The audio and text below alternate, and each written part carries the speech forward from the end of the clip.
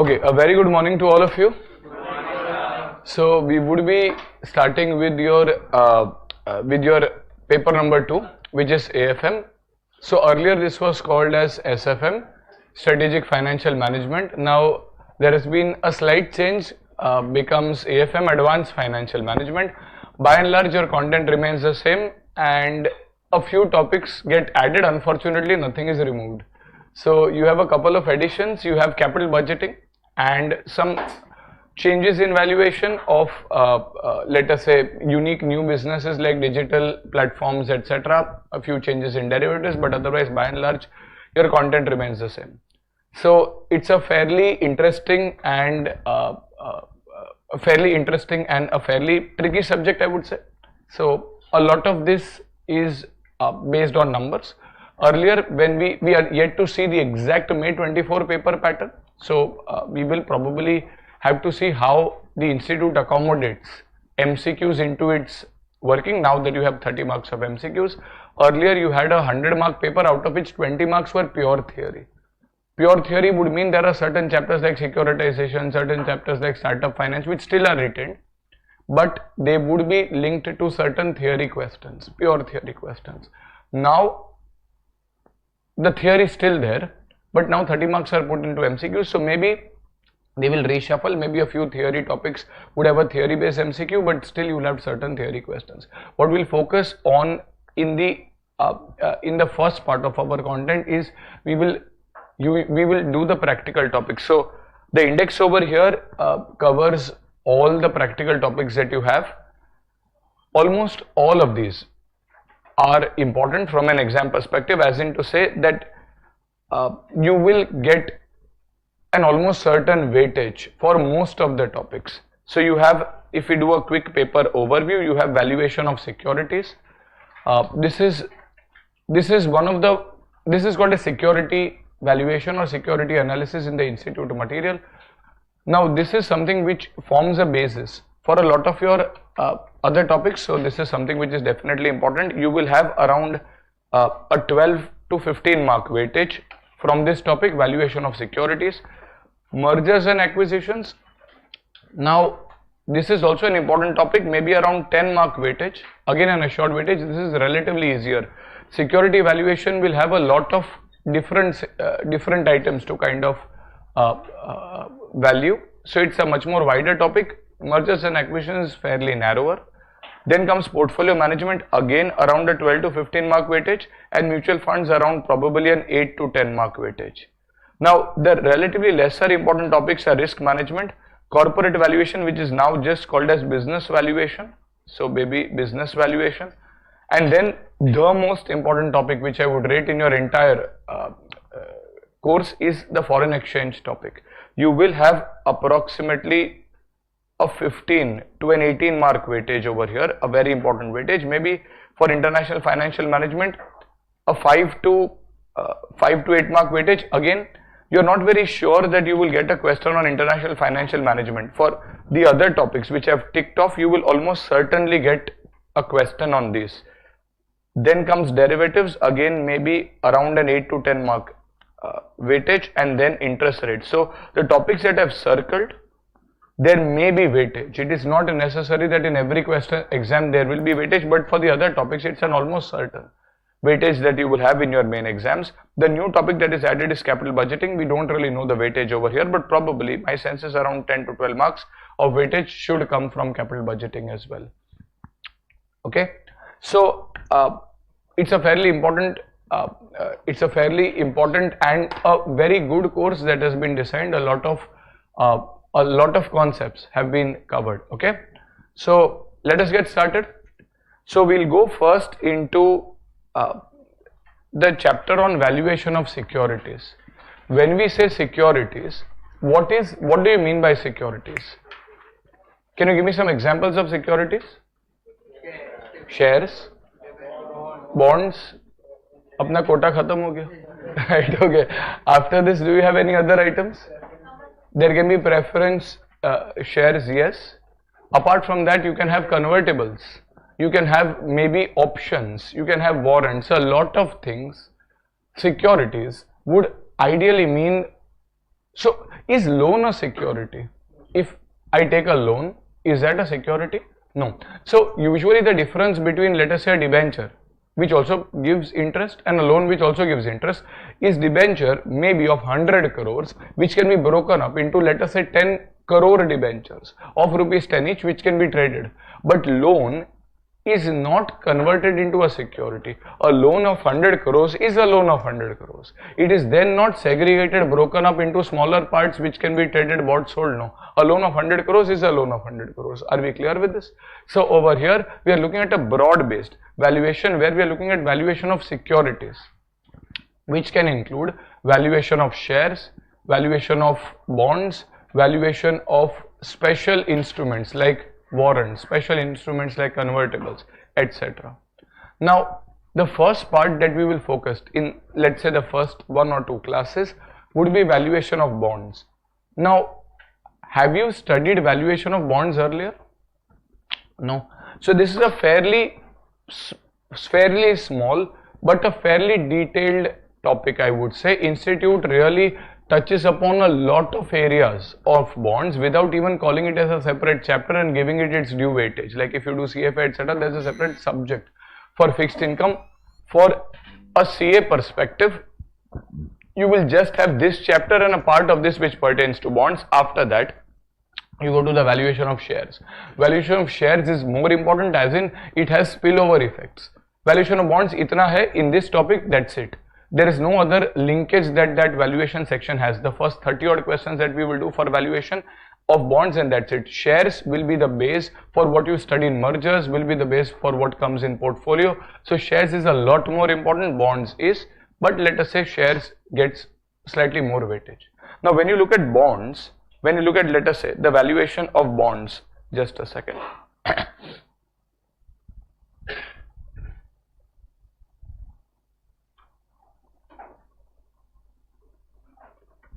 Just a second. Okay. So when you look at the valuation of bonds, for example, can I say bonds, debentures, deposits, government securities, all of these have one thing in common.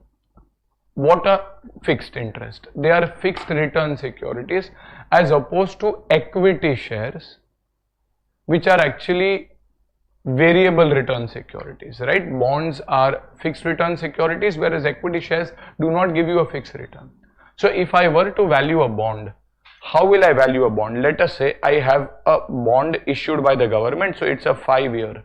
GSEC bolte. GSEC is a government security, for example, where you have been told that the coupon rate is, let us say, 7%.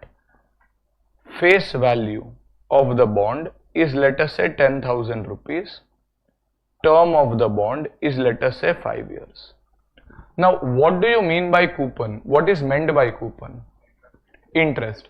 Coupon is a legacy term which is used for interest. Legacy term means in the older days there were actually physical bond certificates. Now you have demat form, you have physical bond certificates, and with that certificates you were given small coupons. So a person who gives the coupon to the bond issuer will get interest at each payment date. So I had to give a coupon, against that I get interest. I had to give a coupon, I get interest. Now that is long gone, but the term still remains. So the coupon is nothing but an interest amount. So over here, when I look at coupon, let us say a coupon of 7% signifies an interest of 7%. Now coupon is applied on what? What is face value? What is the significance of face value? Do bonds or instruments have face value? Yes. Why do these instruments have face value in the first place? It is because, is it necessary that every investor from the stock market purchases a bond at the same price? No, the bond can be traded, and hence someone can buy the bond probably at 9,800. Someone can buy it at 9,900. Someone can buy it at 10,100 at different points of time. Now, if there is no set value, every investor will expect that I will get a return based on what I've invested. If I've invested 10,100, then 10% of 10,100. If I've invested 9,000, but then issuer cannot keep a track of at what prices everyone is buying. So they say, well, you know what? I will have a uniform base. no matter at what price you buy it from the stock market, I will pay you return based on a set value. And when I have to give back the money, again, you have invested 10,100, I give you, no, that is not the case. I will give you a set base, and that is why there is a face value, to ensure that across your investor base, you have a single denomination based on which you can give the interest, based on which you can give the money back, the principal. So face value is a base that is used for the purpose of calculating interest. Now coupon is a percentage of what? Coupon is a percentage of face value. Like a dividend is also a percentage of face value when it goes to equity shares. In a similar way, over here also, coupon is a percentage of face value. Are we clear with this? Okay. Now, if I have to value this bond, let us say, what do you mean by valuation? Valuation means, for this bond, how much value am I prepared to pay? The bond has a face value of 10,000, coupon rate is 7%, term of the bond is 5 years. How much am I willing to pay for this bond? Maximum, how much should I be paying for this bond? Now, if I have to value any asset in the world of finance, not just bond, if I have to value any asset, what do you guys think? How will you value something? You discount it. The valuation principle, the general valuation principle which applies not just to bonds, not just to shares, but even in your CA Inter, when you did capital budgeting, when you had to find the value of a project, you found NPV. What was NPV? NPV was the present value of cash inflows. By the way, if there's some cash outflow, you will subtract the present value of cash outflow as well. But the core valuation principle for any item is the present value of future cash flows. इसको हम बोलते हैं discounted cash flow method, DCF. Have you heard about this word? DCF means you will say that the value of any asset in the world of finance is nothing but the present value of the future cash flows that asset gives me. Now, what are the cash flows that this bond gives you? Let's say if I look at year 1, how much are the cash flows? Let's say I'm a bond investor. How much are the cash flows that I'm getting from the bond? So in the first year I'm getting 700. 10,000 into 7%. In the second year I'm getting how much? Third year? Fourth year? Fifth year? 10,000 plus 700, that is 10,700 in the sixth year. Well, there is nothing, the bond kind of gets redeemed. So can I say that the value of the bond will be the total of all cash flows? That is, for example, 13,500, is that correct? No. Why no? Because 700 received in the fourth year does not have the same value as the 700 received in the first year. And hence the value of a bond will be the present value of all the future cash flows. Present value. Now, fundamentally, if you have to find the present value, you have to apply the discount rate. You will discount it at what rate? Sorry? Expected return. So, how much would a bond investor expect to receive? Usually, this is based on the opportunity cost concept. Opportunity cost, samajhta? If I don't invest in your bond, and if I invest in another similar bond, how much would another similar bond give me? Well, if another similar bond is giving me 10%, इसको अपन simple terms में बोलते हैं market rate of interest. Do you understand market rate of interest? If not your bond, if I were to invest in some other bond, what would some other bond give me? Sir, everyone in the market is giving me a 10% return. Well, then this bond should also give me no, the coupon is 10, let the coupon is 7, let the coupon be anything.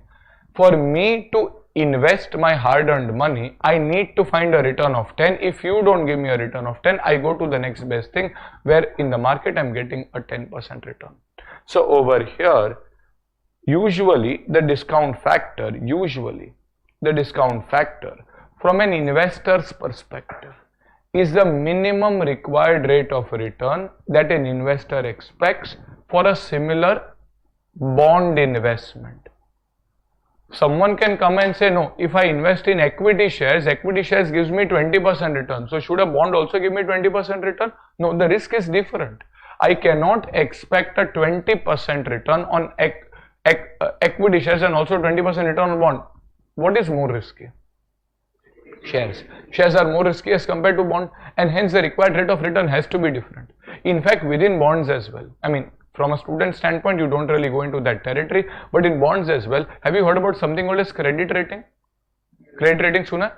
Companies like CRISIL, CARE, Fitch, etc. They kind of give credit rating, highest being AAA, AA, single A, triple B, double B, single B, etc. C and D, etc. So, will the required rate of return be the same for every bond? No. It depends on the credit rating as well. So, if my bond, let us say this government security is, let us say, AAA rated, my required return will be based on what a similar AAA rated bond is giving me. Are we getting this? If some bond is giving me which is of a B category, if that bond is giving me 15%, I cannot say AAA rated bond is going to give you 15%. For example, I mean from a layman's term, if you are aware, if you put fixed deposit, आप काफी stipend कमाते हो, तो इससे let us say if you have money left which is to put a fixed deposit, if you put a fixed deposit in a bank like SBI or HDFC as compared to a very local cooperative bank, will both of them give you the same return? No. Which will give you a higher return? Cooperative bank. Why? Because you are bearing a higher risk. A cooperative bank can go bust. SBI unlikely to go bust, and as a result you are bearing a lower risk. So SBI would say, well, you are putting money in a much more safer asset. My credit rating is much more higher, and hence I am happy probably. But if SBI is giving me 7%, if a cooperative bank is also giving me 7%, why will I invest in a cooperative bank? I will say, यार अगर इतना risk लेना ही है तो SBI में ही ले ले. Why would I put my money in a local cooperative bank? And as a result, higher the risk, higher the return. So this is the required rate of return, market rate of interest of an investor expects on a similar bond investment which carries a similar risk. Similar risk can be signified by probably a similar credit rating. Are we clear with this? Though in your exams you don't have separate credit ratings etc. generally, but in case it comes you should be aware. So over here, let us say market rate of interest on similar bond is 10%. So over here everyone gives me usually 10% for the type of risk that this bond has. What should be my discount factor? Should it be 7? Should it be 10? It should be 10%. So you will do discounting at the rate of 10%. How do you do that? 1 divided by 1.1 equals to. So over here, you'll have 0.9091. You usually take it to 4 decimals, round off the fourth number. 0.8264, 7513, 6830, 6209. Throughout your syllabus, if you know anything or no, you will know the 10% discounting उतना आपको याद आ जाएगा, right? Okay, so you will have present value. So if I take the present value of these cash flows, I'll have 700 into 0.9091 m plus 63.64, 700 into 0.8264, 50, oh sorry, this was I think, just a second, 700 into 0.9091, 636.37, 700 into 0.8264, 578.48, 700 into 0.7513, 525.91, 700 into 0.683, 478.1, and 10,700 into 0.6209. It's 6643.63. If you total up all of this, this comes to 8862.49. Are we clear with this? Acha. Now, what does this number indicate? What does 8862.49 indicate?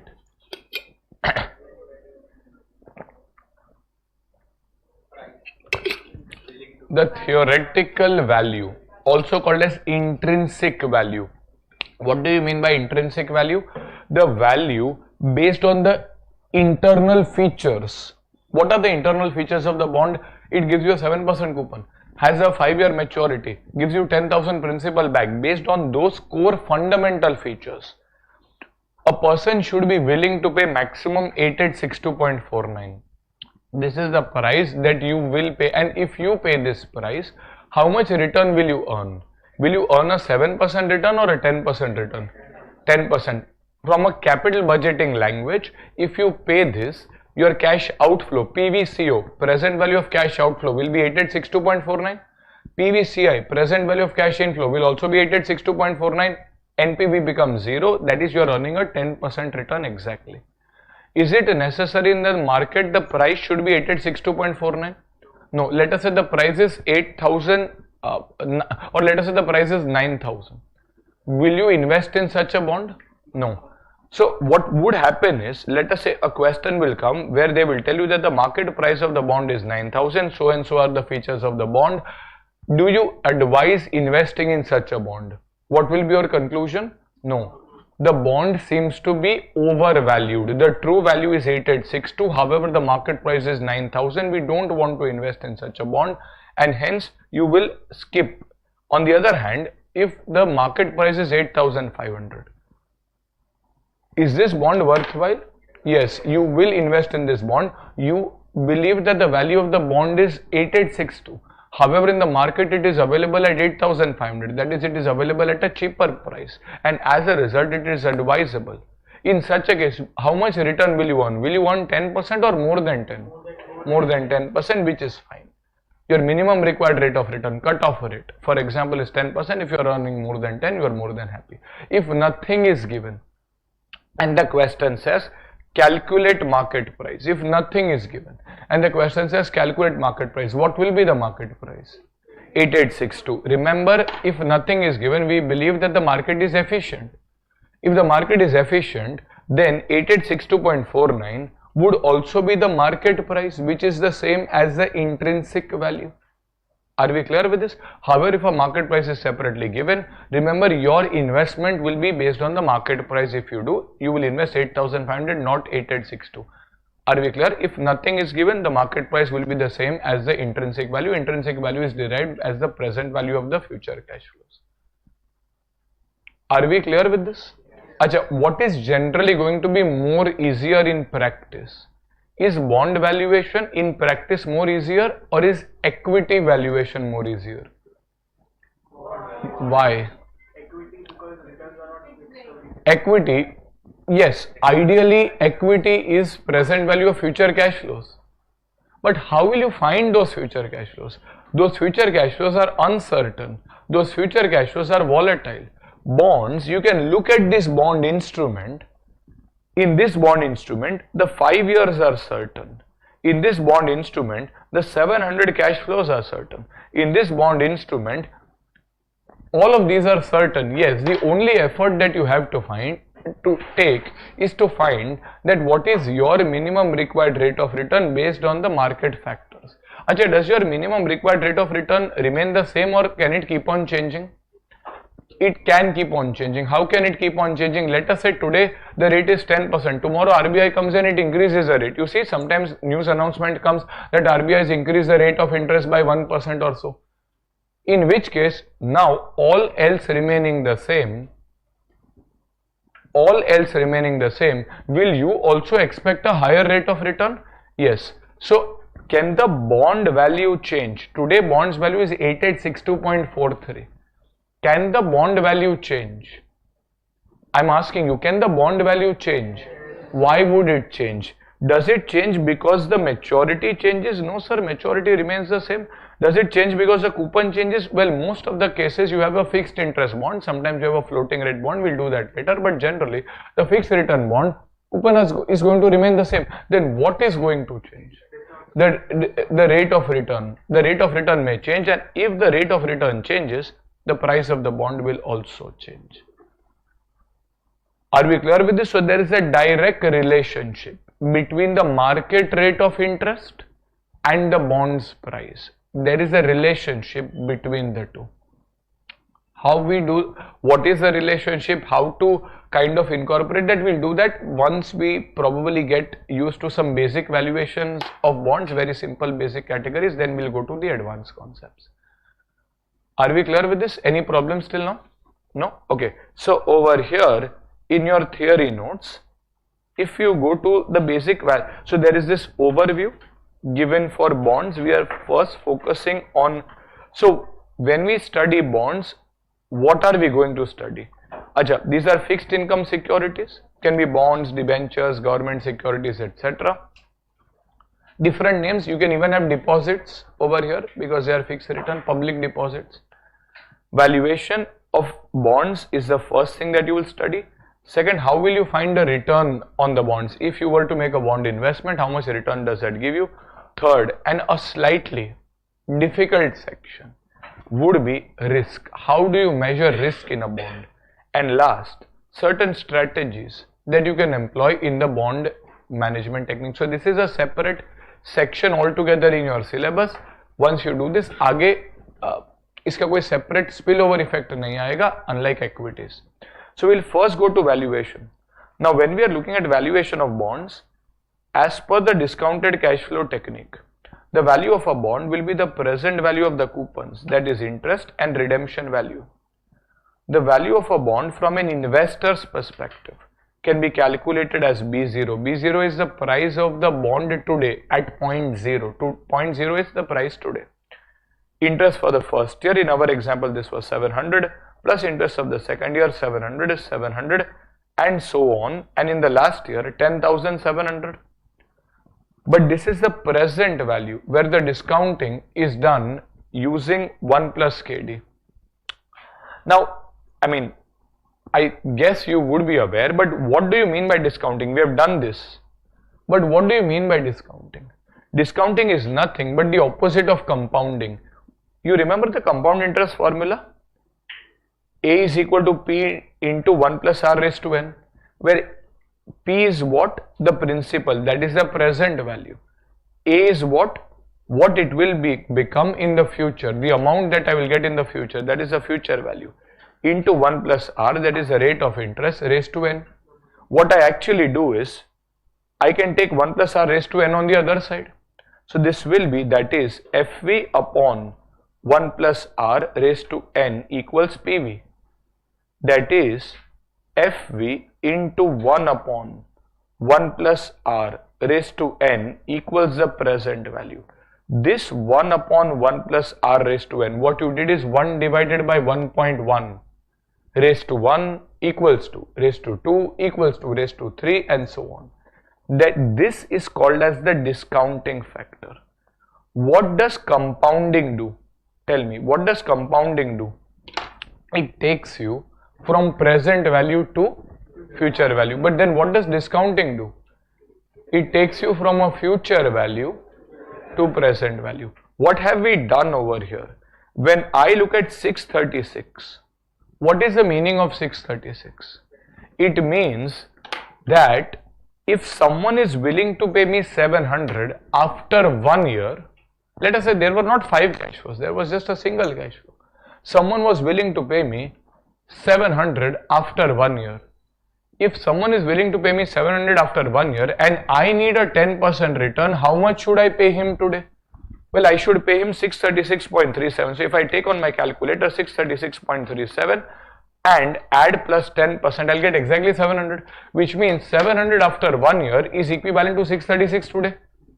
Similarly, if someone is willing to give me, let us say, 700 after 4 years, how much am I willing to give to that person today if he promises to pay me 700 after 4 years? Should I give him 700 only today? No, then where will I make the return? Time value of money करके भी कुछ होता है. And as a result, I will not give 700 today.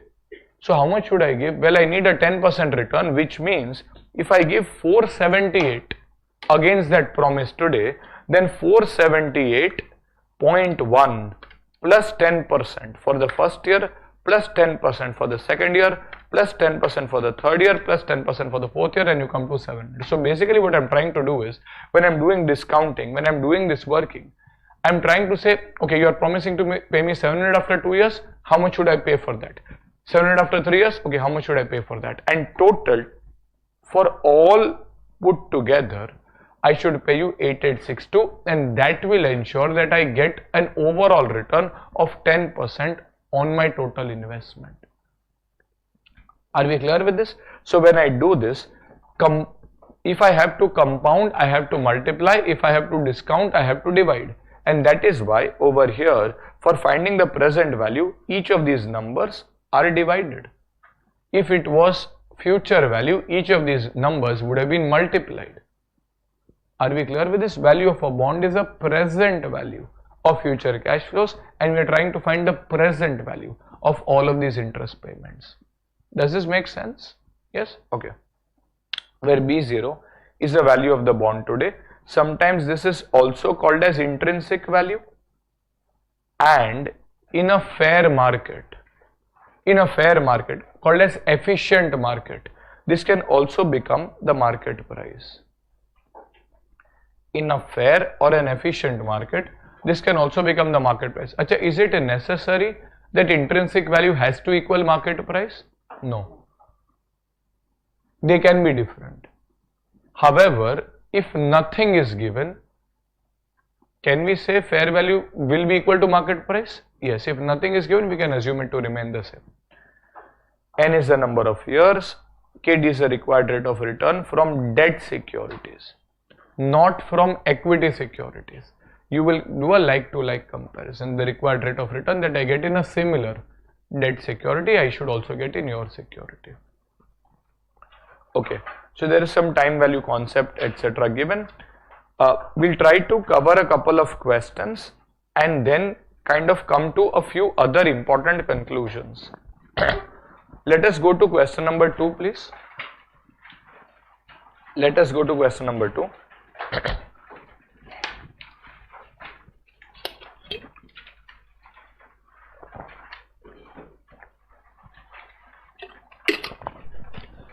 Okay, so what, in the interest of time, what we would do is, we would be solving every question. I would be solving every question, but again, if you want, you can solve with me.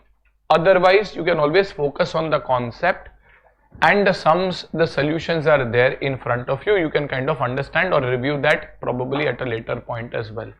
So what we have to ensure is we are trying to do a full coverage over here. So every sum that is there in the regular is also covered over here.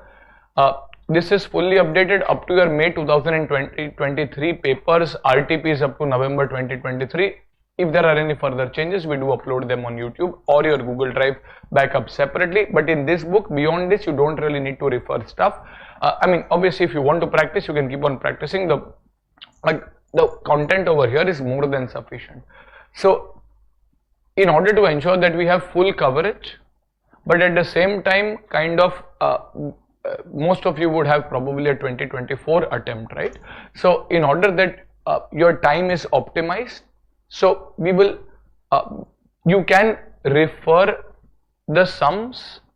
I will be solving every question, but if required for practice, you can do it simultaneously. I will probably not, I don't have the luxury of giving you additional time and stuff to kind of note, but we will give coverage. You can kind of do it simultaneously, or you can probably review or refer the solutions and then try to practice it separately when you revise as well. Okay?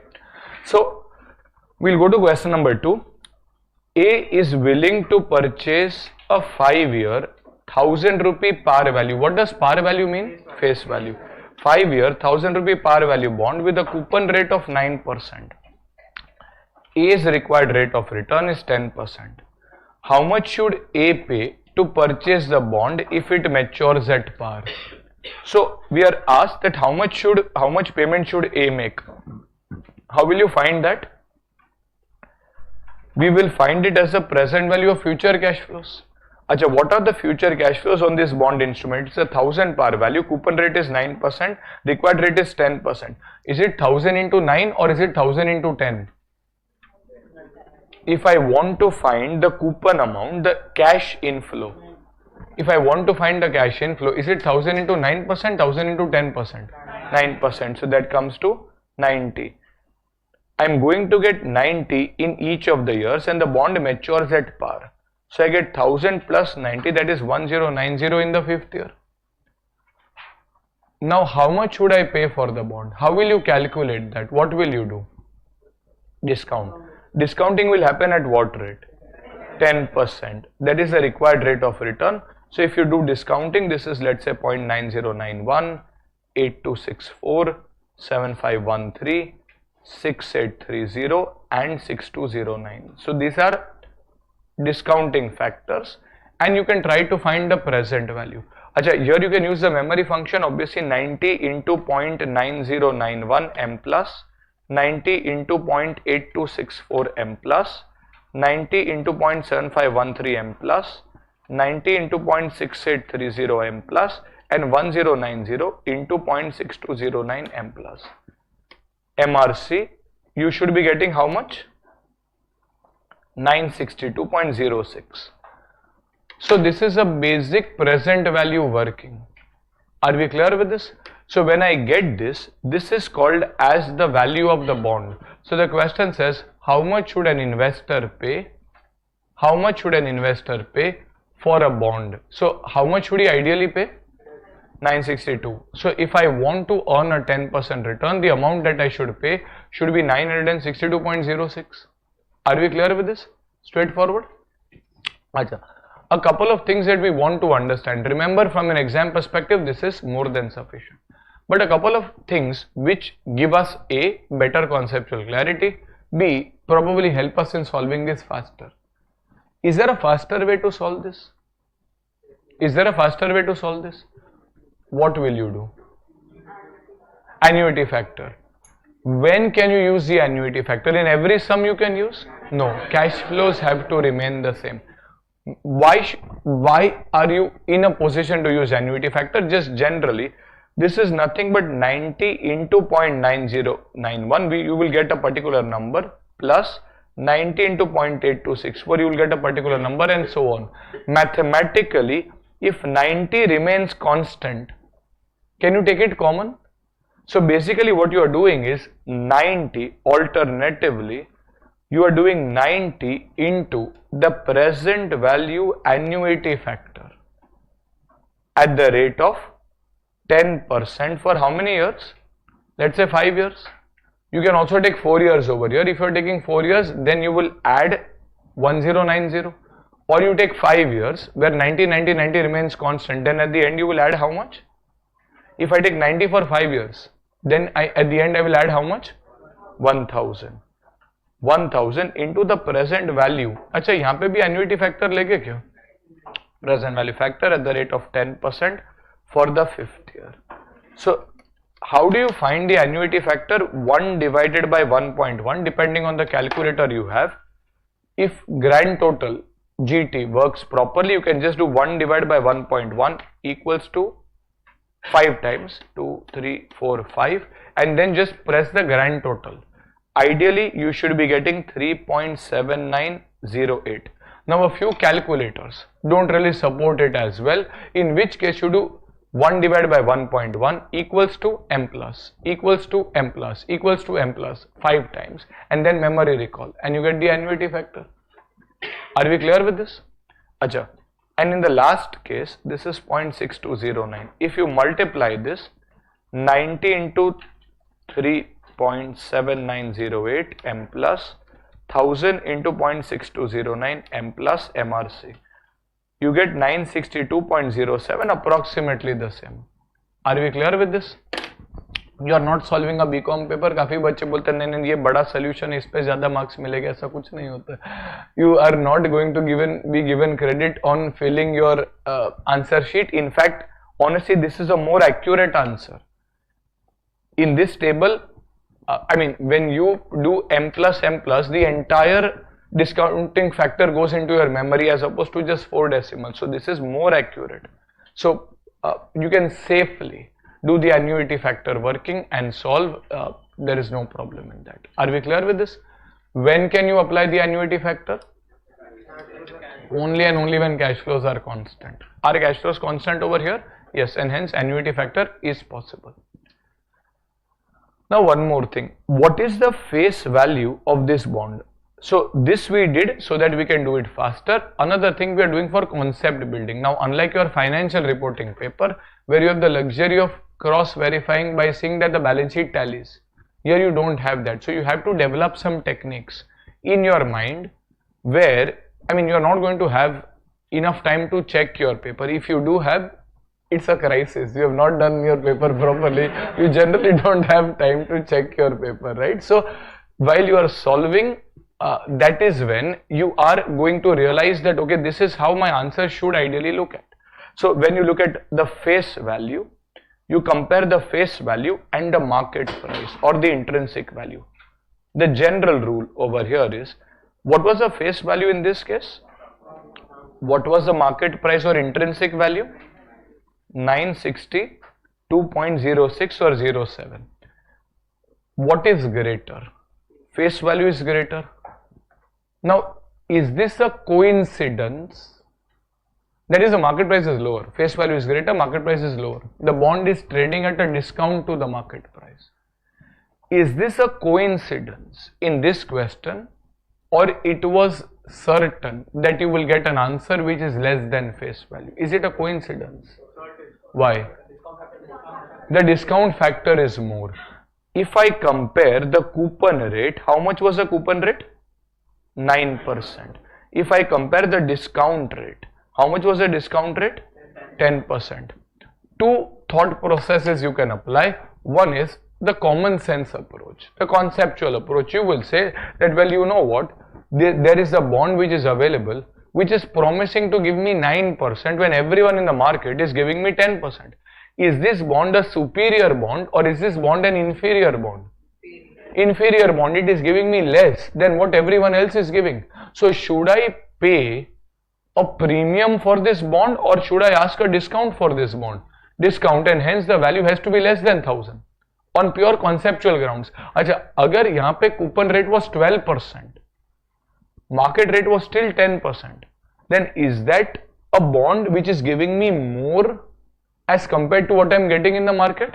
Yes. Then will the bond still give me a discount, or does it come on the premium? Premium. So usually you can compare the coupon rate and the discount rate and infer whether the bond commands a premium or a discount. But more than that, the reason over here is a pure mathematical reason. For example, if you start at 100, okay, it's a pure mathematics at play. If you start at 100 and you get a coupon or a return of, let us say, 10%, then at the end of the first year you will land up at 110. Let us say it's a 1-year instrument, it's a 1-year bond which is giving you 10% coupon, in which case after 1 year the value will be 110 rupees. You invest 100 today, you get 100 plus 10, that is 110. Now if I want to find, so this is coupon will help you finding how much cash flow I will receive in the future. But if I have to take this back to the present value, I will have to discount. If I discount at the market rate of interest, let us say market rate of interest is either 15% or the market rate of interest is, let us say, 5%. Actually, if the market rate of interest is 15%, that is, the discount factor is greater. Discount factor is greater than the coupon rate. So mathematically, if I put it in very simple terms, what is happening is you are going to do 100 into 1.10 in order to get 110. But then to come back to present value, what are you going to do? You are going to divide 1.15. अरे बराबर के नहीं? If denominator is greater between 1.10 and 1.15, what is greater? 1.15, and hence if you do 110 upon 1.15, you are going to get 95.65 mathematically. Mathematically you are multiplying by 10, dividing by 15, answer has to be less than 100. अरे बराबर के नहीं? Or if the required rate of return, for example, was exactly 10% only, if it was exactly 10, this is 100 into 1.1 divided by 1.1, answer will be exactly 100 only. Your coupon is also 10, discount factor is also 10. The bond is not an inferior bond, the bond is not even a superior bond, it is a fair bond. 100 ka face value, I will give 100 rupees. Are we getting this?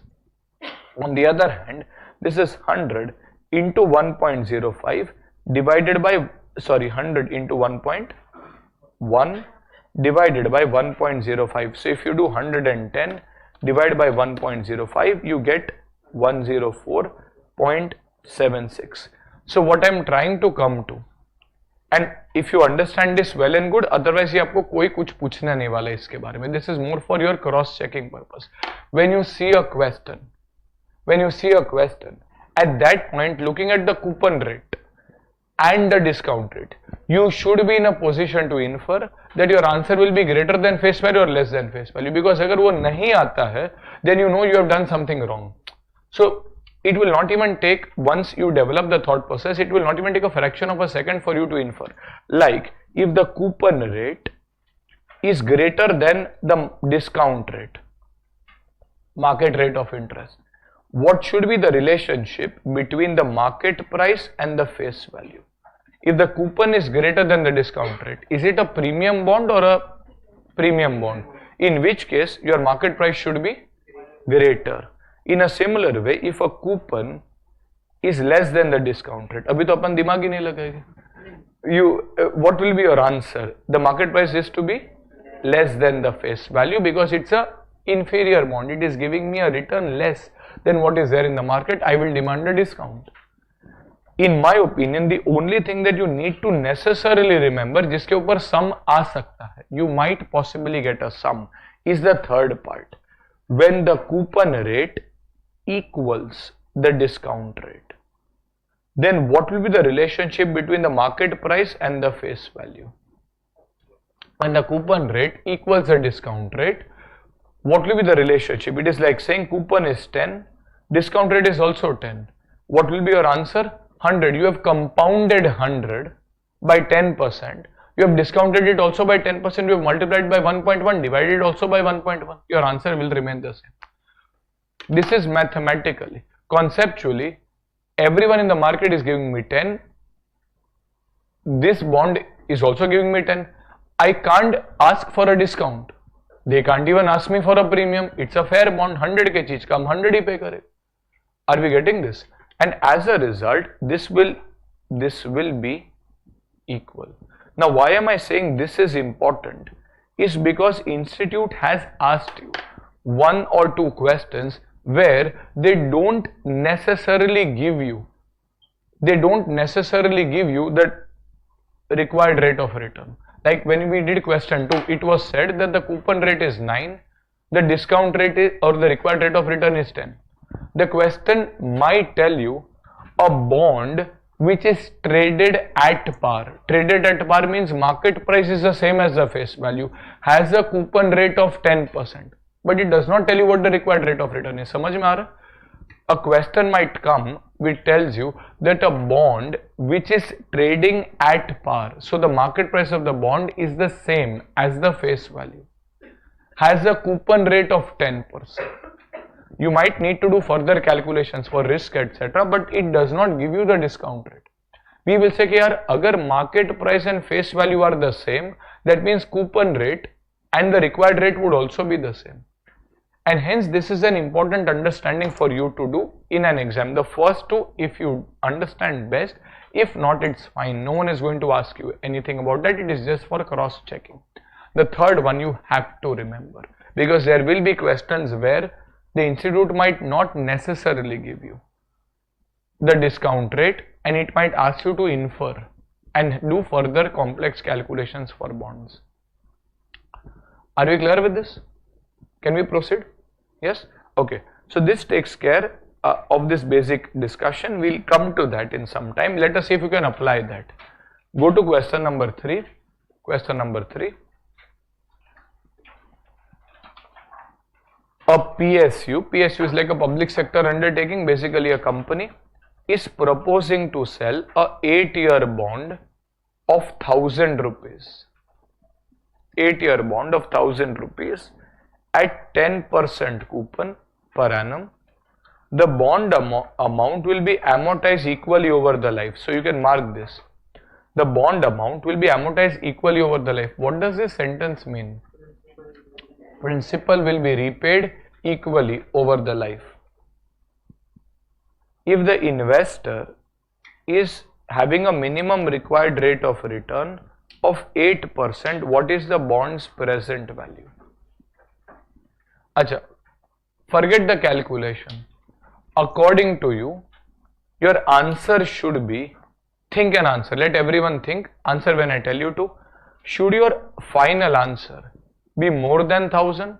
Should it be less than 1,000? Should it be equal to 1,000 or can't say? Answer when I tell you to. Let everyone think. based on the data that you see over here, should your final answer be greater than 1000, that is greater than face value, less than 1000, equal to 1000 और can't say? अच्छा इतने time में नहीं आया तो अभी भी आगे भी नहीं आएगा. So over here, what should be your answer? Greater than 1000. Why should it be greater than 1000? Well, because the coupon rate is 10 and the required rate is 8. So the bond is giving you a higher return as compared to what you expect. This is a premium bond and hence will command a price which is higher than the face value, and hence your answer should be greater than 1000. If not, then you will have to check कि आपने कुछ गड़बड़ की है. Are we clear with this? Yes? Okay. Now, in this question, let us say question number 2, again the bond's present value. You want to find the value of the bond, you can do PVAF over here. Can I do the PVAF over here? No. Why can't? Why would cash flows be different? Because interest will change. Remember, as the principal gets repaid, the interest will no longer remain the same. The interest will keep on changing.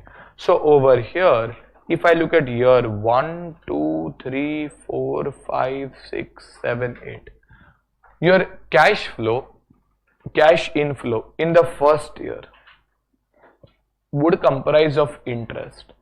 Acha, what will be the interest of the first year? Can you tell me? What into what? 1000 into 10% will come to 100. Apart from this, am I getting as a bond investor anything else in the first year? Principal. How much is the total principal? 1000. The question says it is amortized equally over 8 years, which means in the first year I am going to get how much? 125. So in the first year in my bank account, the value of a bond is a present value of future cash flows.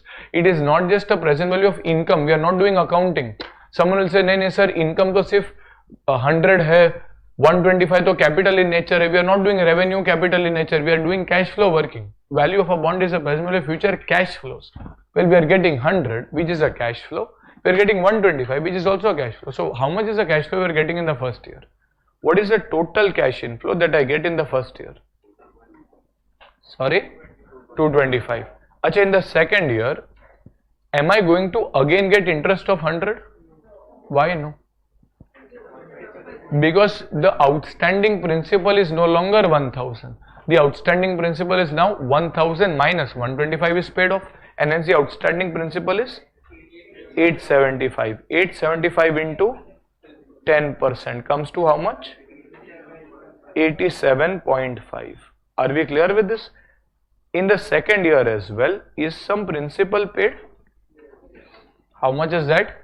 125. So if I total 125 plus 87.5, this is 212.5. Are we clear with this? Acha. Now, what is the outstanding principal at the third year? 750. It was 875 minus another 125 paid, 750. 750 into 10% comes to 75. And this is still 125. Acha, can you find, you can keep on finding the outstanding principal, but is there a faster way to find the interest amounts? Every year 125 is repaid, which means every year if the principal falls by 125, then every year your interest should fall by 12.5, which means next यहाँ पे क्या आना चाहिए after 75? 62.5, then 50, 37.5, 25 and 12.5. Does this make sense? Achha, apart from that, can we say this 125 will keep on coming to be the same in each of the years? And hence this is what? 200, 187.5, 175, 162.5, 150 and 137.5. You will discount this as what rate? 8%. Now that is a mathematical process. We are not going to go into that. This is 1 divided by 1.08 equals to 8 times. and present value. If you do this mathematical process, your answer should ideally come to 1070. So as you see over here, we are discounting at 8%. We have the total cash inflows and we get 1070. Does this make sense? 1070? Yes, your answer should be greater than 1000. It is greater than 1000. Are we clear with this? समझ में आता? Can we proceed? Okay, so question number 2 was an amortizing, question number 2 was a bullet bond. Bullet bond का मतलब क्या होता है? Principal is repaid in one shot, one bullet payment, that is at the end. Question number 3 was an amortizing bond. अच्छा, what we are trying to say is, if you see question 2, it tells you what should, okay, we're just trying to do from an exam perspective. Question 2 tells you how much should A pay if the bond matures at par. So the question is categorically telling you that the bond redeems at par, which means it is paid one shot at maturity. Question number 3 categorically tells you bonds amortize equally. Let us say a question comes which remains silent. It does not tell you whether the bond matures in one shot, or it does not even tell you whether the bond amortizes equally. What will you assume? One shot. So unless given otherwise, you don't even need to write a note. Institute always assumes a one shot bullet payment of principal at the end. Are we clear with this? Okay. Next you go to question number 4. You can mark this as slightly important. Question number 4. Let us review this. Okay. ABC company is contemplating a debenture issue on the following terms. Face value is 100 per debenture. Term to maturity is 7 years. Coupon rate of interest in year 1 to 2 is 8, 3 to 4 is 12, 5 to 7 is 15. Is it possible that the coupons can be different? Yes, इसको हम बोलते हैं staggered bond. Staggered meaning the coupons are staggered. Usually this is used a lot by infrastructure companies. In fact, अगर आपको ध्यान रखेगा education loans, how do education loans and all of these work? Generally, if it's an infrastructure company or you are kind of studying for which you have taken a loan, during the earlier years while you are studying or when that bridge is being built, very low interest or no interest is charged. But the moment the bridge is built, toll can be collected. फिर तो company को खास कोई खर्चा आता नहीं है. There is no significant expense. And then the rate of interest is much higher. Ideally, they could have charged 10% each year.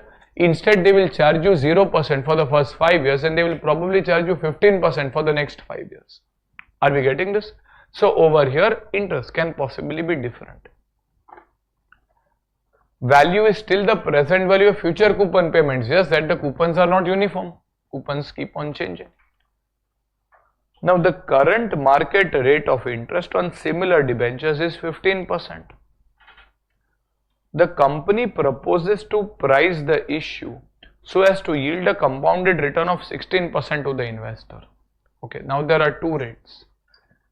The current market rate of interest on similar debentures. So if an investor were to invest in some other bond, he would have received 15% return. The company proposes to price the issue so as to yield a compounded return of 16% to the investor. What does this sentence mean? It means that the company wants to give a return of 16% to the investor. Determine the issue price. Assume redemption happens at a premium of 5% on the face value. Okay. So in this case, what do you have to determine? Well, you have to determine the issue price. Basically the price. How do you find the price of a bond? Present value of future cash flows. So if I go to question number 4, what are the future cash flows? Year 1, 2, how many years the bond goes? 7. What are the future cash flows in year 1? 100 rupees is the principal, 100 into 8%. Acha, in the second year, 8. Third year also 8? No, third year will be 100 into 12%. So this is 12, fourth year 12, fifth year. So then you have from year 5 to year 7, 15, 15, 15. Okay, tell me, what is the cash flow in the last year? So what is the total cash flow in the last year? Is it 115? No. This time around the question tells you that, well, you will get 15 of principal, yes, but redemption, last line, redemption happens at a premium of 5% of face value, which means at the end, how much are you going to get? 105. And as a result, that's right, we get 120. Are we clear with this? So the value of a bond is going to be the present value of these payments. The problem now is, think through this. What should be your discount factor? Think through this. Answer when I tell you to. Let everyone think. क्या लग रहा है आपको? There are two rates given to you. One is a 15% rate. One is a 16% rate. What should be the discount factor? How many think it should be 16? 15? Why should it be 15? Okay, the other sums that we have done are based on 15% only. In other sums that we have done, ideally 15 ही होना चाहिए, 15. Because the value of a bond is a present value of future cash flows. And hence, ideally, question 2, question 3 that we have solved, we have done considering 15% rate. Why? Because we had to find the value of the bond from the investor's perspective. In this question, do I have to find the value of the bond from the investor's perspective? No. What do I have to find?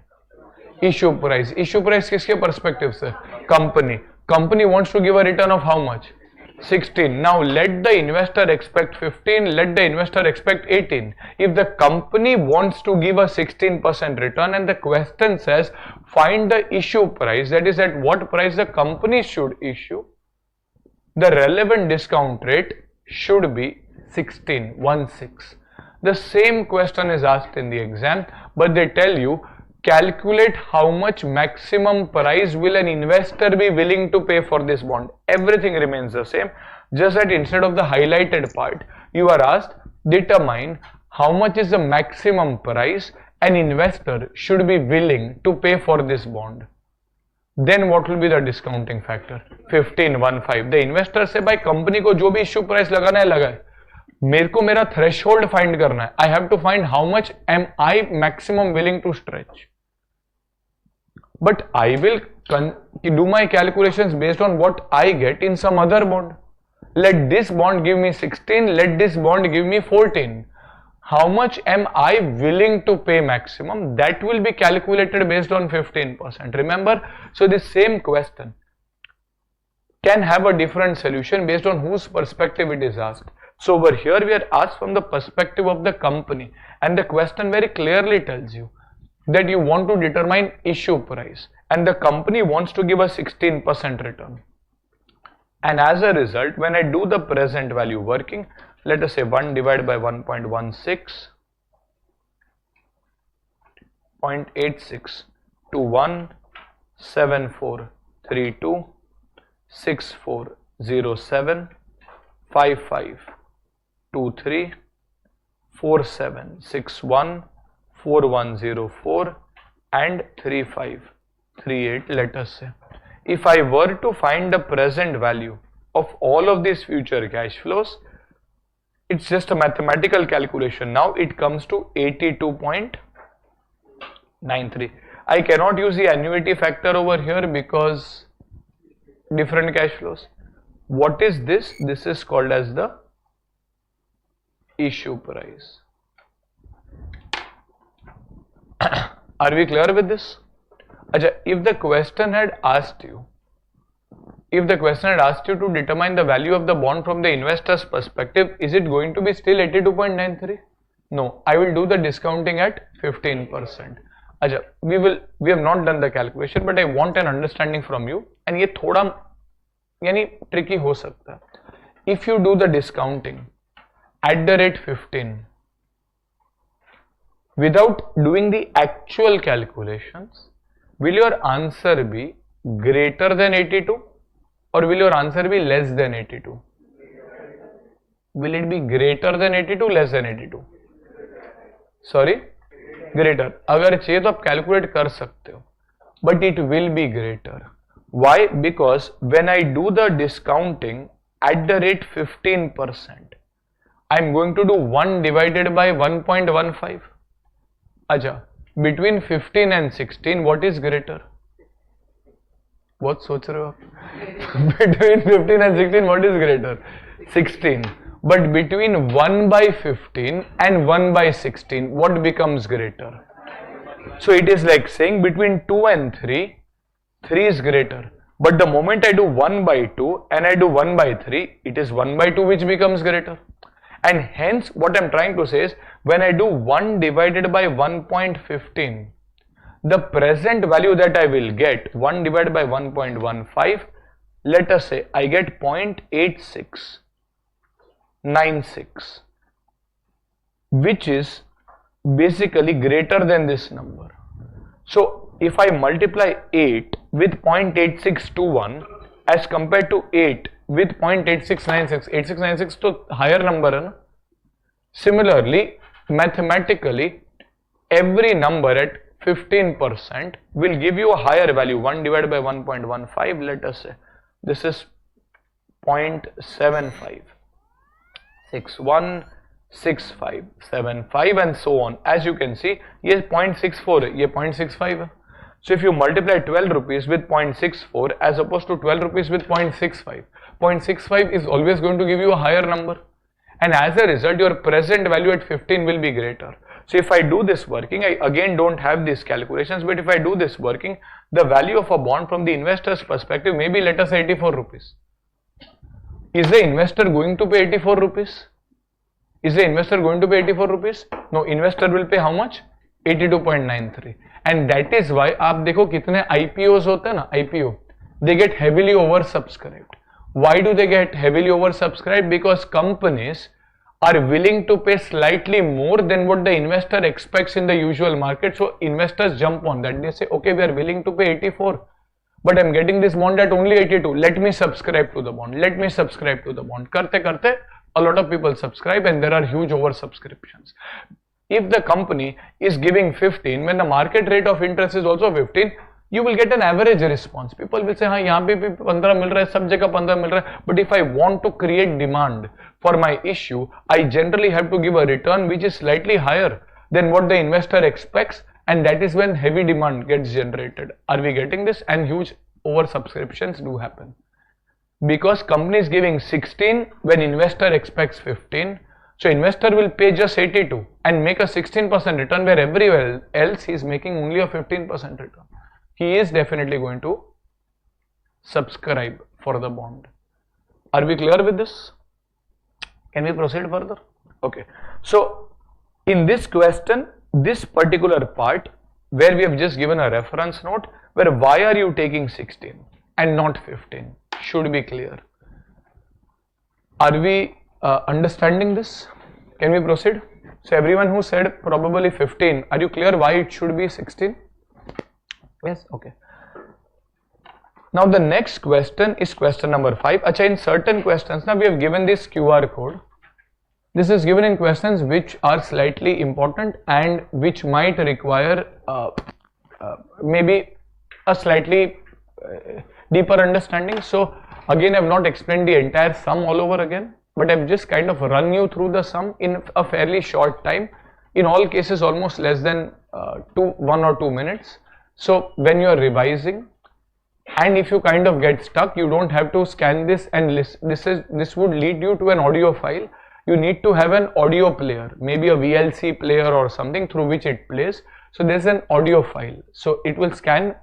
You open the link, it will take you to your audio player. Let us say a VLC player where you can listen to this in case you get stuck up, and you will generally find this next to important questions. Yes, okay. So there is a 6-year bond of rupees 1000 at an annual rate of interest of 14%. Okay. The interest is paid half yearly. Now this is a new adjustment. the interest is paid half yearly. If the required rate of return is 16%, what is the value of the bond? Okay, so this is like your regular question number 2.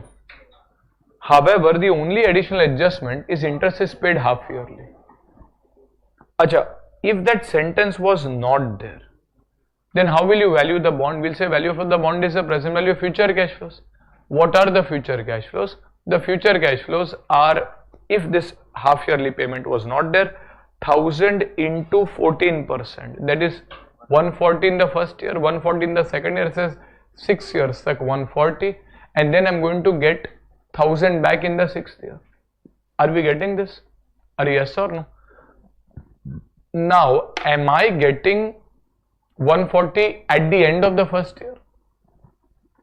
If I were to retain this sentence that interest is paid half yearly, am I actually getting 140 at the end of the first year?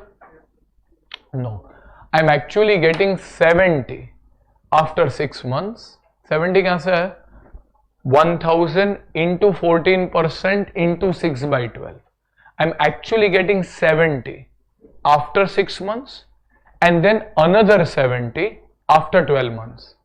Acha, can I say receiving 70 after 6 months and receiving another 70 after 12 months is equivalent to receiving 140 after 12 months? No, time value plays a role. And hence the valuation cannot happen in the same way. You cannot say, हाँ ठीक है यार, at the end of the day तो 140 मिल रहा है. No. You are receiving 70 after 6 months and then another 70 after 12 months, and hence time value is different. So what will you do in such cases? What does institute do in such cases? Well, and a lot of bonds actually give you interest on a half yearly basis only. So this is one of the most common categories of bonds. They give you interest on a half yearly basis. So what will you do? In this case, in usual cases, there will be 6 coupon payments. यहाँ पे will there be 6 coupon payments? No, how many? 6 into 2, that is 12 coupon payments. अच्छा, usually coupon payment will be at 14%. For one time period, I will get 14. Here, for one time period, am I getting 14? No, I am getting 14 divided by 2, that is 7, 14 into 6 by 12. That is basically 7%. So can I say that instead of taking 6 years, I can take 12 half years because I am getting coupons over 12 half years. Instead of taking 14% per annum, because I am taking half years, I can take 7% for each half year. Are you yes or no? Now what will be the discounting factor? Will it still be 16%? No, 16% you are expecting to receive per annum. But your cash flow is not coming per annum. Your cash flow is coming half yearly. And as a result, 16% if you expect to receive per annum, that is equivalent to saying you are expecting to receive 8% for every half year. So the moment you see a question, let us say, this is question number 5, I guess. The moment you see a question which has other than annual payments, यहाँ पे half yearly है, कल उठ के quarterly भी हो सकता है. It can also be quarterly, it can also be monthly. The moment you see a question which has a cash flow other than an annual cash flow, then what will you do? To the coupon, whatever is the coupon, let us say 14%, you will divide it by M. M is the frequency in which cash flows are received in a year. In this case, frequency is 2 times. M is the frequency. Quarterly में frequency कितना होगा? 4 times. Monthly frequency will be 12. You will also divide the discount rate, which is 16%, by M. That is the frequency in which you receive the cash flows, and then your time periods, which is basically 6. This also you will divide by M? No, you will multiply by M. So basically you will do an adjustment whereby you will say, okay, 6 years are equal to 6 into 2. In a half yearly cash flow, the frequency of cash flows is twice in a year. In a quarterly cash flow, the frequency is 4 times in a year. In an annual, the frequency is 12 times in a year. So I will say, well, 6 years will give me 12 coupon cash flows, and 14% per annum will give me 14% by 2, that is 7%. 16% per annum will give me 16% divided by 2, that is 8%. And the moment you do this, the sum becomes the same as every other question. You will solve this question as if it is a bond which is giving you a 7% coupon over 12 time intervals, where you require a 8% return for each time interval. Are we clear with this? Here, can I use the PVAF formula?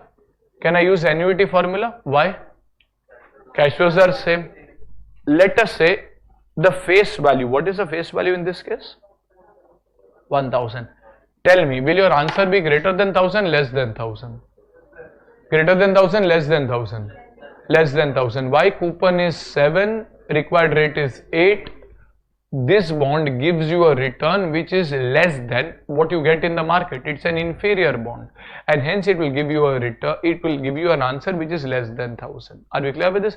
If you understand this, well and good. Otherwise you will have to do some practice. It does not come naturally, because it is a thought process. You will have to train yourself. Okay, this is happening. Okay, so you will have to mold your thought process so that it comes naturally to you. Yes, okay. So if you have to do valuation, let's say B0, value of the bond today, will be the present value of future cash flows. What is the future cash flow? 1000 into what? 7%, that is 70. 70 ka cash flow into the present value annuity factor at the rate of what? 8%. For how many time intervals? In this case, for how many time intervals? 6 or 12? 12. It is 8% for each half year, and there are 12 such half years. So over here, this is 1 divided by 1.08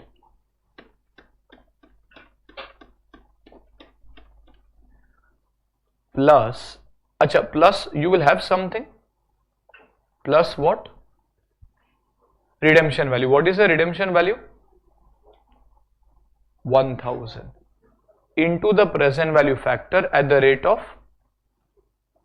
8% for the 12th time period, which is, let's say, 0.3971, and this is, let's say, 7.5361. So this is 70 into 7.5361 M plus 1000 into 0.3971 M plus MRC. So this comes to around 924.63 plus or minus certain degree of rounding of differences. Is your answer less than 1000? Should it be less than 1000? Yes, because the coupon is 7 and the required rate is 8. Are we clear with this? Yes, okay. So this kind of takes care of question number 5, and we will refer a few key points from what we have studied till now. So key points over here. First, in case the question asks us to calculate issue price, which was the case in question 4, we should take the return which the company wants to give to the investor. Ideally, the discount rate is the rate which the investor wants to earn, because the questions usually ask you find the value of the bond.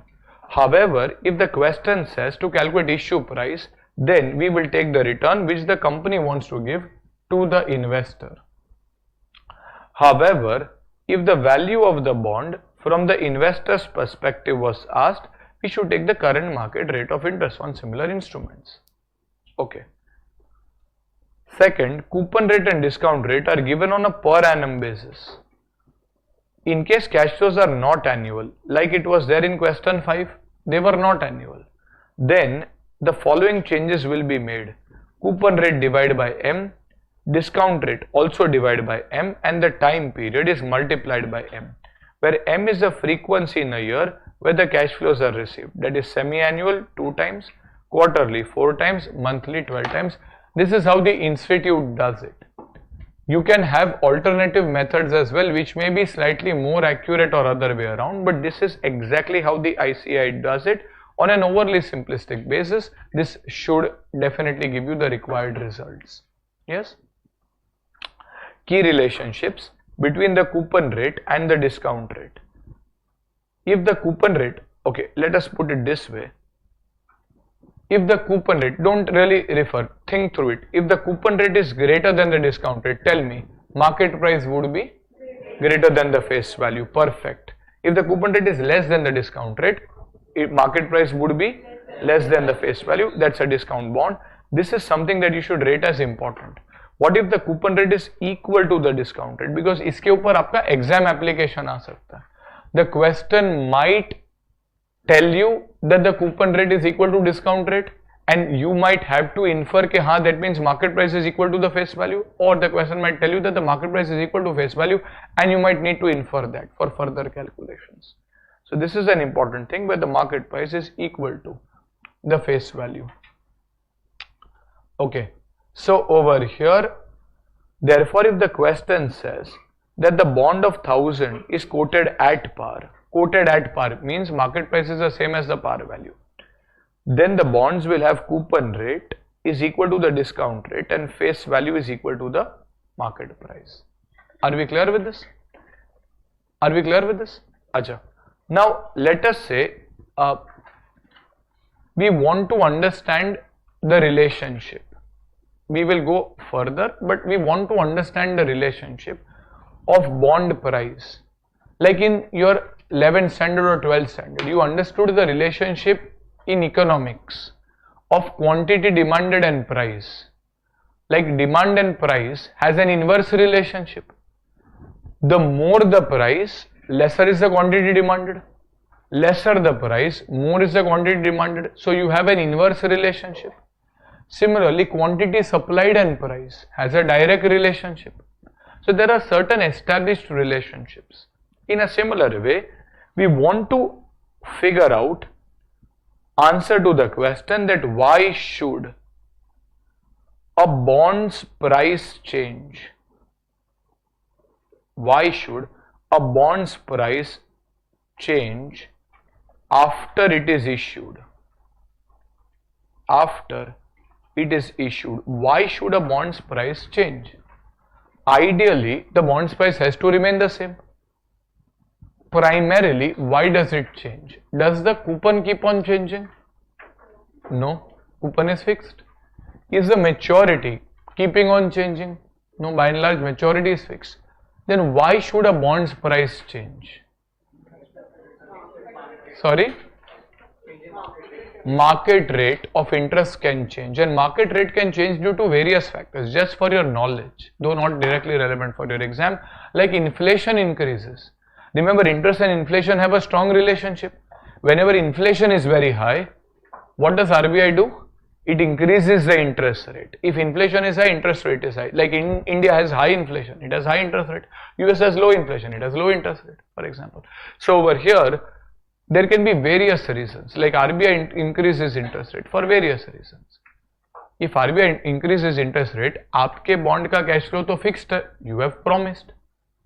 So all else remaining constant, people are now going to discount the cash flows of your bond at a different interest rate. There are इतना wild fluctuation होता नहीं है.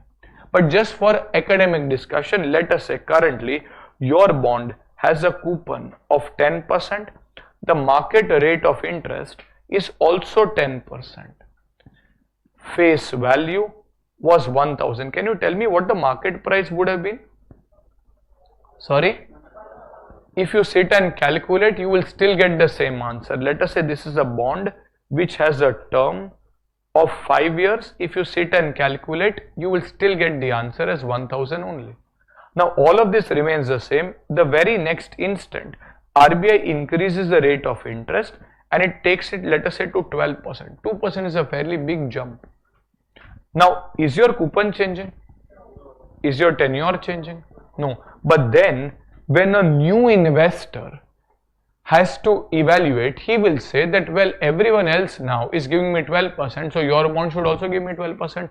This is not a floating rate bond. Floating rate होता तो coupon भी change हो जाता. It is a fixed rate bond. So if I am a holder of the bond and if I have to sell it on the stock market, at what price will a buyer be ready to purchase it? I will say a buyer will say that the value of a bond today is the present value of future cash flows. What are the future cash flows? 10% of face value. What is 10% of face value? 1000 into 10, that is 100. Are the cash flows same? Can we use the annuity factor? Yes, into PVAF at the rate. What will be the rate? 12% for a period of 5 years plus 1000 that I am going to get at the rate of 12% for the 5th year. Quickly calculate and tell me the numbers. What is the 12%? 0.5674 and the annuity factor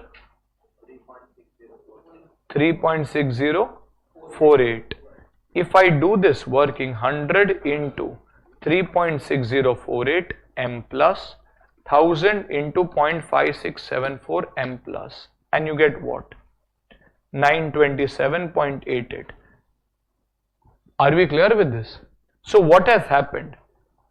Once the rate of interest moved from 10% to 12%, is that an increase in the rate of interest or decrease in the rate of interest? Increase. Bond price went from 1000 to 927.88. Is that an increase or a decrease? Sorry, decrease, which means interest rate and bond prices have what? A direct relationship or inverse relationship? Inverse. Acha, this will even hold true if the market rate of interest had actually gone down to 8%. Had the market interest rate gone down to 8%, probably the value of the bond would have gone up from 1000 to, let us say, 1070 or something, for example. Are we getting this? And as a result, there is an inverse relationship. Conceptually, why should the relationship be inverse? At the same cash flows of 100, 100, 100 each year, if the market rate of interest increases, you are not increasing your cash flow. You are not giving me more. Everyone else in the market will give me 12%. You are still giving me 10%. And as a result, I will pay you a lesser price. I will ask for a discount. Price falls. On the other hand, if the market rate of interest falls, you are not reducing your payments. You are still paying me a higher amount, and hence your bond commands a premium. The value will increase. That is an inverse relationship. Remember, this will be an inverse relationship between the bond price and the interest rate. Again, it is primarily a mathematical relationship. Why is it mathematical? Earlier, you were dividing it by 10%. To find the present value, you were dividing it by 10%. If you divide by 10%, answer आता है आपको 0.9091, for example, of the first year. Now, if I divide the same cash flow by 12%, my denominator increases. If I do 1 divided by 1.12, this is 0.8929, which means earlier the 100 rupees which was received in the first year was multiplied by 0.90. Now that same 100 is multiplied by 0.89, तो value तो कम ही होएगा. Are yes or no? It's a pure mathematical relationship. Earlier, 100 in the first year, 100 in the second year, 100 in the third year was getting multiplied by 0.90, then 0.82.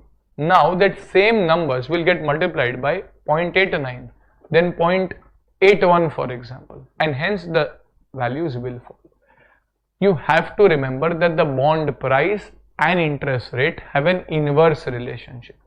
Acha, which is a dependent factor and which is an independent factor? Between the two, one of the factors is an independent factor. Market rate is independent. RBI changes the market rate.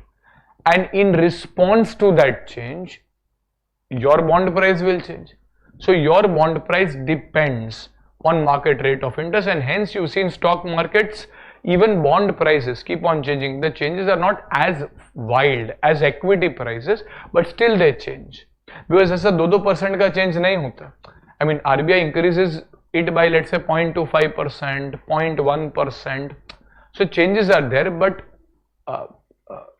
bond prices can also change. Are we clear with this? Aja.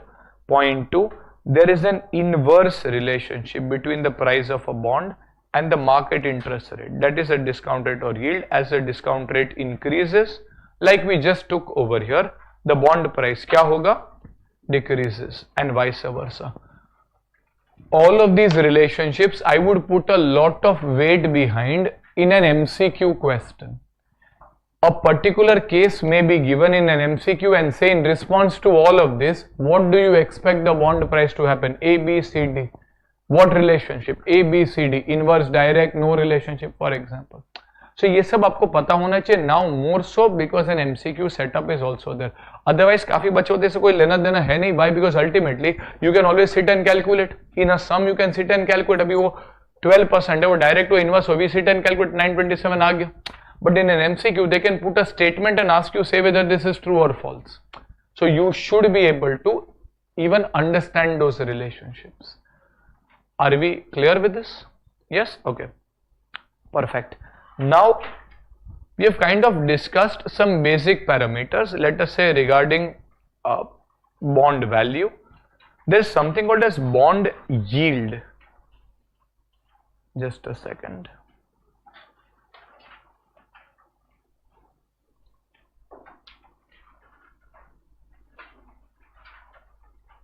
Okay, there is something called as bond yield. What do you mean by bond yield? What do you mean by yield actually? Have you heard the words yield? Return. Yield quite literally means return. Now, if I have to find a return on an investment that I make in my bond, how will I find a return on investment that is made in the bond? Interest upon price. How much is the return that I get? I say, well, that is the interest amount. And what do I pay for that? Well, that is the price. And as a result, if I were to, for example, look at question number 2, say I look at question number 2. In question number 2, what is the bond price? 962. I will probably pay 962 rupees. In return of 962 payment, I will get 90 rupees each year. So if someone asks me to calculate yield on the bond investment, this will be 90 divided by 962, interest divided by price. In your CA Inter, you must have heard about dividend yield. Suna apna? There was a dividend yield. How did you calculate dividend upon market price? In a similar way, for a bond, the investment is the bond price, and the return that we get is let us say your coupons, and hence there is something called as current yield. There is something called as current yield. Current yield is calculated as interest upon price into 100. This will give you the current yield. Are there any drawbacks in this formula? Does it cover everything? Does it cover all sources of return? Why no? Capital appreciation, perfect. Is it possible there can be a zero coupon bond? Zero coupon bond gives you zero coupon. So that means bond has zero yield. Is that correct? No, bond still gives you a return. But that return is in the form of capital appreciation. You invest 60 rupees today, you are going to get 1000 rupees, or 60 rupees today, you are going to get 100 rupees, let us say after 5 years. So that is in the form of capital appreciation. So yield is return. Yield is not just interest. This method has the first drawback that it does not cover all components. It covers only interest. It does not cover capital appreciation. It does not even look at time value properly. Because interest in the later years may not be equal to interest in the earlier years. In fact, interest itself may not be the same in every year. So, the formula कैसे लगाओगे? For you to apply this formula, interest has to be same every year, which may not be the case like you did in question number 4. So, this formula has a lot of limitations, and hence people don't usually use this formula for calculating yield, but sometimes the question can ask you calculate current yield, or if data is not available, then as a last resort you can actually use this. Then there is something called as realized yield. So to overcome that drawback, there is something called as realized yield. Let us say there is a bond. For example, uh, let us say there is a bond whose market price today, for example, is 950. The face value of this bond is 1000. Coupon rate, let us say, is 9%, and term, let us say, is 4 years. Acha, till now what have we tried to do? In the first 3 or 4 sums we did bond valuation. We tried to find the basics on how to find the value of the bond. Now you are not doing bond valuation, you are doing bond return. If you invest 950, how much return are you getting? In this bond, if I have to find for this bond, let us say if I have to find what I call as the current yield, what will be the current yield on this bond? What divided by what? If I have to find the current yield on this bond, it is what divided by what? Numerator में क्या आएगा? 90. Interest divided by what? 1000. No. Am I investing 1000? No, face value may be 1000, but remember, return is always based on your investment. It is ROI, return on investment, not return on face value. Face value may be 1000. You are not investing 1000. You are investing how much? 950, and hence your current yield will be 90 by 950, which will be, for example, kitna aa raha? 9.47% per annum. Now, this covers the 90-90 return that you are getting each year, but does it cover the capital appreciation? But is there a capital appreciation? Yes, you are paying 950 today, but after 4 years, are you going to get 950? No, you are going to get how much? 1000. And as a result, we try to cover that as well in the second method called as realized yield method. What does the realized yield method say? It says, okay, I'm going to get cash inflows of 90 in the first year, 90 in the second year, 90 in the third year, and I'm going to get how much? 1090 in the fourth year, which means the realized yield method says that in total, by the end of the fourth year, how much am I getting? By the end of the fourth year, in totality, I'm going to get what? 90 into 4. Let's say 1360. Are barabar kya nahi? The realized yield method says that, what does this method say? It says on an investment of 950 today, comma, we get 1360 cumulative at year 4. This is what the method we get, cumulative 1360 at year 4. You understand how did this cumulative come? It is a total of 90, 90, 90. So you have covered every interest and you have also covered principal. अच्छा, कल उठ के आपको 1000 के बदले आपको बोला गया है that the bond will redeem at a premium 1000 plus 5%, 1050. Then at the last may you take 1050 plus 90. Okay, so over here this method says, what will you do? We will apply the compound interest formula to find the return. What is the compound interest formula? A equals to P into 1 plus R raised to N. Acha, where A equals to the amount after 4 years. What is the amount after 4 years?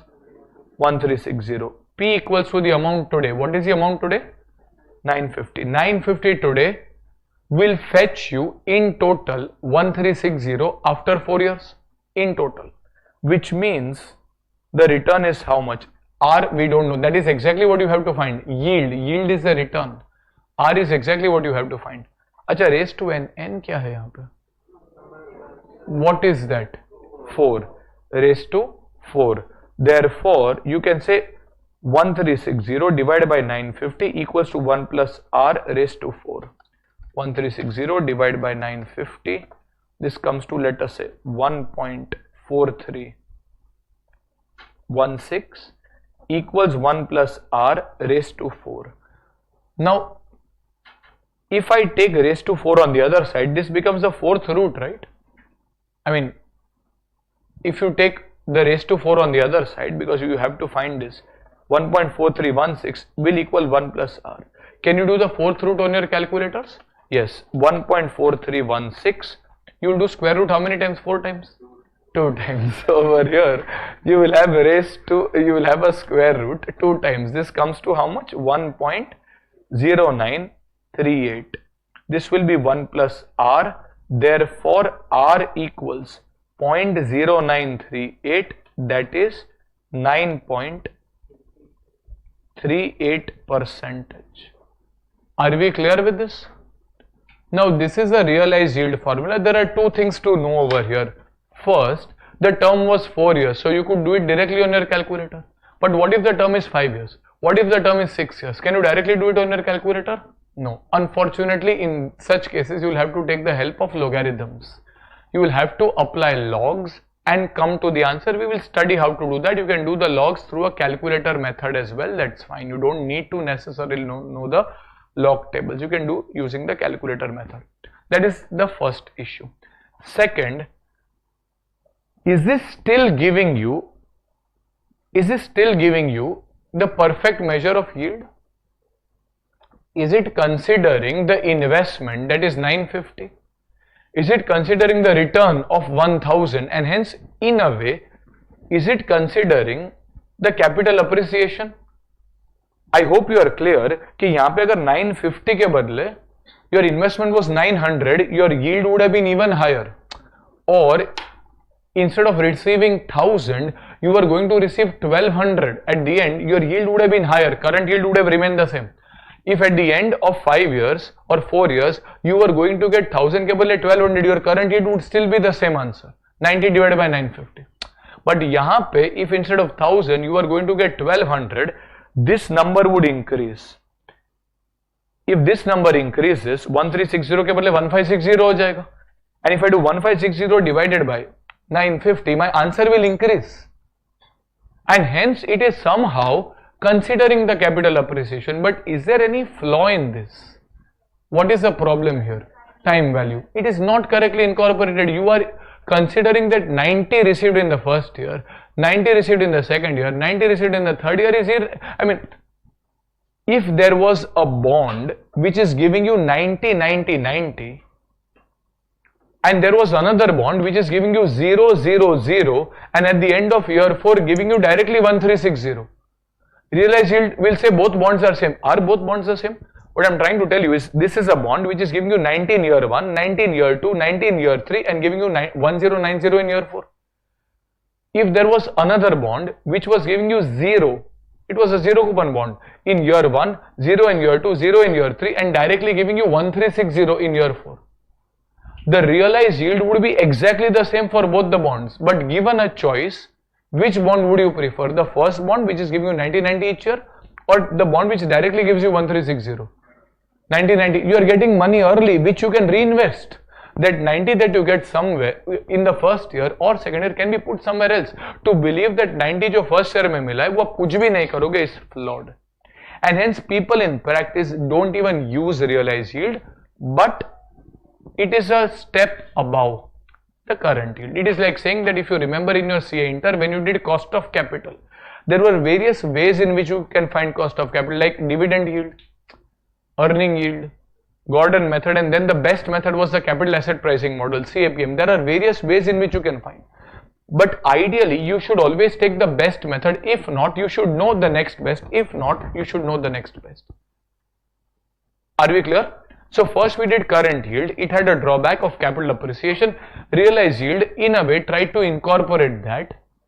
But it kind of failed in the time value test. It could not do that properly. And hence we need a better measure. Do we understand this? Okay. Now, what should be the better measure?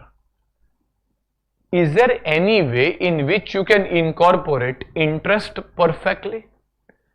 In which you can incorporate principal payments or capital appreciation perfectly? Time value also perfectly? Is there a way in which you can think of? IRR. When you did capital budgeting, let us assume this is not a bond. Let us assume this is a capital budgeting project, in which case you had to invest 950 in a highway or a project, a dam that you are constructing, you have to invest 950 rupees. That dam gives you that is a project, capital budgeting project, gives you 90 in the first year, 90 in the second year, 90 in the third year, and 90 along with salvage value of 1000 in the last year. If in CA Inter you were asked this in a capital budgeting situation and you were asked to calculate the rate, what would you have done? You would have tried to find something called as IRR. Suna hai apan ne? IRR is the internal rate of return. What do you mean by internal rate of return? This is the rate at which the present value of cash outflows equal the present value of cash inflows. Have we done IRR before? IRR for a capital budgeting project is nothing but what you call as YTM. It is called as yield to maturity. Institute ऐसा IRR word use नहीं करता है, but in essence it is exactly the same as IRR. Yield to maturity. What do you understand by the words yield to maturity? Quite literally, it means that the return, if I were to buy the bond today and hold it till maturity, yield, that is a return if I were to buy the bond today and hold it till maturity. If I were to buy the bond today, how much will I invest? 950. If I were to hold it till maturity, how much will I get? 90 in the first year, 90 in the second year, 90 in the third year, 1090 in the fourth year. And hence, what is the return if I buy the bond today at 950, hold the bond for 4 years? That return can be calculated by finding the IRR. Are we clear with this? IRR for a capital budgeting project is nothing but the yield to maturity for a bond. Is everyone clear? Acha. Now, how do you calculate the yield to maturity in the most accurate way? How do you calculate? There is a shortcut available, but you should ideally prefer the most accurate way. How do you calculate the IRR in the most accurate way? Do you remember? Trial and error. Tukka marne ka. So over here, you will say that your present value of cash outflow. How much is the present value of cash outflow? 950. Acha, is there any uncertainty in this 950? No. That is exactly the price that you will pay today. There is zero uncertainty. You have paid that. Let us assume you invested in the bond. You paid 950. Acha. Then you want to find PVCI. PVCI at year 1, 2, 3, 4. Can I use PVAF over here if I want to? Yes. Can I say 1990 is the same each year? So PVAF can be used. So PVCI will be 90 into a particular PVAF. We don't know what rate, because that is exactly what you have to find, that ये bond आपको कितना दे रहा है. For how many years? 4 years, plus the bond is giving me 1000 into the present value factor at a particular rate for the 4th year. Now at IRR, if you are aware, at IRR PVCO equals PVCI, which means your desired answer for this calculation is what? 950. If you get 950, your answer is done. But we don't know. So we can use what? Trial and error method. अच्छा, trial and error में क्या, कोई भी point पे start करो, कोई भी number बोलो मेरे को, क्या नंबर लेना? 10. So we can take our favorite 10%, but ideally एक छोटा सा thought process you should apply. The thought process is, what is the coupon? Okay, what was your coupon in this example? 9%. What was the face value? 1000. Market price was lower, which means your answer has to be greater than 9 or less than 9. क्या होना चाहिए? Greater than 9. Because if the coupon is 9 and the required rate of return was also 9, people would have paid you 1000. But अभी तो 950 मिल रहा. If the coupon was 9 and the required rate of return was lower, 8%, 7%, then your market price would have been more than 1000. It would have become 1100. The market price is less, which means the coupon के सामने required rate is higher. So maybe that understanding helps. Even if you don't have that understanding, you trial and error, आपको तो फिर loop पे जाना. So over here, ideally your answer has to be greater than 9, because your market price is lower than the face value, then your coupon is also lower as compared to the discount rate. Let us say we start at 10%. So over here, let us say at 10%, we will have 1 divided by 1.1, 1, 2, 3, 4. This is 3.1698 or 3.1699. into 0.6830. So this is 90 into 3.1699 M plus 1000 into 0.6830 M plus and MRC. This is what? 968.29. Mission accomplished? No. So do we have a number where PVCI equals PVCO? No. Will we have to do another loop? Yes. Okay. So now from 10, should you go to 11 or 12 as the case may be, or should you go to 8 or 9 as the case may be? What should you do? Why? Inverse relationship. Remember, the discount rate, that is interest rate, and bond price have an inverse relationship. Your mission is 950. आप अभी 968 पे आके रुके हो, which means you need to reduce the present value. Your objective is to reduce the present value. But if you want to reduce the present value, what do you do with the discount rate? Increase the discount rate. So you can go from 10 to 11, you can even go to 12, that's fine. 1 or 2% पे approximation चलता है. Let us say we go to 11%. So over here, let us say at 11%, this is 90 into PVAF at the rate of 11% for the 4 years plus 1000 into the present value factor at the rate of 11% for the 4th year. How much do we get? What is the annuity factor? 3.24 and 0.6587. If I total this, 90 into 3.1024 M plus 1000 into 0.6587 M plus MRC. This is what? 937.91. What I'll do is I'll just round off 938 कर देते इसको, and यहाँ पे let's round off 968 कर देते, 938. Mission accomplished? No. Ideally you needed a number. Ideally you needed a number which gave you exactly 950. Do you have that number? No. I mean, you can keep on doing loops, but it is very difficult to pinpoint and get a number जो आपको exactly 950 देता है.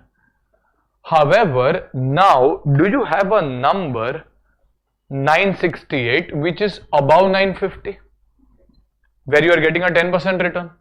Do you have a number 938 which is at 11% which is below 950? Now can I say that we can say with conviction that the rate is somewhere between 10 and 11? Now you can do trial and error at 10.1, 10.2, 10.3, 10.4, but that will be very, very time consuming, and hence institute permits you to do something called as interpolation. Have you heard about interpolation?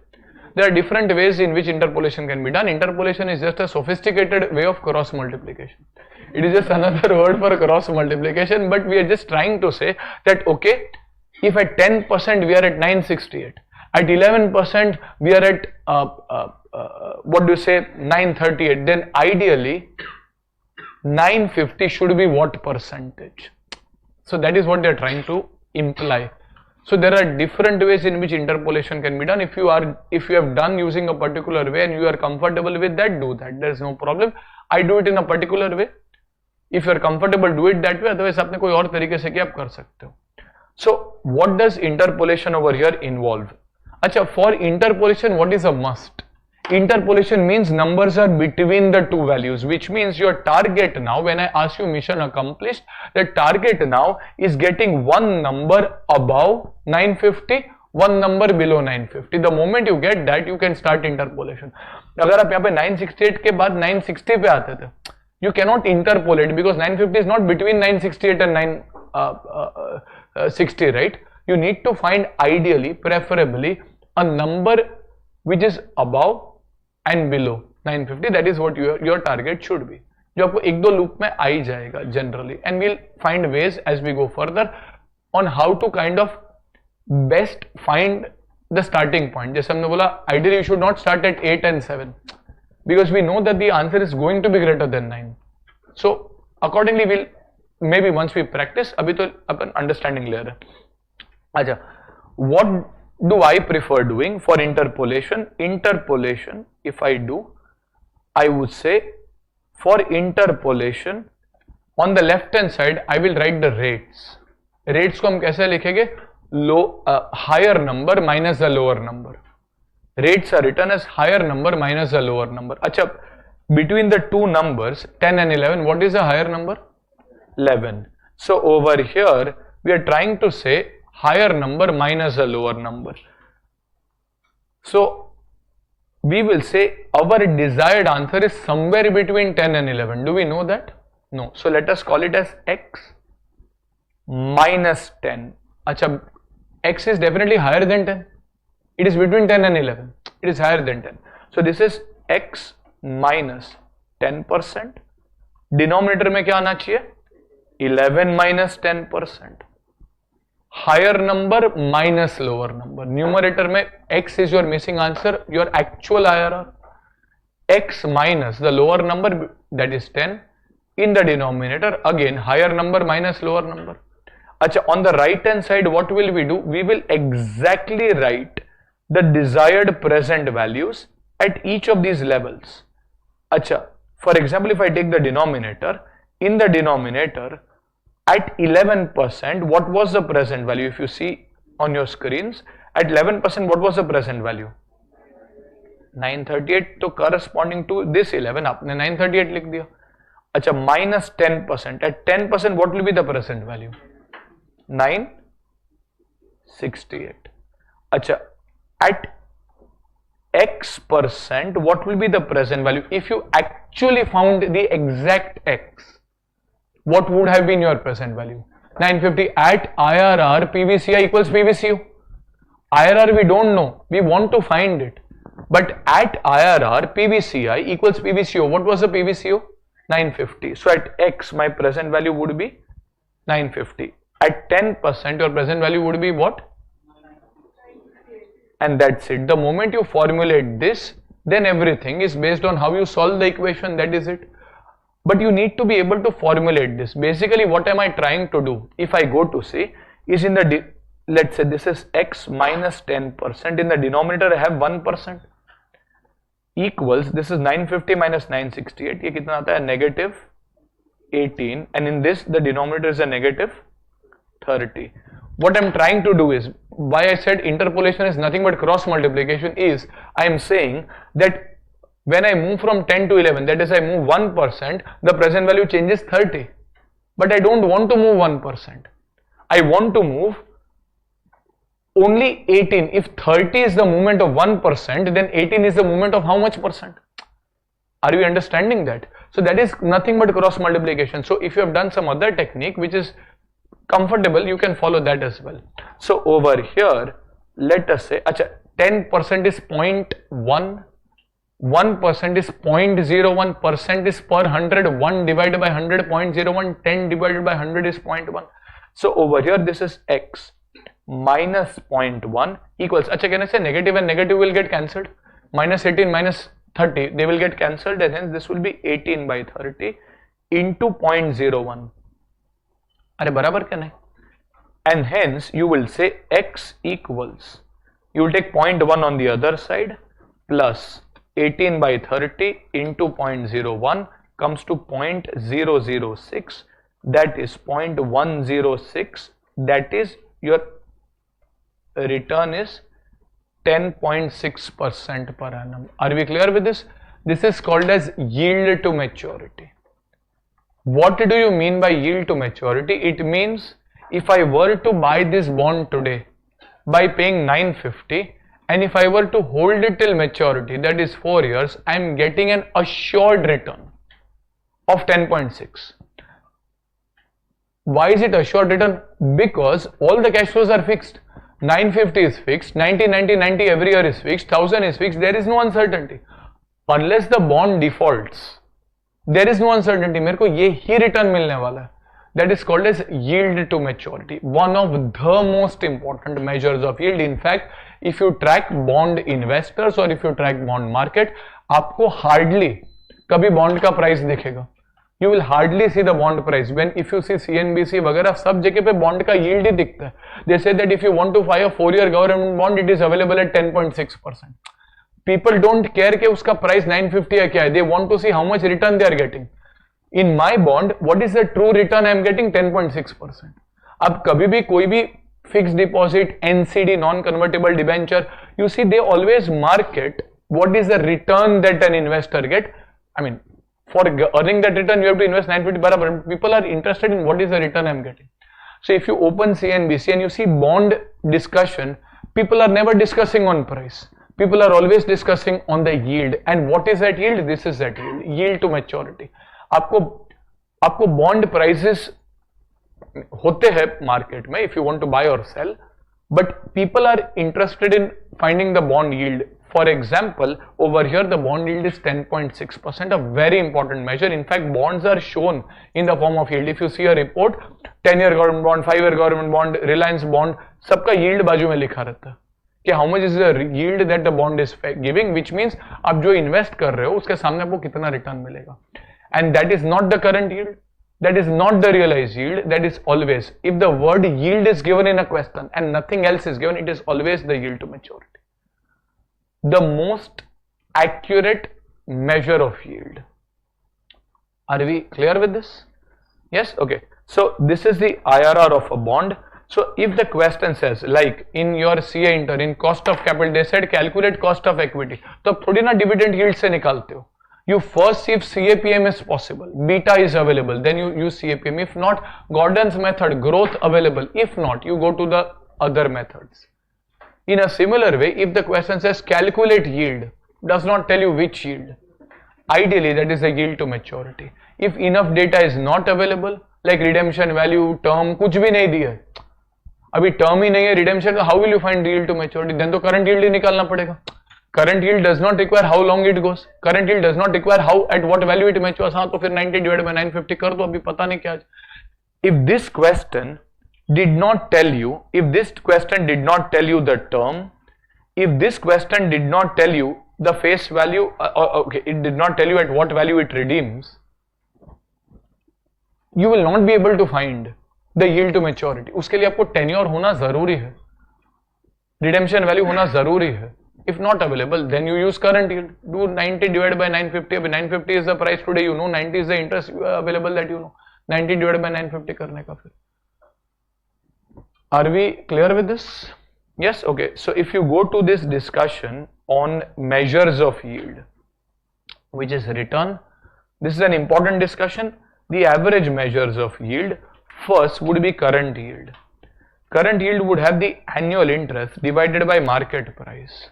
The annual interest divided by market price. This is an approximate measure of yield, and since it does not consider the capital gains or time value, it is not commonly used. But it may be asked in your exam, so you should be aware. Second is realized yield. This represents the return by comparing the total cash inflows generated over the life of the bond and the current market price, that is using compound interest formula. So using this particular formula, you will try to find the yield or the return. That is total cash flow. Acha, when we did total cash flow, we said 90 plus 90 plus 90 plus 1090. In our example, we did the total cash flow. So 1360 total I get if I invest 950 today. What is the return? इसको ना अपन बोलते हैं, if I mean not in bond language, but you might have heard this word CAGR. सुना अपन? Compounded annual growth rate. On an annual basis, how much are you growing? Like on your calculator, if you take 950 on your calculator and 950 plus 9.38% first year, plus 9.38% second year, plus 9.38% third year, plus 9.38% fourth year, you get 1360. So 950 on a compounded basis grows at the rate of 9.38% to become 1360 after 4 years. That is, so realized yield is very similar to CAGR, compounded annual growth rate.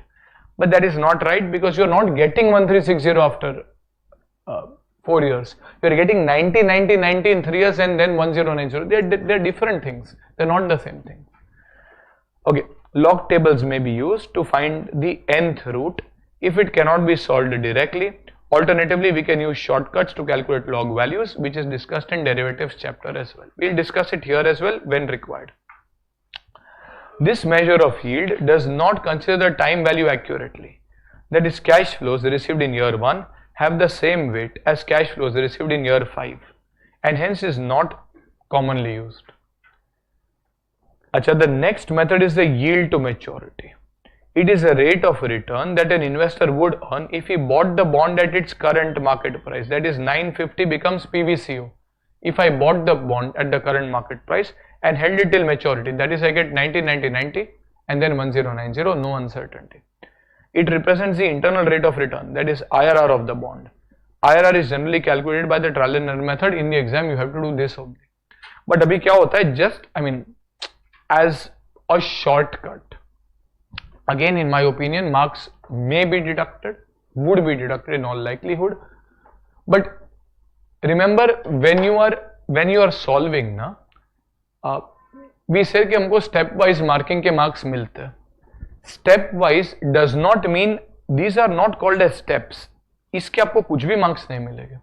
If you are asked to find 2 or 3 returns like current yield, realized yield, you will get marks for this number. You will get marks for this number and you will then get marks for this number. Stepwise marking.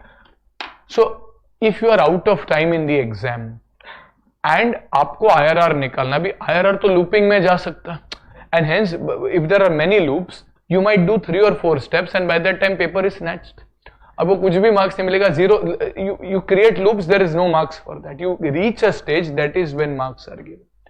So if you are out of time, rather than going into that looping stage where you keep on trying and then doing interpolating, there is a shortcut. So if there are 3 marks dedicated, maybe you will get 1.5 or 2 marks, but you will get something rather than just trying and then not reaching at a particular stage. So there's an approximate formula. YTM using an approximate formula. It is not an accurate formula. Where I take interest, that is 90, plus I take capital appreciation. Capital appreciation is how much? 1000 minus 950. Ajay, is 90 received per annum? Is 90 received in each year? Is rate of interest also to be, is the yield also to be calculated each year? Yes. But is this capital appreciation of 50 received each year? Is it received once? And hence you will annualize it, means divided by 4. You will say, okay, on an overly simplistic basis, 50 ka gain aa raha hai, but wo once in the lifetime aa raha hai. If 50 is received once over 4 years, that is on an average 12.5 each year. It's not accurate time value wise, but on an average 12.5 each year. Acha. So this is your average per annum return.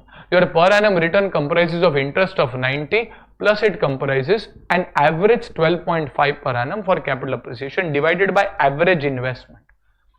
You invested 950 which slowly against which you are going to get 1000 divided by 2. If you remember, this was your cost of debt formula in your CA Inter for a redeemable bond. This is how you used to calculate it in a similar way.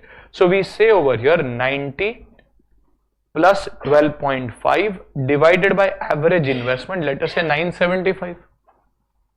950 slowly becomes 960, 970, 980, 990, 100. So we are saying on an average, your return would be, let's say 102.5 divided by 975. Can I say your return is around 10.51%? It is quite close to your actual 10.6%. If you see the current yield, it is way off. 9.3, 9.4, realized yield way off. 9.3, 9.4 के आसपास है. This is very close to that. This has not correctly accounted for the time value, but bearing that, it has considered the capital gains and interest. So this is a formula that you use. You will get done by this working in less than a minute, surely. IRR will not get over in less than 3 or 4 minutes minimum आपको exam में लगेगा. And last में देखा आपने आपका productivity last 3-4 minute में it sky rockets, right? You can finish a lot of things in those 5 minutes. So in case you are out of time, this is something that you know you can do, you will be given marks. Institute has done it at a few places in their study material. Though it is not the most accurate, it at least gives you a step where an examiner can give you marks, rather than just doing loops and not reaching a stage where you get 0 marks. Are we getting this? So this is something that we should be aware of, not necessarily something we should do. Why? अच्छा, अगर sir हमारे पास exam में time है, then does this method help? This method should be done directly on your calculator to find the starting point. यहाँ पे हमने बोला starting point क्या 8 हो सकता है, 9 हो सकता है. No no no, you directly do this on your calculator. Don't even show this to the examiner. Directly do this on your calculator. Less than 30 seconds. Do this on your calculator. Get a number. You know the IRR is in that range.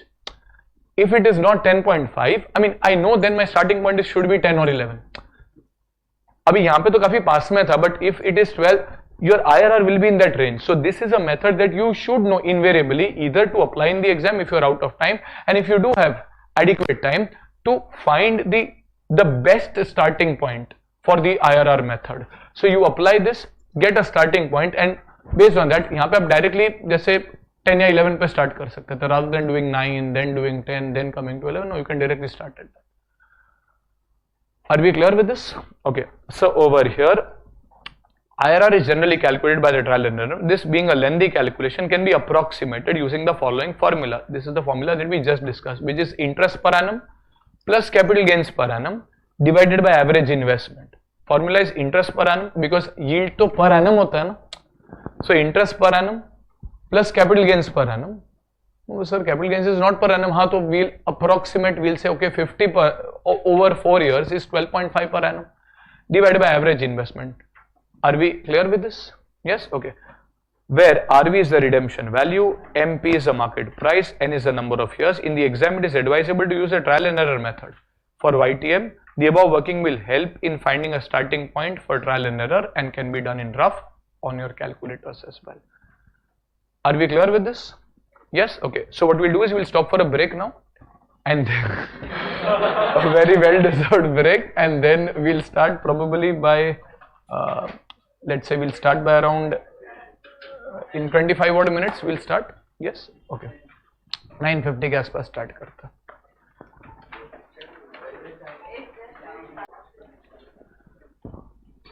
Okay, so we'll resume back. We'll go to the questions. We'll go to the questions. Let us go to question number 6, please. Question number 6. Okay. Calculate the market price of a 10%. Silence, please. Calculate the market price of a 10% Government of India security currently quoted at 110, but yield is expected to go up by 1%. So in this particular question, silence please. In this particular question, you have been given it's a 10% Government of India security which is currently quoted at 110. So do we have the current market price? Yes. But the yield is expected to go up by 1%. Do I have the yield over here? Do I have the yield over here? No. Ideally, the best measure of yield is what? YTM, yield to maturity. In this question, is it possible to calculate the yield to maturity?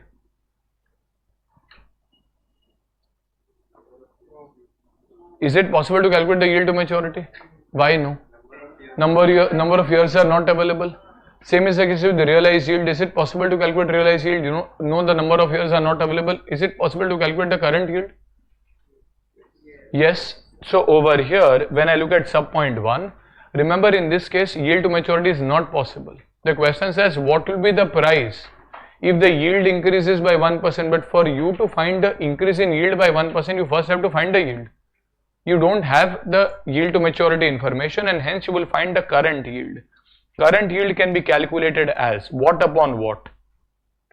Interest upon price. Acha, do we have the price? 110. Do we have the interest amount? Well, it is 10%. Acha, 10% of what? face value. Are you given the face value? No. So you can assume the face value to be 100. We can even take 110, but usually 100 is a reasonable assumption to make. Institute has also assumed that.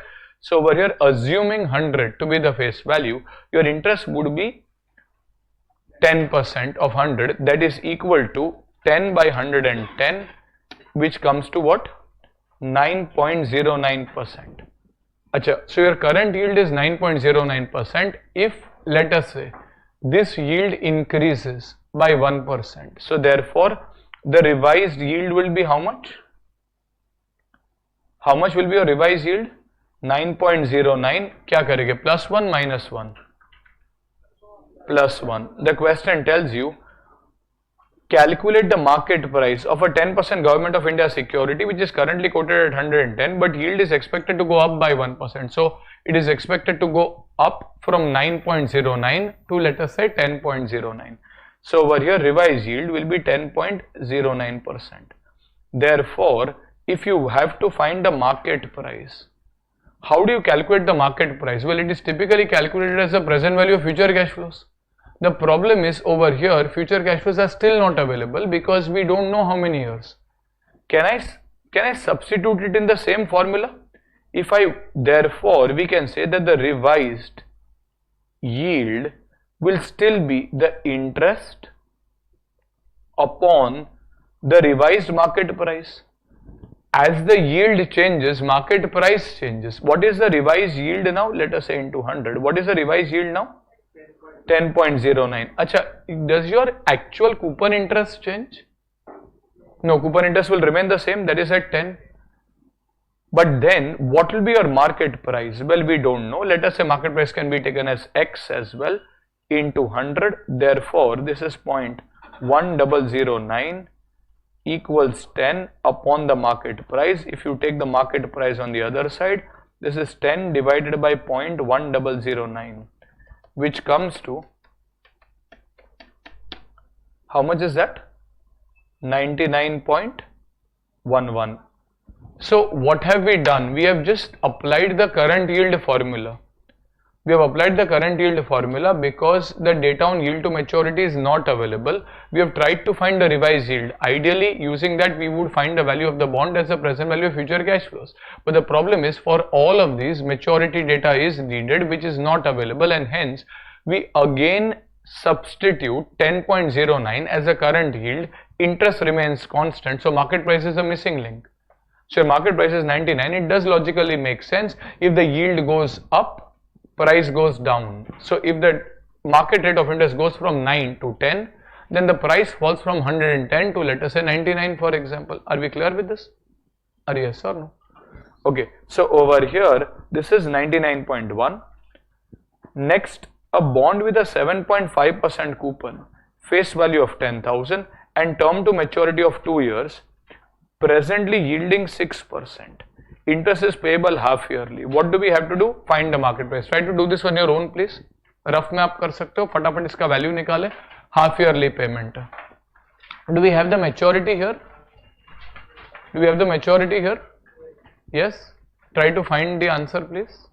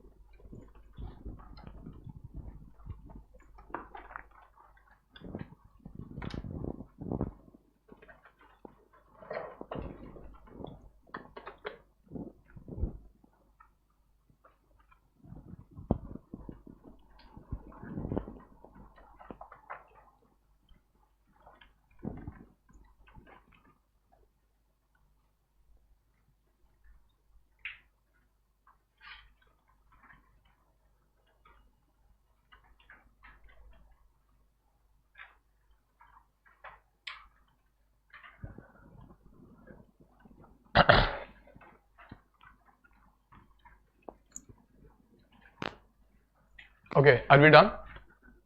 So over here, if we go to see, the bond has a half yearly payment. So when we look at the workings, you will say 7.5% per annum will be equal to what? 3.75% for 6 months. 6% per annum will be equal to what? 3% for 6 months, and 2 years will equal to how many? 4 half years. So the value over here would be 10,000 into 3.75% comes to what? 375 into the present value annuity factor at the rate of 3% for how many time periods? 4, plus another 10,000 into what? Present value factor at the rate of 3% for the 4th time period. If you do these workings, how much do you get ultimately? 10,278 approximately.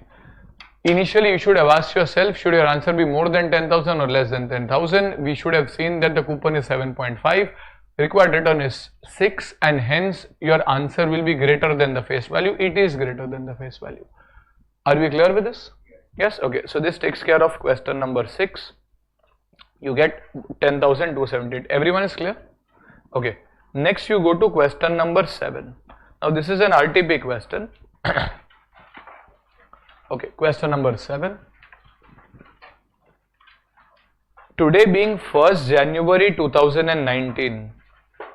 Today being 1st January 2019, Ram is considering to purchase an outstanding corporate bond having a face value of rupees 1000 that was issued on 1st January 17 with a 9.5% annual coupon and 11 years of original maturity. Okay, that is maturing on 31st March 2020, 31st December 2020-27. Okay, let us review this question again. We are sitting on 1st January 19. Ram is considering to purchase an outstanding corporate bond having a face value of 1000 that was issued on 1st January 17. That is how many years back? 2 years back. Which means how many more years are remaining? 9 years. Which has a 9.5% annual coupon and 11 years of original maturity, that is maturing on 31st December 2027. Acha, this maturity is calculated from 1st January 17 to 11 years is 31st December 2027. Now if you have to do bond evaluation, the value of bond is a present value of future cash flows or a present value of all cash flows. We are sitting on 1st January 2019. So the value of a bond will be the present value of future cash flows, that is just the remaining 9 years, or all cash flows, that is a total 11 years, remaining 9 years only. Remember, valuation has to be based on the present value of future cash flows, that is for the remaining 9 years. Since the bond was issued, interest rates have been on the downside and is now selling at a premium of 125 per bond. Acha, it is selling at a premium of 125.75 per bond, which means the current market price is how much? Face value was 1000, it is selling now at a premium of 125.75. So the current market price of the bond will be 1125.75. Perfect. Determine the prevailing interest on a similar type of bond if it is held till maturity, which shall be at par. So what is the question asking you? To find the rate of return that is earned on this bond, which would also be earned for a similar type of a bond. So what is it asking you? Is it asking you to find the market price? No. Is it asking you to find the yield? Yes. Among yield, which yield do you think you will find? Yield to maturity, do you have enough data to find that? Yes. Okay. So over here, when we look at question number 7, in question number 7, you want to find the yield to maturity. So if someone were to buy the bond on 1st of January 19, what is the PVCO? What is the cash outflow that the person will spend? 1125.75. Acha, in return, he will get a PVCI. He will get a cash inflow. How much will be the cash inflow? Well, coupon is 9.5%. 9.5% coupon is on face value or market price? Face value. So this is 9.5%. So that's 9.5 into 1000, that is what, 95, into PVAF at a particular rate. Acha, this is for how many years? 9 or 11? 9 plus redemption is happening at par 1000 into the present value factor again at a particular rate for how many years? 9th year. This is the present value factor. Now, how will you identify the starting point? How will you identify the starting point? You can take any number. Alternatively, on your calculator, you can take the interest. Interest is 95 plus the capital appreciation. Well, there is actually no appreciation. In fact, there is a capital loss. You will get back only 1000 and today you are investing 1125.75. So there is a loss. Achha, this loss will be spread over 9 years upon the average investment, that is 1000 plus 1125.75 divided by 2. So this is 95 minus, ये क्या होगा? 125.75 divided by 9, that is, let us say 13.97 upon 1000 plus 1125.95 divided by 2. This is 1062.98. That is 95 minus 13.97 upon 1062.98 in percentage. Approximately 7.62. So your starting point should be what? The closest number, that is probably 8. You can start at 8. 7.62 say nearest number is 8%. So a starting point can be done, let us say at 8%. To be honest, in this question, all of that is not required. Why? Because you have been given these two numbers. If you have been given, you will directly take them. Probably they have given you so that you don't go in the looping. But if this was not given, तो जैसे अपने को 8 number मिलेगा कहाँ से? You might go at 9.5, 10. So ideally, you will do this working. This is just extra. In this particular case, you will do this working.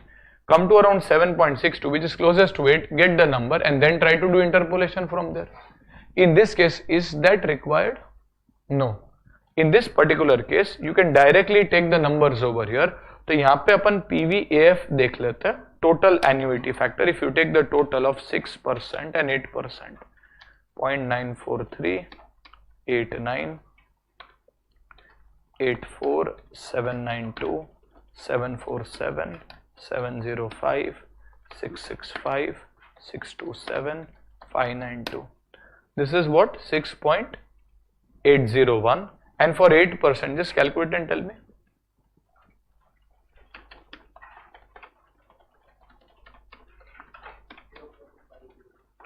0 point कैसे होगा? 6.246. Okay, so this is 6.246. Are we clear with this? Aja. So now when you are trying to do trial and error, you will do trial and error at what rate? PVCI. First, let us say at the rate of क्या करना है?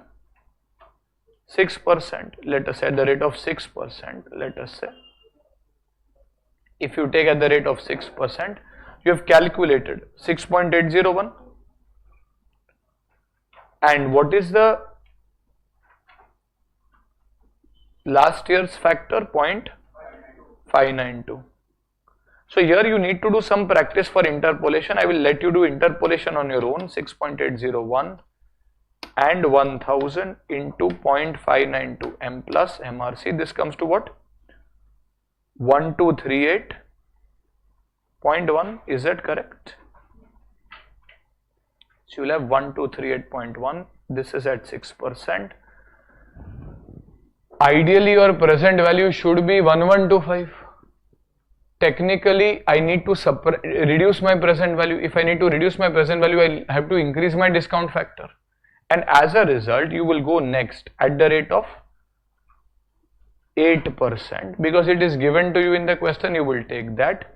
This is 95 into, at 8% you got 6.246 plus 1000 into 0.500. If we do this calculation, we end up at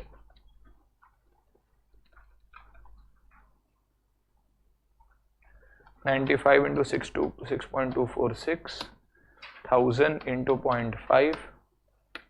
How much do we get? 1093.37 बराबर. Try to put the interpolation equation. उसके बाद solving तो easy है. Left side पे higher number minus lower number, right side the present values of exactly those numbers. Just for reference, at 6%, the value was 1238.10. Try to formulate the equation. If you do that, you get the answer.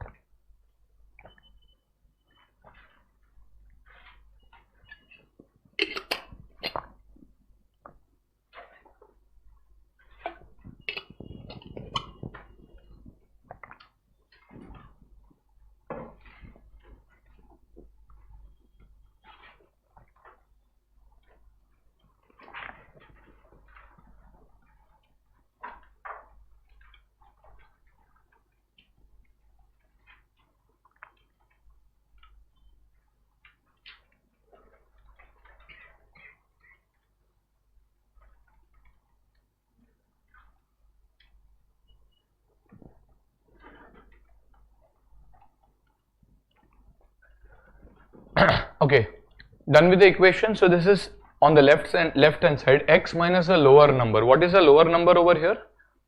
6% upon higher number minus a lower number, 8 minus 6. On the right hand side, x minus, अच्छा, this is 1125.75. x के ऊपर the desired present value of cash inflow should be 1125. Minus at 6%, the value came to 1238.1. In the denominator, this is 1093.37 minus 1238.1. If you are able to formulate this properly, then you should not face a problem. This will be x minus, let's say, 0.06. In the denominator, let's say 0.02. On the right hand side, 1125.75 minus 1238.1 comes to a negative 112.35. Divide this by 1093.37 minus 1238.1. This will come to a negative 144.73. Therefore, x equals, let's say, finally 0.06 plus 112.35 upon 144.73 into 0.02. This will come to how much? 7.55%. As you can see, it was very close to the 7.62% that you calculated approximately as well. It was very close to that number. So it gives you a fairly close kind of striking distance of your YTM. Are we clear with this? Aja. So the question was asking you to find the prevailing interest on similar type of bonds. Remember, we don't know what is the rate on the similar bonds, but ideally my bond can act as an opportunity cost for other bonds. Other bond का तो data ही नहीं देके रखा. So the question says find the rate on similar bonds. Well, similar bonds will fetch the same return that my bond is currently fetching. So if this bond is fetching 7.55%, a similar bond should also fetch 7.55%. Do we understand? So आपको सीधा कान पकड़ने के बदले उल्टा कान पकड़ा. आपको ऐसा नहीं बोला है find the yield on this bond. They say find the market rate of return that you are expecting on similar bonds, but you are given nothing about the similar bond in this question.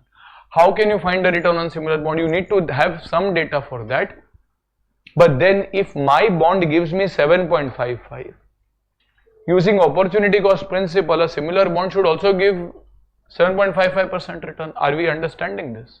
Yes. So over here, that is explained. So in a lot of these questions, you will be seeing reference notes. These are for your reference. This is not something that you need to write in an exam. This is just for your explanation purpose. And you get ultimately 7.55%. Okay, so we have given this reference note again. Usually we infer the starting point using approximate YTM. However, in this case, the question has given the rates in the table, and hence we directly take the same. We don't have to find that approximate YTM working here. Are we clear? Aja. Now this question 8. Question 8 is also a similar category question. However, there is one particular adjustment over there where institute has not given effect. Ideally should be considered. We'll discuss that once. Again an RTP question.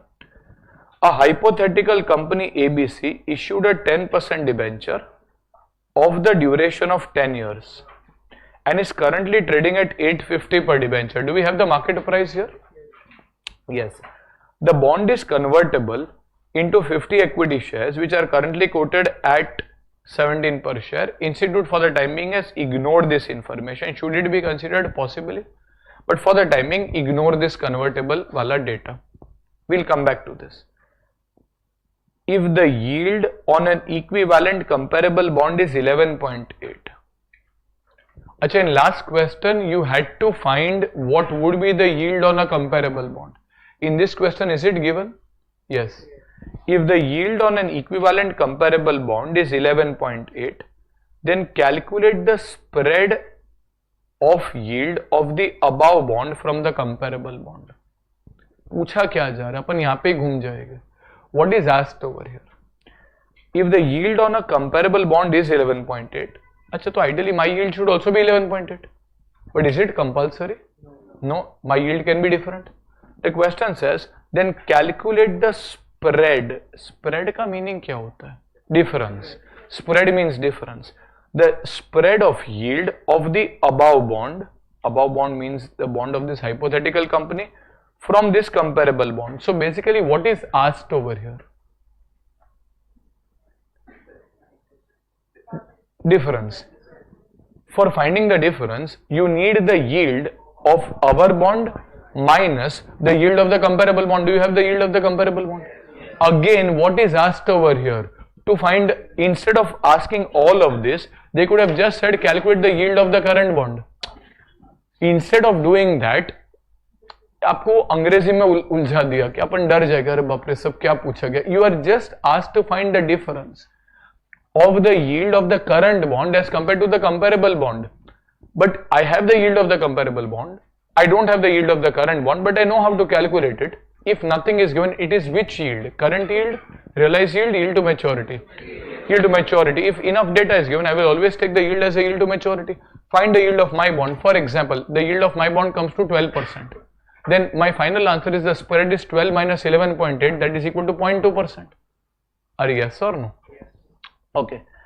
The relevant present values are given below. So this is present value at 11% and 13% for the 10-year time frame.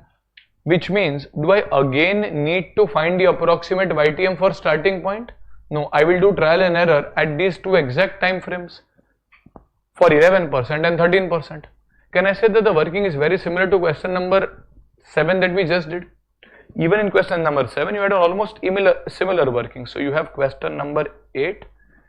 In question number 8, we need to find the yield.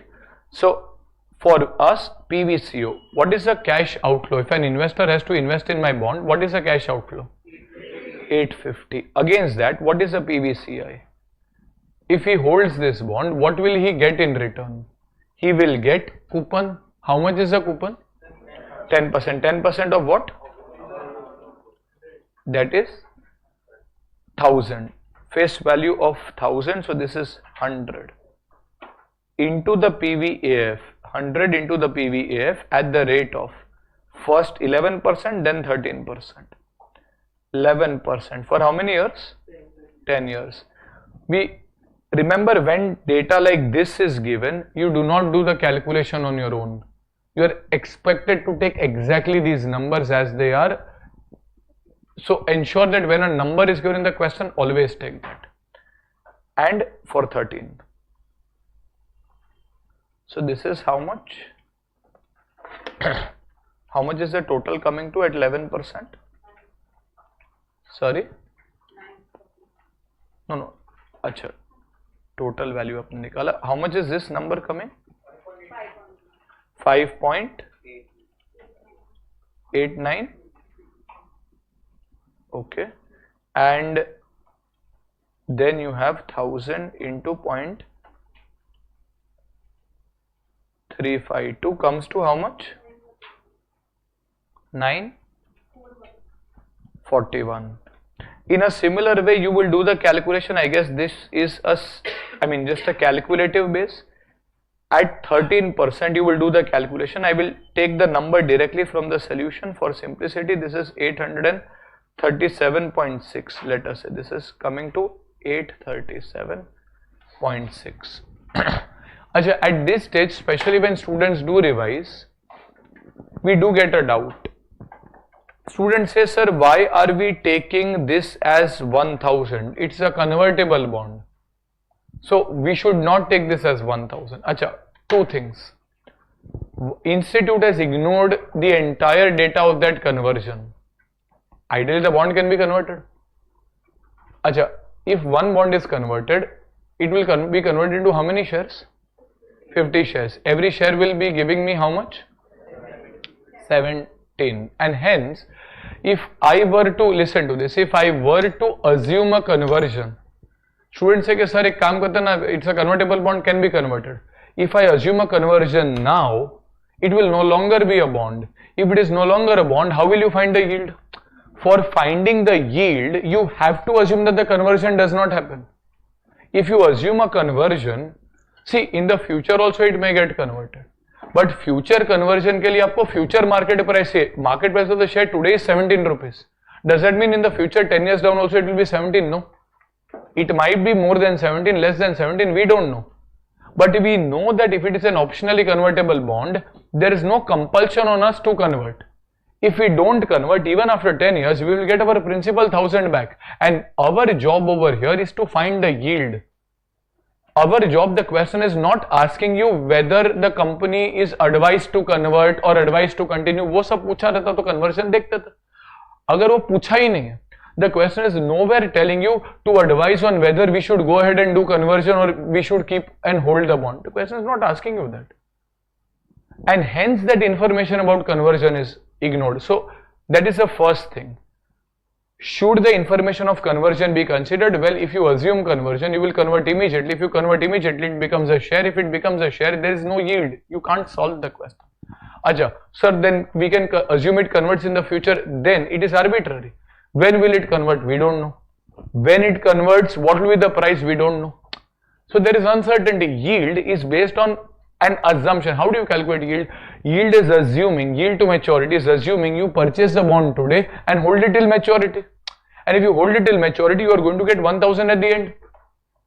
Irrespective of whether you decide to convert or not. I mean, if you decide to convert to share, bond bachega hi nahi. But if you do not convert and you hold it till maturity, you are definitely going to get 1000. Are we getting this? And hence that sentence is ignored. Are we clear with this? So over here, at 13%, you will get 837 and then you can do interpolation. What I will do is we can just try to make the interpolation equation. If you make the equation, आगे का solving अपन एक sum में practice किया, we should be able to solve it. So we'll try to make the interpolation equation. Tell me, we'll do this together. On the left hand side, what will we have? X minus what? 11 upon 13 minus 11 equals what? 850, the value today, minus 941. This is at 11. And in the denominator, 837.6 minus 941. The moment you do that, you will solve this further and you will land up with 12.76. Let us say the final answer over here comes to 12.76. So this is 12.76. What is the question asking us? To find the spread. Therefore, the spread of our bond vis-a-vis a comparable bond would be 12.76 minus 11.8, that comes to 0.96%. Are we clear with this? Yes? Over here I would want you to write a small reference note on why we are ignoring the conversion element. Write down reference note. Reference note. Conversion data is ignored. Conversion data is ignored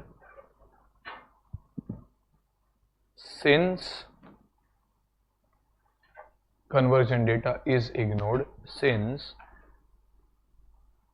if the bond is immediately converted, if the bond is immediately converted, comma,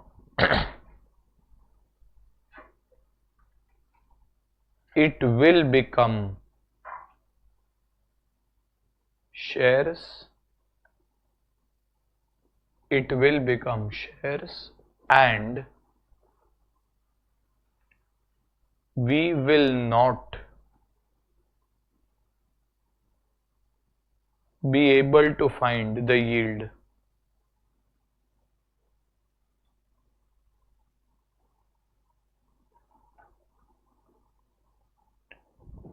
We will not be able to find the yield, full stop.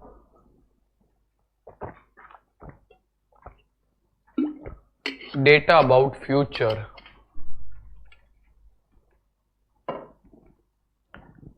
Data about future equity prices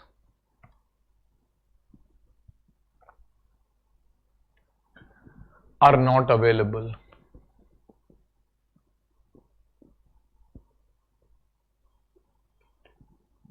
And hence, assuming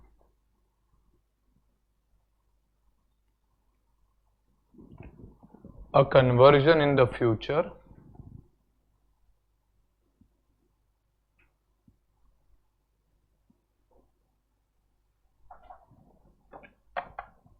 is also not reasonable.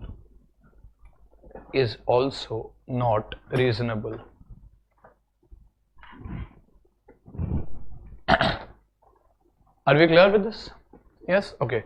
The next question is, I would say, the most important question in today's session. So if you kind of get this right, you have kind of understood most of the concepts that were done on both the valuation side as well as the return side. Mark it as very, very important while you are revising. This is the question that you should revise certainly from this section. Okay, mark it as very important. Let us review this. Okay, we'll do this together. You will also try solving this. We'll do this together, okay? Based on the credit rating of bonds, Mr. Z has decided to apply the following discount rates for valuing bonds. Based on the credit rating being AAA, AA or A, the discount rate would be a 364-day treasury bill, that is government bond, plus a 3% spread. For a AA bond, it will be AAA plus a 2% spread. For a single A bond, a AAA plus 3% spread. Achha, what does this indicate? As the credit rating falls from AAA to A, the risk increases and hence you need a higher return. So your required return increases as the credit rating falls. He is considering to invest in a AA rated bond. So for us, which is the relevant discount rate? The discount rate of a AA rated bond whose face value is currently at face value of the 1000 face value bond currently selling at 1025.86. So what is 1025.86? Market price. The bond has 5 years to maturity and the coupon rate on the bond is 15% payable annually. The next interest payment is due 1 year from today and the bond is redeemable at par. Achha, what is the total tenure of the bond? 5 years, somewhere over here. What is the coupon rate on the bond? 15%. Next interest payment is due 1 year from today, that's fine, and the bond is redeemable at par, so it will give back 1000 rupees, which is a face value. Assume the 364-day treasury bill rate is 9%. What are we supposed to do? You are required to find the intrinsic value of the bond for Mr. X. But isn't the market price already given to you? So can we assume intrinsic value is the same as the market price? No. How do you calculate intrinsic value? Present value of future cash flows. If market price was not there, yes, we assume that the present value of future cash flows, which is the intrinsic value, is the same as the market price. If nothing is given, market price and intrinsic value are same. Bond is fairly valued, but if it is given that the market price is different, it is different. तो sir intrinsic value क्या होता है? It is a present value of future cash flows. Should he invest in the bond? Well, it depends on what intrinsic value is. Acha, let us say we get the so market price is 1025. Let us say we get the intrinsic value as 1010. Should you invest in the bond? Let us say intrinsic value comes to 1010. 1010. Market price is 1025. Should he invest in the bond? No. The bond is overvalued. I am maximum willing to pay 1010. Bond आपको 1025 पे आ रहा है. I will not buy. If the price is 1050, if the intrinsic value is 1050, will I invest in the bond? Yes, I am willing to pay 1050, but the bond is available only at 1025. So even if this intrinsic value was not asked in the question and you were directly asked, should he invest in the bond, you would still find the intrinsic value, compare it with 1025 and decide whether the bond is worth investing or not. Next, also calculate the current yield and the yield to maturity of the bond. So that is a return calculation that you will do later. Now first of all आपको क्या find करना है? Intrinsic value. Intrinsic value कैसे calculate करेगा? How will you calculate? Present value of future cash flows. Do we have the future cash flows over here? 15% coupon on the face value of 1000 and redeemable at par. Do we have the discount rate? Can you calculate and tell me the discount rate? Acha, how do you calculate? Well, we take the rating of a AAA bond. AAA bond is 364-day treasury bill, that is 9% plus 3. That is equal to 12%. Should you take 12%? No.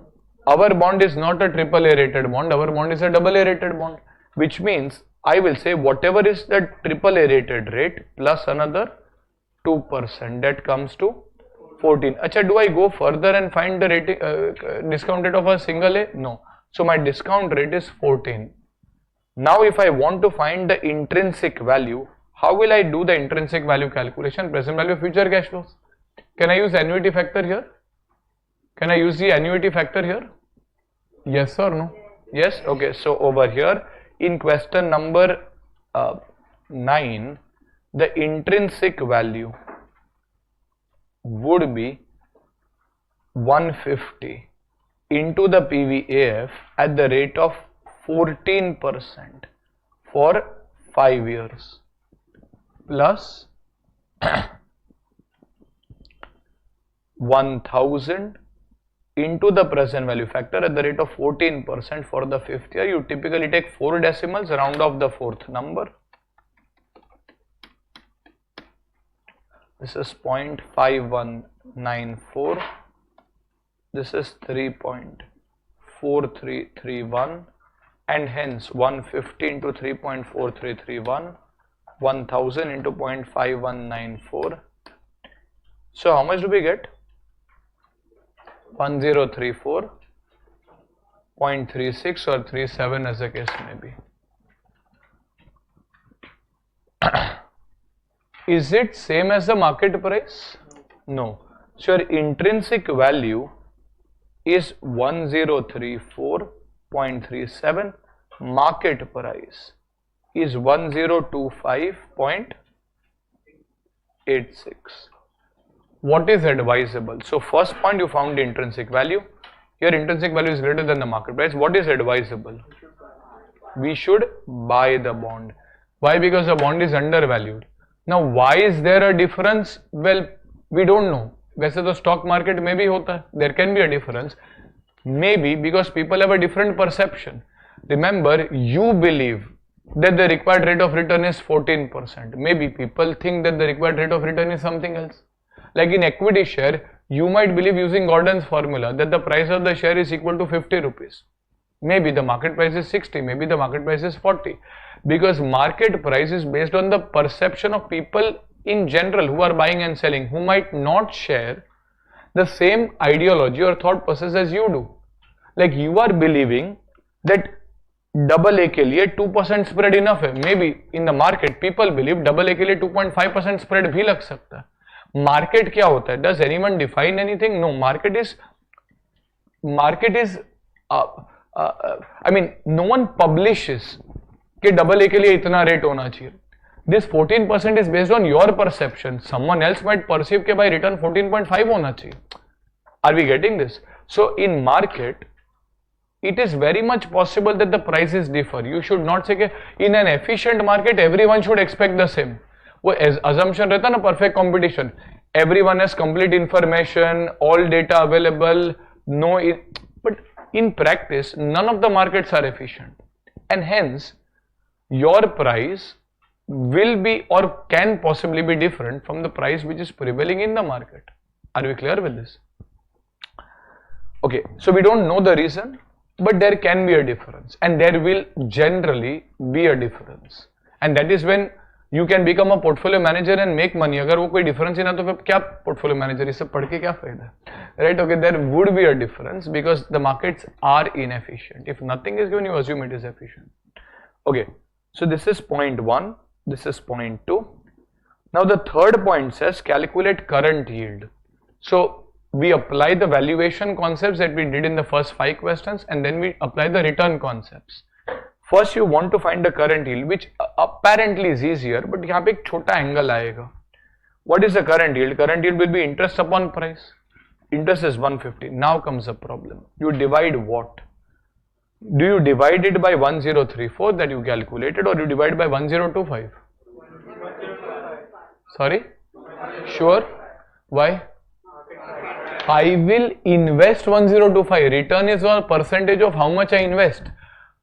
As per intrinsic value, I am maximum willing to pay 1034, but the bond is available at 1025. If I invest in this bond, my cash outflow will not be 1034. My cash outflow will be 1025 only. And as a result, I will divide this by 1025.86 into 100, and hence my current yield would be 14.62%. Are we clear with this? Are we clear with this? Okay, so over here this would be your current yield. Similarly, you are also asked to find the yield to maturity. For your yield to maturity, PVCO equals PVCI. What will be PVCO? 1025, 1034. Again 1025, 1025.86, because this is the actual amount you will pay if you were to invest in the bond. And if I look at PVCI, well, current yield is around 14.62. Maybe we will take that only as base. Trial and error karna hi hai, so we will take the nearest number to that. What is the nearest number? 14.62 se 15%.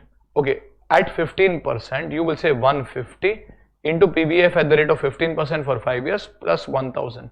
What should be the answer? We are still calculating. Even if you don't, what should be the answer?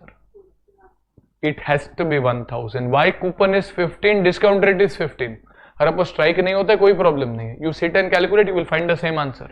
But when the coupon is 15, which is the case in this case, you are saying chalo, let the discount rate also be 15. Your answer has to be when coupon is equal to the discount rate, face value and market price are one and the same. Strike होता है तो best है, time बचेगा, नहीं होता है तो आप calculate करो, you will still get the same 1000 number. So if you take 1 divided by 1.15, 1, 2, 3, 4, 5, 0.4972 and 3.3522. So that's 150 into 3.3522 and 1000 into 0.4972. That comes to, as you can see, you get around 1000 only. Okay. Now, if this is 1000, we need to go to the next value. Unlike question 7 and question 8, you have not been given that tables. Okay, chalo, we can take any of these two, which means you will have to figure out from 15%. What do you think? Do we need to increase the present value or decrease the present value? From 1000, we need to go to 1025, which means you will have to increase the present value. If you have to increase the present value, what do you do with the discount rate? Decrease. So you go from 15 to 16 या फिर 15 to 14. Let us say you go to 14.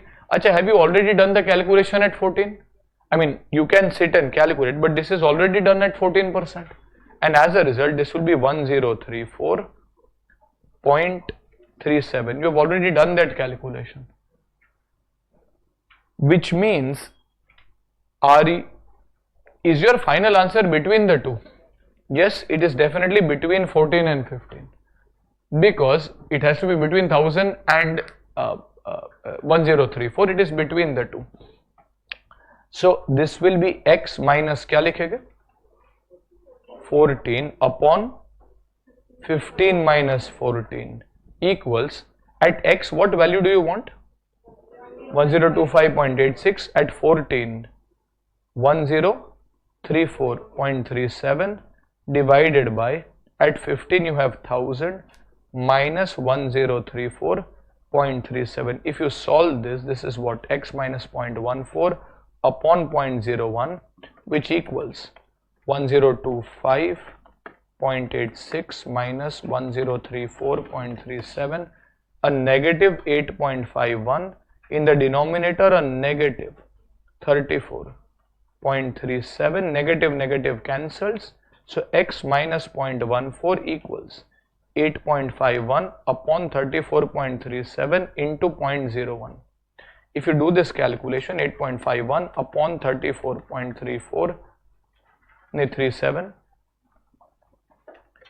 into 0.01, you will get 0.0025. So x is equal to 0.14 plus 0.0025, that is 14.25% return. What was your minimum required rate of return? 14. Are you getting more than 14? And that is why you should prefer to invest in such a bond. You want a minimum 14. This bond is giving you 14.25, and hence this bond, in any case, as you concluded earlier, is worth investing. Are we clear with this? So this kind of summarizes a lot of the adjustments that you have done earlier. So if you have to revise and you are out of time, this is the question you go to. Apart from this, और एक question आपका जो question number 5 या कुछ था, because there was half yearly, this question does not have half yearly adjustment. So if you revise question 5 where there was a QR code and you revise this question, then you have by and large covered all the workings that you have done in the earlier questions. There was nothing new otherwise. I mean, it's, but don't do this while you're doing the first and second revision. You can use all of this when you are preparing before your exams. Ideally, in FR we don't really do as much of detailing because you have enough days to prepare. So FR is much more bigger than AFM, but because you don't have the last 1.5 day pressure, you can start FR 5 days before your paper, 6 days before your paper, and complete everything. AFM, though a shorter subject, will just have 1.5 days. So ideally what I prefer is, what you should do is, there are certain questions like question 9 for example, which you have to refer in their entirety from start to beginning, even the day before the exam, because they cover multiple adjustments. Now there would be certain questions where there is one good adjustment, otherwise question में कुछ खास है नहीं, like question number 4 that we did. For example, in question number 4 there is nothing except for selection of 15 and 16. If you find that is good, ideally you should keep a highlighter handy, not just in this subject, in every subject other than FR. I mean, FR maybe आप कर सकते हो, but you in the last day you should ideally refer everything. What you should do is, you should ideally highlight this part in the question and their corresponding impact in the solution. That's it. So when you are revising the day before your exam, you will not read the entire question. You would have done 1 or 2 revisions beforehand as well. Don't use 20 different highlighters. People do that. पूरा तिरंगा बना देते हैं. वो नहीं करना. You use one good highlighter which signifies the last day preparation. दूसरा चीज आपको highlight करना है, करो. Let's say you take a green highlighter, you put that at the place in the question where you think there was a good adjustment, and exact place in the solution where there is the impact on that adjustment. ये सब छोटे छोटे questions हैं. आगे बड़े questions आएंगे, 3-3, 4-4 page चलेगा solution. So you will get lost when you are revising the last day.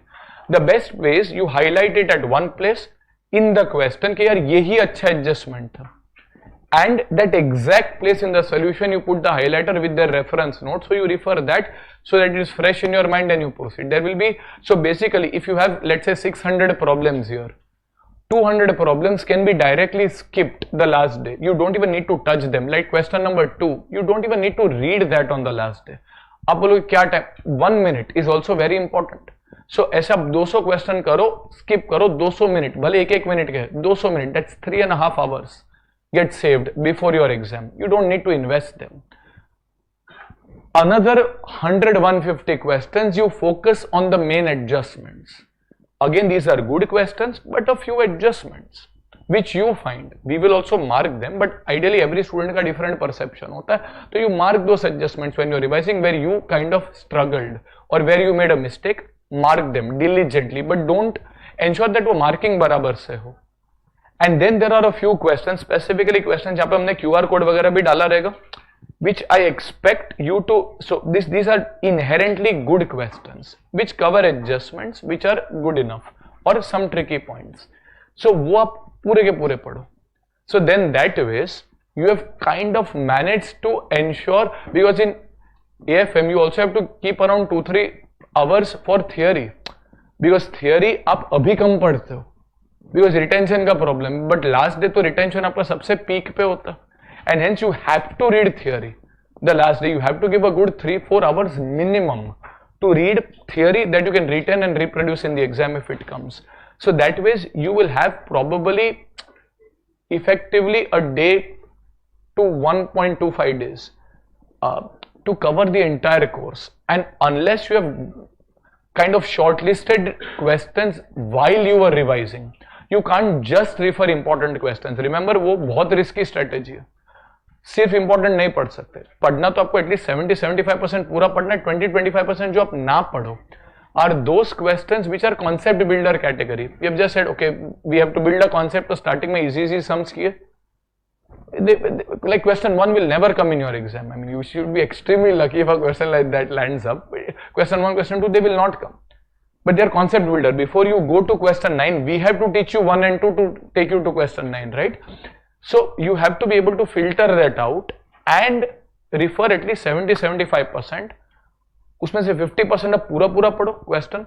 20-25% you will just mark the adjustments and refer those parts of the questions, and another 20-25% you can safely and with confidence skip, because these are just basic concept builder category, and hence ensure you do this in AFM or probably in other topics as well like DT where you are short of time and you are having adjustment driven questions, not just pure theory.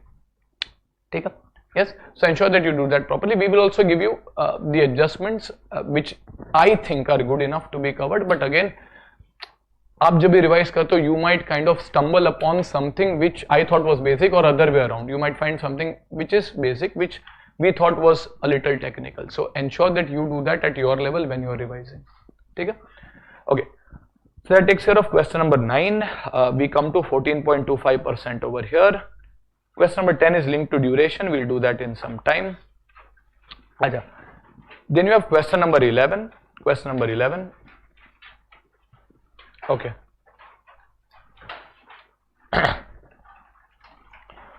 On 31st March 2013, the following information about the bonds is available. This is on 31st March 13. First, there is a zero coupon bond whose face value is 10,000. Maturity date is 31st March 23. That is how many years away? 10 years away. Coupon rate NA, obviously, because it is a zero coupon bond. And coupon date is also NA because it is a zero coupon bond. You will not pay coupons. अच्छा, इसके सामने I'll just go directly to the question that is there. Sub point 1 is pertaining to this zero coupon bond. आपके पास 4 sub questions रह गए. Every sub question pertains to every line item in the table. Sub point 1, if a 10-year yield is 7.5%, at what price will the zero coupon bond fetch on 31st March 13? It's a very basic question. The value of a zero coupon bond, its bond valuation. Value of a zero coupon bond is the present value of future cash flows. From year 0 to year 9, what are the cash flows? What are the cash flows? 0. directly you will get face value at the end of the 10th year. So that is what? 10,000 into the present value factor at what rate? 7.5% for 10th year directly. So this is 1 divided by 1.075 comes to, I think, 0.4852, and hence 4852 will be the price of the zero coupon bond. Straightforward. Acha.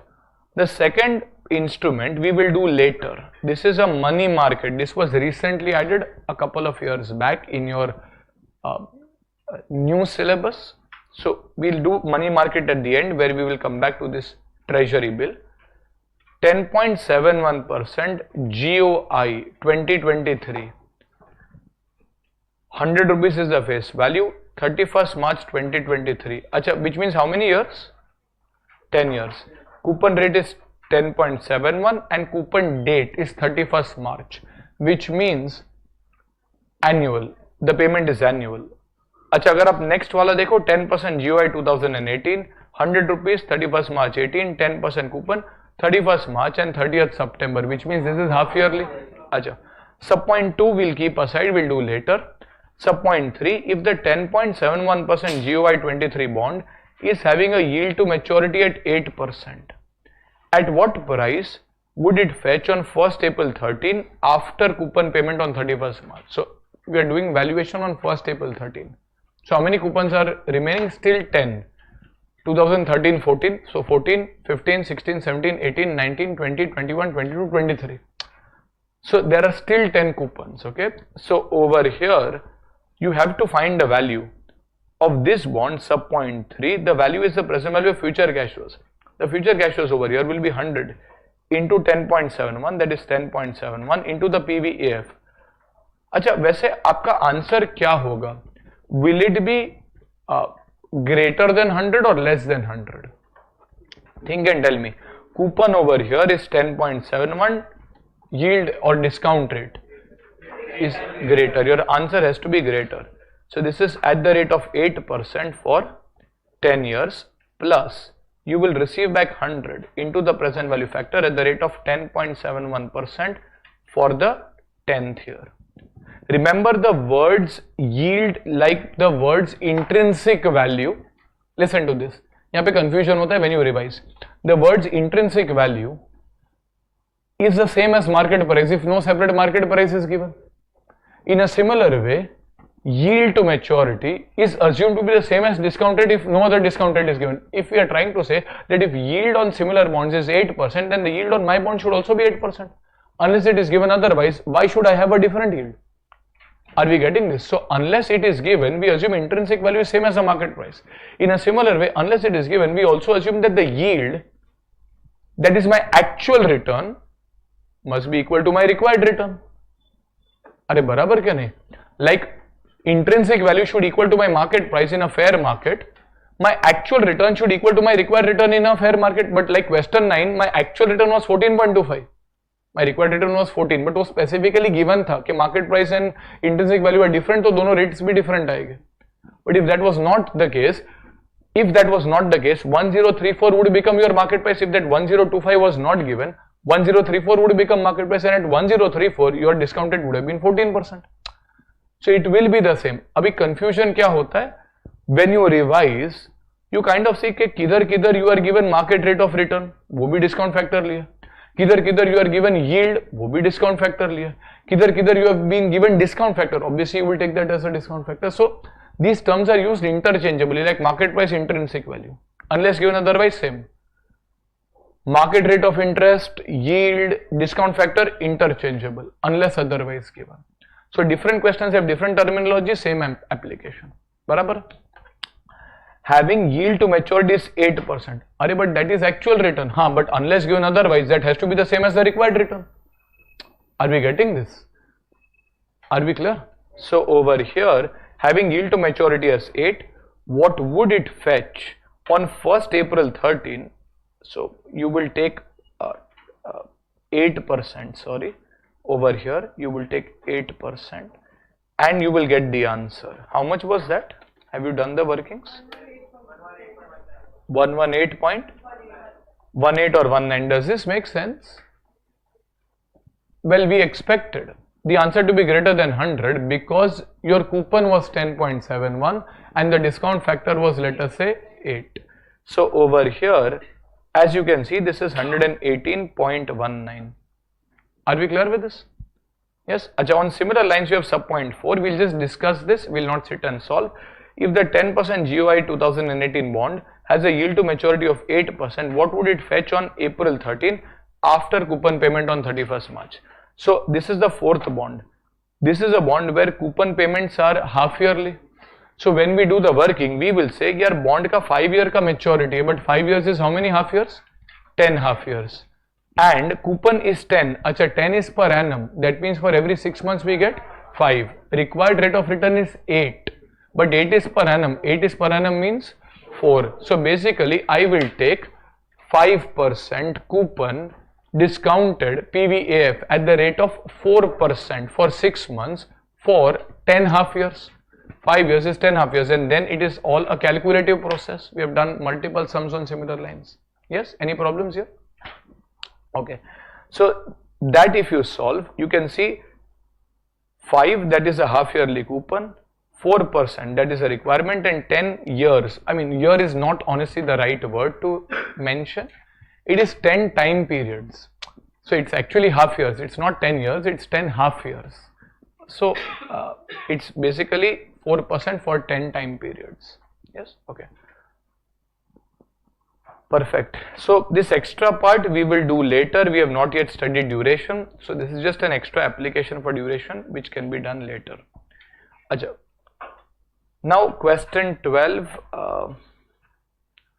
Again, we'll first finish off question number 13. Okay, go to question number 13.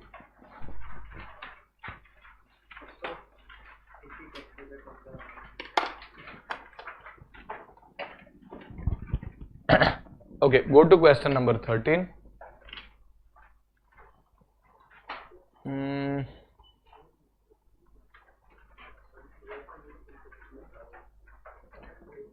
Okay, a 5-year bond with an 8% coupon. A 5-year bond with an 8% coupon and maturity value of 1000 is currently selling at 925. What is its yield to maturity? Also calculate the current yield and the realized yield. We'll see what is to be done with the realized yield, but for the timing, try to find the yield to maturity and current yield in fair on your own, please. Try to calculate the current yield to open and shut case. I mean, current yield we can do to, I mean, you can try it once. Yield to maturity, calculate, and then we'll see what is to be done with the realized yield.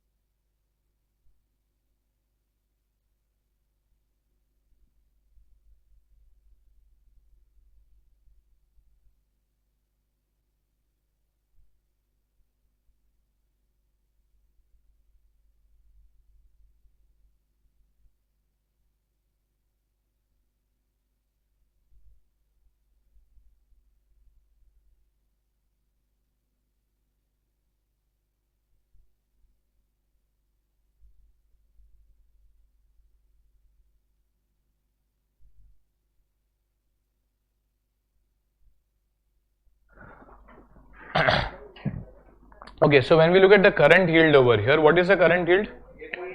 This is 8% of 1000, that is 80 divided by 925.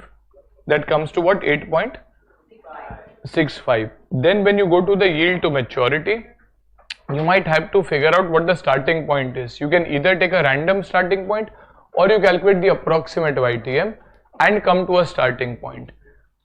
On the face of it, since the market price is 925, coupon rate is 8%, your discount rate is highly likely to be greater than 8. तभी ही आपका market price will be lower. So you can probably start at 10 as well or some other number as well, and you can do trial and error. So over here, let's say this, if you do the shortcut, it comes to around 9.87% using trial and error. If you start at 10% using trial and error, you get 924.16. For all practical purposes, okay, you can stop over here. 924.16 for all practical purposes is same as 925, and hence one can approximate and say that ठीक है यार 10% है. But for mathematical accuracy, if you want to go ahead, you can say okay, 925 is slightly higher. You have a number lower than 925. You take another number higher, which means you take the next value that is at 9%.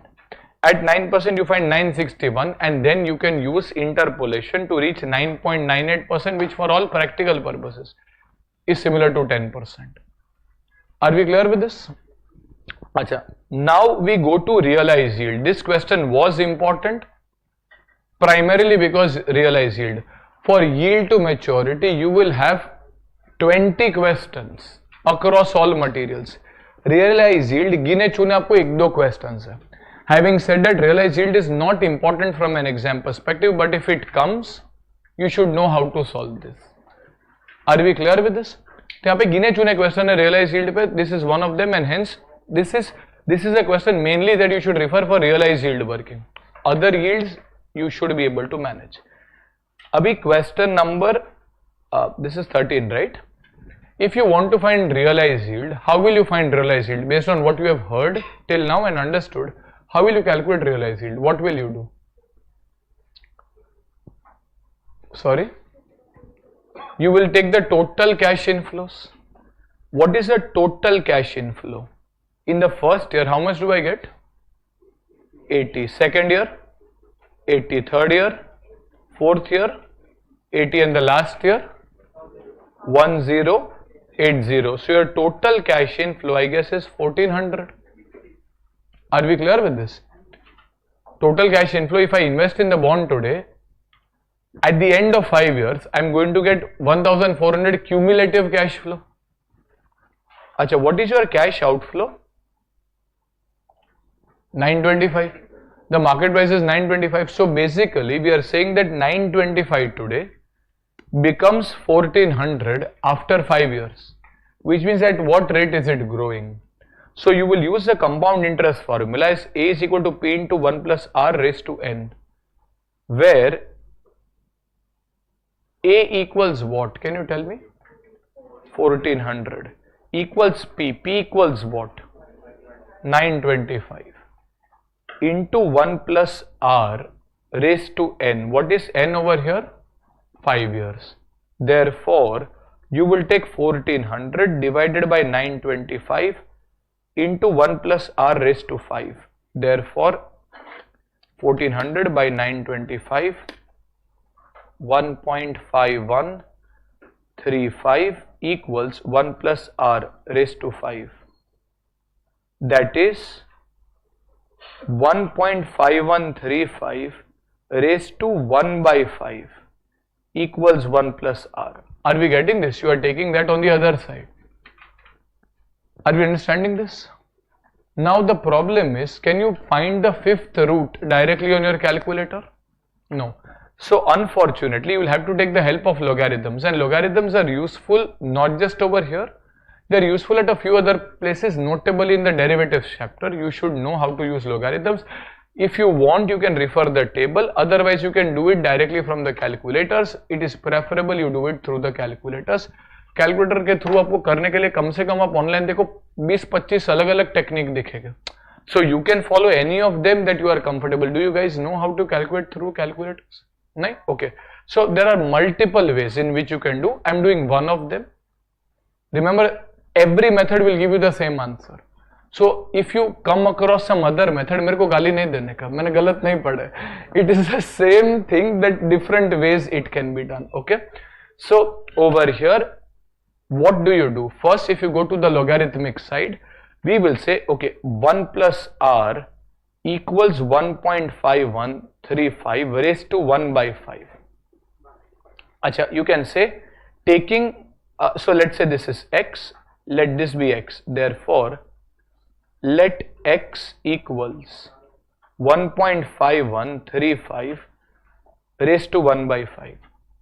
Acha, now what you can do is you can take log on both sides. Taking log on both sides. Let me see if you remember. You have log of x. This becomes what?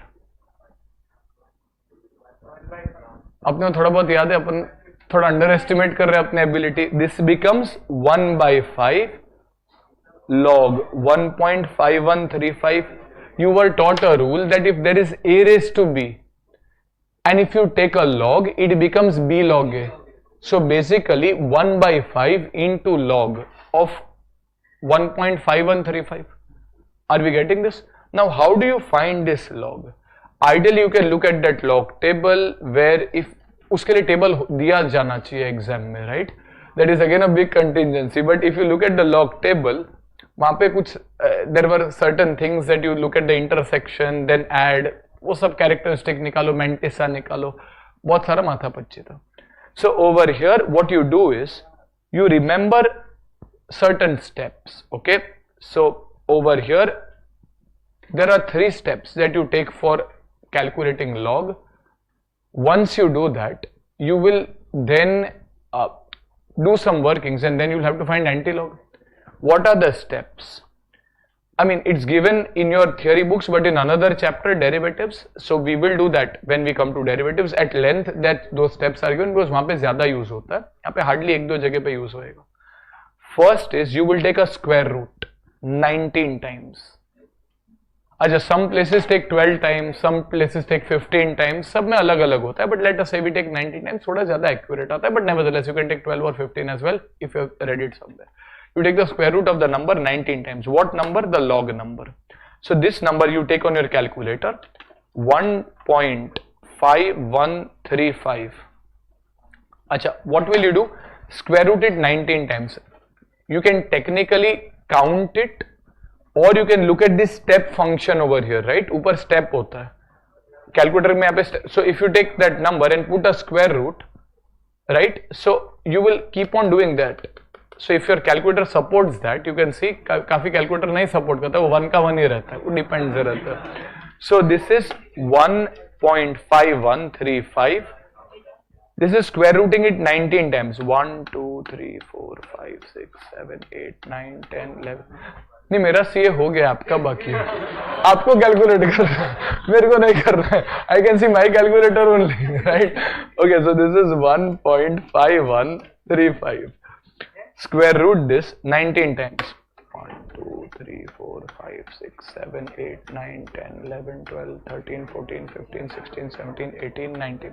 अच्छा, you will ideally see a number. Please pay attention. आपको अभी log you will have to, in fact, in your AFM, जो school and college में अपन गाली देते हैं ना, ये सब हम क्यों पढ़ रहे हैं? Standard deviation, regression, correlation, logarithm, everything will come. Okay, so everything from correlation, regression, standard deviation, covariance, everything will be applied at length in your AFM. So कुछ तो use था आपने जो पढ़ाई किया है उसका. So पढ़ाई नहीं है अपन, चलो, that is even more important. So over here it is 19 times. You will see a number ending 79044. For example, second step over here would be you will deduct 1. Usually in logarithms you deduct 1. If you even faintly remember, for calculating characteristics in logarithm you deduct 1. So minus 1, you see a number 0.0079044. It is the same thing. Third, you will have to remember a number, an actual number 227. 695. ऐसा गिने अपने कोई crush का phone number, right? वैसे याद रखना ही पड़ेगा अपने को. It is like pi. You remember pi 22/7. You have to remember that number. It's a mathematical, like e का भी एक नंबर हुआ करता है 2.718. These are numbers. I mean, so this is like a fix number. 227695. थोड़ा प्रैक्टिस करेंगे, याद रह जाएगा. So you have 227695. Multiply that. So you multiply 227695 and you see on your calculators, I think 0.1799 or I think 0.18 or something आ जाना चाहिए, right? Okay, just a second. So if you look at 0.1801 approximately. So this will give you the log values. So if you round off, it is approximately. So this is your log value. Remember, if you understand and remember, understand to chhod de. Remember the steps of log. If you remember the steps of log, anti-log is anti, which means it is exactly opposite of log. So what you did for log, exactly opposite happens for anti-log in exactly the opposite sequence as well. So over here, आपने 0.18 find किया. We'll do some practice as well. You should be able to kind of calculate it very easily. अभी आपको थोड़ा daunting लग रहा है, but it will not be a problem. Log will flow very smoothly for you. By the end of this course, it will go very, very smoothly. So over here, this is, for example, 0.18 divided by 5. That's approximately 0.036. Okay, but this is not what you wanted. You wanted x. What you have found is log x, and hence you have to remove the effect of the log, and hence हमें क्या करना पड़ेगा? To find x, we will have to take the anti-log, that is 0.036. Now, when you look at these three steps, we are going in exactly. So this is for log. If I want to do anti-log, I will go exactly opposite, in the sense जो सबसे last मैंने किया वो मैं सबसे first करूंगा. So over here this is 0.1. What will I do? 227695. You guys tell me, क्या करेंगे अपन? Divide. For log you multiplied, for anti log you divide. It is exactly the same sequence. अच्छा, आप क्या ले रहे हो कैलकुलेटर पे? 0.036 divide by 227695. You see a number on your calculator ending I think 1581. अच्छा, tell me, guide me. Second step आप क्या लोगे अभी? Add. That's right. You will add. Take the opposite action. 1 for logarithms. You had subtracted. Here you will add. So this is add 1. So this is plus 1. And third is squaring. That is into equal to. Don't do equals to equals to equals to. Do into equal to, into equal to, into equal to. How many times? 19 times. So over here, whatever you get, into equal to. So that is 2, 3, 4, 5.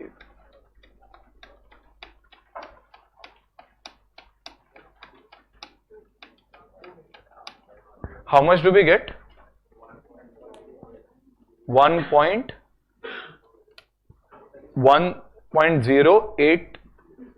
ये आप solution देख के बोल रहे हो? Calculate किया, right? Okay, so this is 1.0864. So again, this is a process driven thing. A few times you practice and it will flow very, very seamlessly. Don't need to worry about that. But fundamentally, you have to silence please. Fundamentally, this will be, let's say, 1.0864. What was this? This was x. X was basically, if you go to see, x यहाँ पे क्या था? X was 1.5135 raised to 1 by 5. We have found the answer, and that is, so that is 1 plus r equals 1.0864. Therefore, r equals 0.0864. That is 8.64%. So this will be your realized yield. The problem here arises when you are not raising two items like 4 or 2 जिसका आप easily square root calculator पे कर सकते हो. If you are not able to do that, you will have to use logarithms. For logarithms, step number 1, you take the square root 19 times. Step number 2, deduct whatever you see 1 from that. Step number 3, multiply 2 to 7695. Once you remember these 3 steps, you can't go wrong on the antilog. On the antilog, you go exactly opposite in the exact opposite sequence. The mathematical operations are opposite, that is, जहाँ पे multiply हो रहा है you divide, जहाँ पे deduct हो रहा है you add, जहाँ पे square root हो रहा है you take a square. Mathematical operations are opposite as well as the sequence is opposite. That is, you first divide 2 to 7695, then you add 1 and then you do an into equal to, and you should be getting your answer directly through the calculator rather than going through the log table processes. An examiner will never know कि आपने log table देखा है या फिर calculator से किया है, right? So some students say, sir, but if log tables are given, समझेगा कैसे? You are doing exactly the same operations, right? I mean, you are writing the log values. You don't have to do anything from the log table that you have to write. So whether you do it on the calculator or even if log tables are given in your main exams, you can directly still use the calculator for a faster approach. Once you remember this, it's much more easier as compared to going it through the log table route. Okay? So this is your realized yield and this is what I want you to revise. जैसे ये case में, when you are practicing, you will just highlight the realized yield working and you will say कि भाई realized yield यहाँ पे है, I have to just revise this when I'm looking at this question rather than going through the entire stuff. Are we clear with this? Okay, so that takes care of the realized yield working. Okay, next you go to question number 14. Go to question number 14. There is a 9% 5-year bond issue in the market. The issue price is 90 and the redemption price is 105. For an investor with a marginal income tax rate of 30%, now tax comes in. For an investor with a marginal income tax rate of 30% and capital gains tax rate of 10%, assuming no indexation, what is the post-tax yield to maturity? Now in all the other problems and all the future problems as well, tax does not come into play. But here in this question, we have been categorically told to find the post-tax yield to maturity. How will you find the post-tax yield to maturity? I mean, yield to maturity is trial and error, IRR method. But how will you find the post-tax yield to maturity? Will we do it in the exact same way as we did the regular yield to maturity? What will be the difference?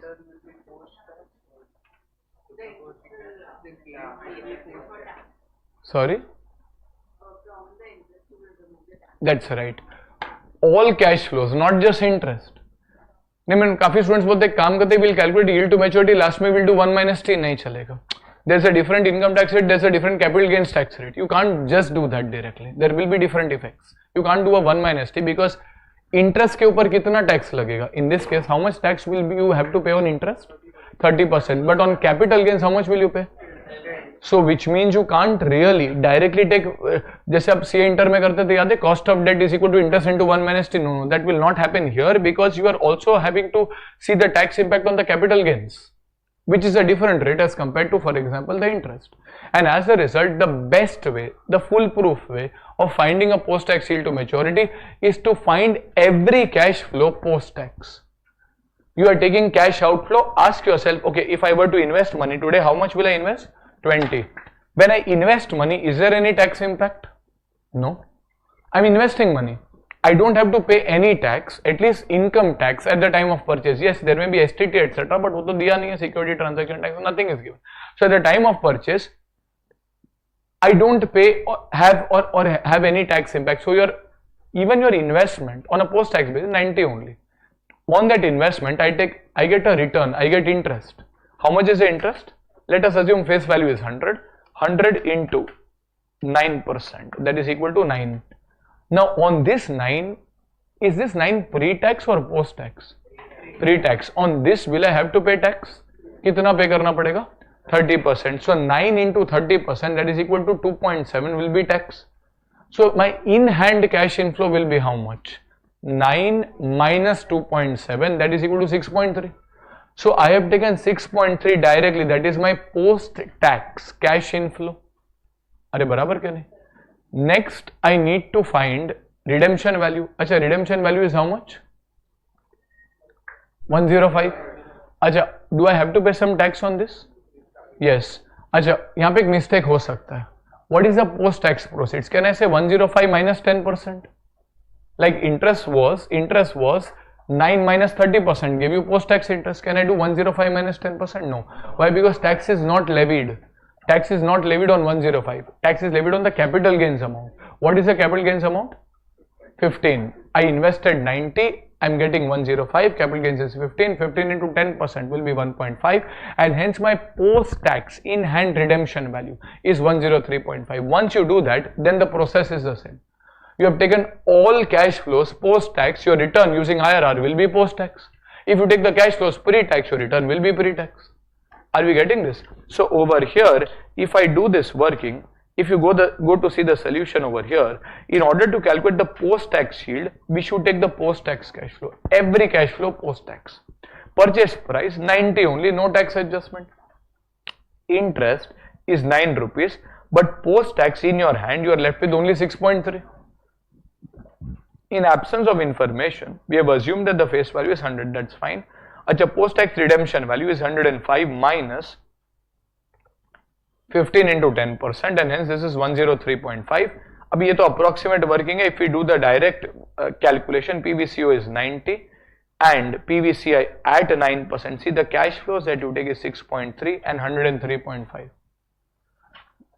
Then the entire YTM process is the same.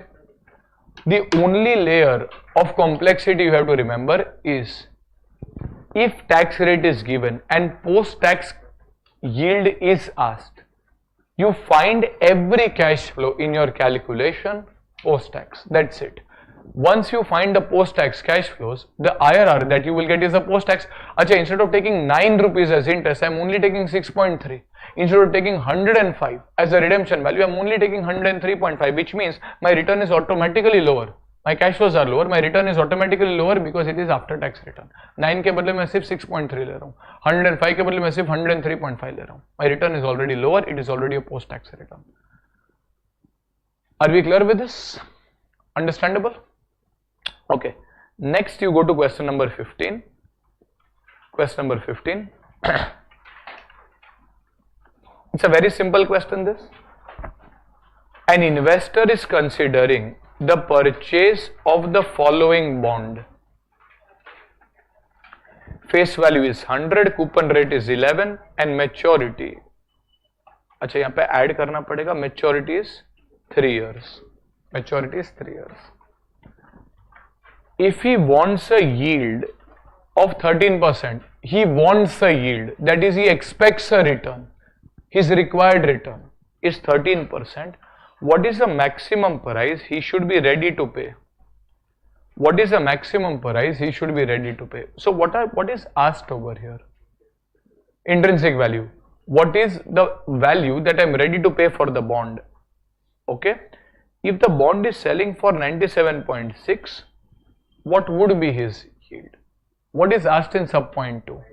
YTM, the yield to maturity point 1 asks you to calculate intrinsic value, considering 13% to be your required rate of return. How much should I be willing to pay?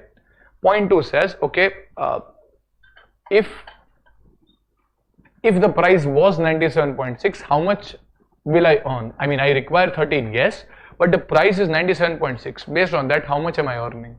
Okay, so sub point 1 कैसे calculate करेंगे? Sub point 1, value of the bond is the present value of future cash flows. What are the future cash flows? 11 rupees. Achha, will your answer be greater than 100 or less than 100? Less than 100. Perfect. Coupon rate is 11, required rate is 13, answer is less than 100. Perfect. 100 into the PVAF, you will discount it at what rate?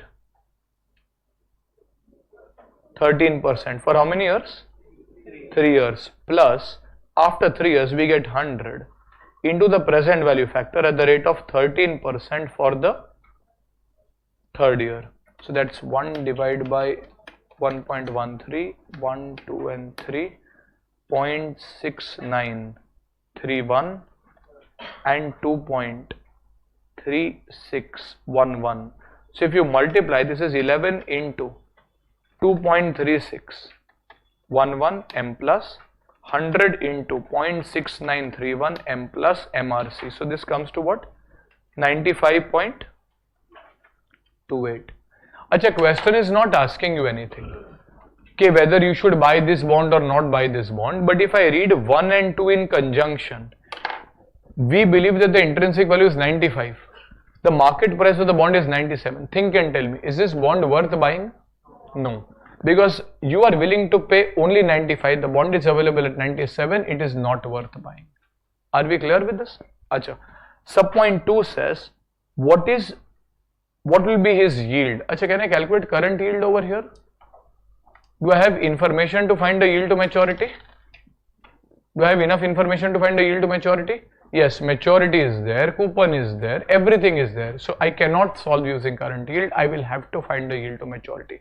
अच्छा, यहाँ पे problem होता है. If you are not very clear on the terminology, ना, when you see this, like यार कौन सा yield पूछा है? If nothing is given, it is always yield to maturity. If information is not available, like in question 6 sub point 1, term to maturity was not there. In which case would you go to the current yield or some other data? Okay. So over here, do we already have the working at 13%? Achha, at 13 it is 95. Now I need to go to 97.6. So should I increase or should I decrease? I mean, okay, let me be clear. Should I increase the present value or decrease the present value? Increase the present value. I need to go above 95. But if I need to go above 95, what do I need to do? Decrease the discount rate. So we will take, let us say, 12%. So this is 11 into, let's say, 1 divided by 1.12.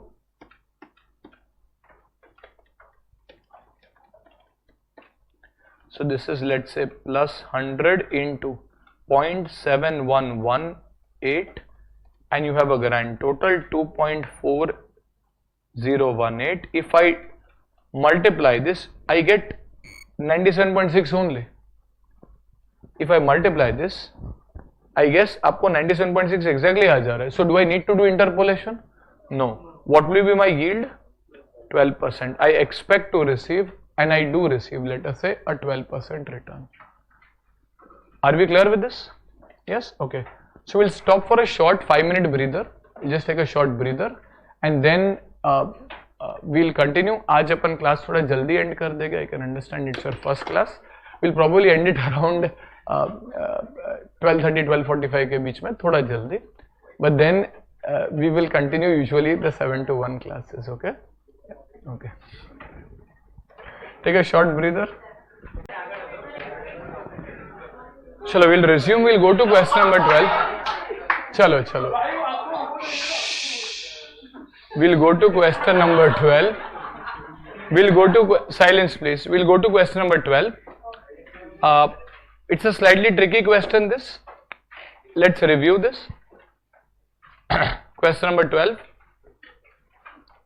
Now, MP Limited issued a new series of bonds on 1st of January 2010.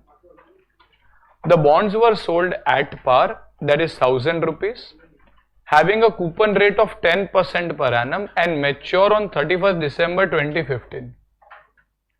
The coupon payments are made semi-annually on 30th June and 31st December each year.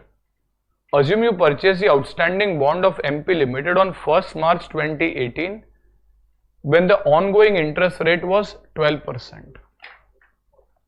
What is the YTM of MP Limited bonds as on 1st January 2010? Second, what amount should you pay to complete the transaction? Of that amount, how much should be the accrued interest and how much would represent the bond's basic value? First, we will focus on subpoint 1 only. Okay. So, if we review this question,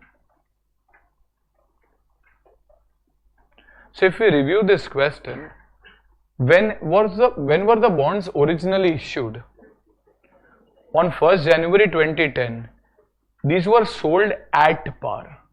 Sold at par meaning what must be the issue price? 1000. What is the face value? 1000. Having a coupon rate of 10% and mature on 31st December 2025. So from 1st January 2010, maybe around 15 or 16 years. So over here, this is your total tenure. The coupon payments are made semi-annually on 30th June and 31st December. So this is probably 16 years. अगर आप actually count करो 2010 is the full year. Then from 11 to 20 and then another 5 years. It's a total of 16 years. And coupon payments are made twice each year, that is 32 half years. Assume that you purchase an outstanding bond of MP Limited on 1st March 18. So you purchase it somewhere in the middle. When the ongoing rate of interest was 12%, this was the position on 1st March 18. What is the question asking you? What was the YTM of MP Limited bonds on 1st January 10? You may not have purchased these bonds on 1st January 10, but what must be the yield according to you on 1st January 10? Sorry? Can you calculate it? Do you need to do trial and error? Why no? Why? It is sold at par. Very nice. So I said, जैसे वो दो तीन relationships थे, this is something that you need to know. The moment the question says that the bond is sold at par, that means the coupon rate and the discount rate must be the same. So what is the coupon rate? 10%, and hence what will be the discount rate? Also 10%. On this must be the required rate of return on 1st of January 2010. Now, can this rate change or will this remain constant? In the market, can the discount rate keep on changing? Yes. In 2018, the rate now becomes 12%. Maybe over the next 7-8 years, the rates have changed. It is now 12% and you are entering the bond on 1st of March 2018. Now, this is the one and the only problem, only question where you have an odd date problem. Usually every question that is there in the study material, RTPs, MTPs, main exams, you are purchasing usually on a logical date. Logical date यानी let us say आपका interest payment हो गया है and now the next interest payment is 1 year away. So you are buying on 1st April, the next interest payment is coming on 31st March. Are yes or no? But is it necessary that you buy on 1st April only? Can you buy on any other date as well? Now here the problem arises that when you do such odd date problems, when you do such odd date questions, how will you find the value? The value of a bond is still the present value of future cash flows. Now usually if for example you had to do the valuation on 1st of January 2000 and let us say 18, or you had to do the valuation on 1st of July 2018, this should be manageable because the next interest payment is exactly 6 months away. But here when you are acquiring on 1st March 18, the problem is that the interest on 30th June is 4 months away. After that, every interest payment is 6 months away. But that first interest payment that comes is 4 months away. So what does ICAI do over here? What ICAI does over here is, it says forget this odd date of 1st March. You do the valuation at a logical date, either on 1st July or on 1st January. Either of the cases you can do. Your answer will slightly differ due to approximation, but otherwise you can do either of the two. So institute क्या बोलता है? Let us assume you were not asked to find the value on 1st March. Actually you have to find the value on 1st March and you will go back to that. But let us say you were asked to find the value on 1st of July 18 or let us say 30th of June 18. Are we clear with this? How will you find the value of this bond? Can you say that the value of this bond is the present value of future cash flows? What are the future cash flows? From 1st July 18, what are the future cash flows? Well, the first cash flow will come, for example, on 31st December 2018, then 30th of June 2019, 31st December 19, and so on and so forth. Acha, what is the annual coupon or what is the semi-annual coupon? 10%. 10% of what? 1000. 1000 into 10% into what? 6 by 12. That comes to, so this comes to, let us say 50. Acha, this 50 will continue for how many installments? This will continue till 31st December 2025. The bond is maturing on 31st December 2025. The value of a bond on 1st July 18 on 1st July 18 will be the present value of all future interest payments. Does this make sense? Acha, so how many interest payments are there from 1st July? Acha, apart from that, on 30th June 2018 also will you receive an interest payment? Yes, but we will add that separately because वो तो directly आपको 50 मिलने वाला है. Are we getting this? So if I have to do the valuation on 1st of July 18, if I have to do the valuation on 1st July 18, how many time periods are there? Let us say, I mean, you don't need to write so many, but let us say, just that it is clear, 30th June 2020, then 31st December 2020, and so on. So you will have 2019 के दो interest payments, 20, 21, 22, 23, 24, 25. There are 7 full years. 7 into 2. How many half years? 14 half years. That is from 2019. But apart from that, on 31st December 18 also you are going to receive, and hence how many half years are remaining? So that is, you are going to have from this date 15 half years. 15 half years. That is 31st December 2018 to 31st December 2025. If you want, you can calculate those half years. So the value of a bond should be the present value of all future cash flows, so B0. The value of the bond on 1st July 18 will be 50 rupees into the present value annuity factor. What will be the discount factor you will take? Read the question and tell me what is the discount factor. Coupon rate is 10%. 10% per annum is 5% for 6 months. What is the required rate of return when you are purchasing? 12%. 12% per annum is actually 6%. So this is 6% for how many time intervals? 15 plus 1000 that you will receive at the 15th time interval. 6% for the 15th time interval. And as a result,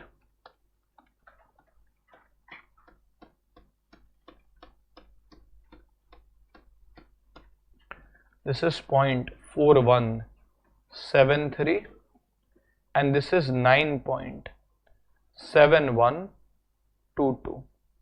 So this is, let us say, 50 into 9.7122 m plus 485.61 plus 1000 into, so this is 417.3,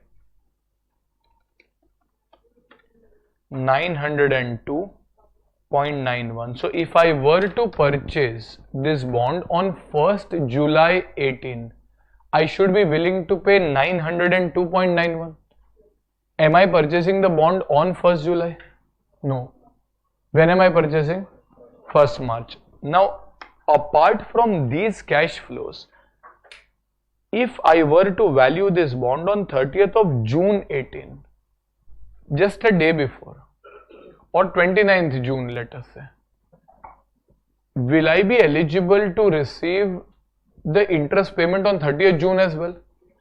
Yes, okay, so if I do the valuation on 30th June, I will get 902.91. What do I do? Plus or minus? Plus 50. Acha, if you remember in your CA Inter, what you studied about bonds, investments, etc. is, if you are a shareholder or a bondholder on the record date, have you heard these words? Record date is 30th June. If you were a bondholder on 30th June, irrespective of when you purchase the bond, whether 1st March, 1st April, 1st May, 1st June or even 29th June, it does not really matter. You will get the entire 50 rupees of interest. ये ध्यान है अपने को. And hence, I am getting 902.91 का value if I buy on 1st of July because the value is present value of future cash flows. 30th June का cash flow already हो गया. However, if I go a day back, 30th June का cash flow अभी भी बाकी है. And hence, to the seller of the bond, I will have to pay for the future cash flows, but I will also have to pay for the 30th June cash flow. He held the bond for entire 6 months. On the record date, you are buying the bond. So he will forego his 50 rupees, and hence, the value of the bond is the present value of future cash flows. On 30th June or on 29th June, for example, 50 rupees is remaining, and then all the other 50 rupees from 31st December also should be considered. Are we clear with this? Okay, so this will come to 952.91. Are we clear with this? This is the amount you should be willing to pay. This is the amount that you should be willing to pay on 30th June. Again, are you buying on 30th June? No, when are you buying? 1st March. So is 952 on 30th June the same as 952 on 1st March? No. So what will you have to do? Present value. So you will have to find the present value for how many months? For 4 months. March, April, May, June. So over here present value of B0 would be 952.91 into 1 upon 1 plus 0.12. Acha, 12% is the rate that you require for differences of 12 months. Is the difference for 12 months? No, difference is for how many months? 4 months. So into 4 by 12. So we will say that, okay, if the cash flow is 4 months away, the time value adjustment would be, for example, 12% into 4 by 12, that is equal to 0.04, and hence this will be 952.91 into 1 upon 1.04. This number comes to how much is that? 916.26. Are we clear with this? So what have we done? At least as per institute's method, I am not saying this is the only method possible. You can use other methods as well.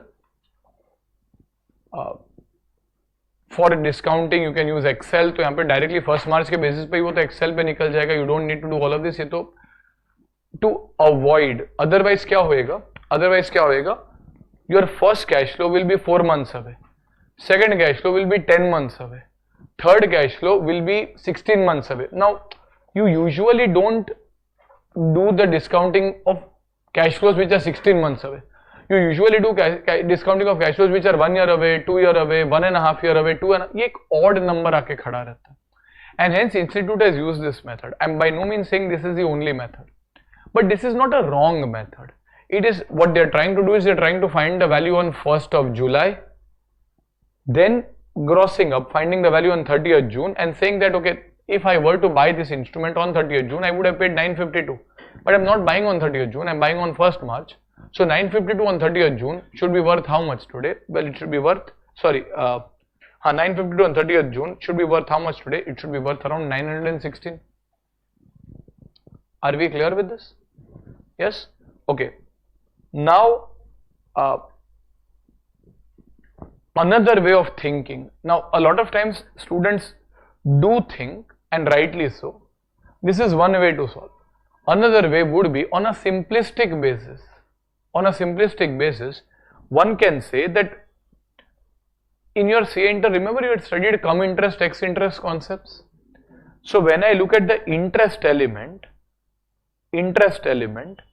the seller of the bond would recover some interest from me. Acha, ideally, the interest from 1st January to 1st March, that is of 2 months, actually belongs to the seller because I never held the bond for the first 2 months. But the interest from 1st March to 30th June, that is for 4 months, belongs to, let us say, the current investor. Are we getting this? So when I am paying 916, I have considered the entire 50 that I am receiving, right? I have considered this entire 50. But it is reasonable to believe that the seller would have recovered from me compensation for the 2 months of interest. So when I am saying that I am paying 916, that is including cum interest of the first 2 months. अच्छा, इसके आगे के जो भी 15 interest payments है, I will only be the holder. तो मेरे हक का ही है वो. I will be the holder, I will get interest. However, in the first case notably, the 50 rupees that you are receiving, out of that 50 rupees, interest attributable to the first 2 months is belonging to the seller. seller would recover that from me, and as a part of 916 that must be included, and hence we try to find that. We say okay, 100 into what was the rate, 10% into 6 by 12, that is the payment 50. Out of this 50, the first 2 months of interest and last 4 months of interest. The first two, remember how do you find the X interest price? X interest याद है आपको? X interest price is come interest price minus interest. So over here, what is the interest you subtract? Do you subtract the entire 6 months interest? No. Do you subtract the entire 4 months interest? No. How much interest do you subtract? 2 months interest. So this is 50 for 6 months. Then 2 months के लिए कितना होगा? This will be probably 50 into 16.67. अच्छा, ये करने का actually जरूरत था ही नहीं. Why did we do this? Because the question asked you, how much should you pay to complete the transaction? Well, we will pay around 916 to complete the transaction. Question would have ended here. Of that amount, how much should be attributable to accrued interest and how much should be attributable to bonds basic value? आपको समझ में आ रहा? Because this second sentence is asked, I am trying to find the X interest value. Ideally, the value of the bond is the present value of future cash flows. I will take the future cash flows up to 30th June, then discount it, come into 916 and I'll pay 916, matter closed. The question tells you that out of this 916, how much is attributable to accrued interest and how much is attributable to bonds basic value. So 916 is the total amount that you are paying to complete the transaction. Out of that, so that is come interest price. Out of that, some part of it is attributable to interest, which is equal to 16.67. And hence the remaining part is attributable to the bonds basic value. So basically, if I had to find the X interest price, that is the come interest price of 916.26 minus 16.67 as per ICAI. So over here 916.626 minus 16.67, that is around 899.59. So that is the bonds basic value, approximately 900. Another approximately 16 or 17 attributable to interest, and hence you are paying a total of 916 point something. Are we getting this? समझ में आ रहा? So this is an odd date question. The only place in all your material that you find an odd date question is this. What does ICAI do in an odd date question? It first finds the value at the cutoff date. What are cutoff dates? 1st January, 1st July. So these are cutoff dates. Logical dates, every payment being 6-12 months away. Once you find the value at the cutoff date, you will just do that 3-4-2 months जो भी है adjustment and find the value of the bond. Your question ends over there. ये interest वगैरह का adjustment इसके लिए कर रहे हैं because question is specifically asking us, question is telling us so the amount to be paid to complete the transaction is 916. On 1st March, interest for the months of Jan and Feb would have accrued but would not have been received by the seller, and hence we need to pay the price of the bond as well as interest. Out of this, 16.67 is the interest and hence the remaining is the bonds value. So basically come interest price minus interest will give you the X interest price. Are we clear with this? Are we clear with this? Yes? Okay. So as we say over here, this is something जो आपको ध्यान रखना पड़ेगा. We have given a reference note as well that what do you do in case there is an odd date adjustment. So are we clear with this? Okay. That takes care of question number 12, a slightly problematic question. Next you have 16 and 16 we can do in some time. Okay, now you go to the concept of forward rate. So we are done largely with the bond yield. Okay, अभी अपने को एक दूसरा type of rate समझना है, and these rates will come at length when you do interest rate management chapter, the last chapter. Now what do you mean by forward rate and how do you differentiate the forward rate with your what do you say, yield to maturity. What is yield to maturity actually? Please listen to this carefully. Yield to maturity is the actual rate, okay, which is done on an average basis. Let us say you go to a bank and you put a 1 year fixed deposit. Let us say the bank is agreeing to pay you a 10% return. You put a 2 year fixed deposit. Bank agrees to pay you 12% return. And a 3 year fixed deposit, let us say bank agrees to pay you a 13% return, for example. Is that possible? यहाँ पे rising interest rate, it can also be falling interest rate. Just for my knowledge, when I decide कि मेरे को पैसा 2 year के FD में डालना है, in which case in the first year I will get how much? Think and tell me. If I put money in a 2 year bank fixed deposit at the rate of 12%, in the first year I get how much? Do I get 10 or do I get 12? Common sense. Sorry? If I put money in a 2 year bank fixed deposit, CA course यही करता है, जो सबसे आसान question होता है अपन कुछ और सोचते हैं. If I put money, let us say today, in a 2 year bank fixed deposit at 12%, how much will I get in the first year? 12 or 10? For all you know, I don't even know what the rate in the 10% rate for the first year is. So basically, if I put a 2 year fixed deposit at 12%, then in the first year I will get 12. In the second year also I will get 12. Are we getting this? So that is perfect. Which means the average return on a 2 year deposit is 12% return. My yield to maturity is on an average 12% per annum. Understanding? Now, what is the concept of a forward rate? Acha, if I were to put money in the same bank on a 1 year deposit, then how much will I get? 10. Which means if someone asks you, what is the rate of interest prevailing in the second year? अंग्रेजी समझो बराबर से. What is the rate of interest prevailing in the second year, not over 2 years? Yes, rate of interest over 2 years is 12% per annum in the first year, 12% per annum in the second year. But if someone asks you, forget the first year. If I want to put a deposit after 1 year for a period of 1 year, समझा आपको? Let's say you are studying right now, so you say यार 1 साल के लिए कुछ नहीं. After that, I want to invest money after 1 year for a period of 1 year. That is second year.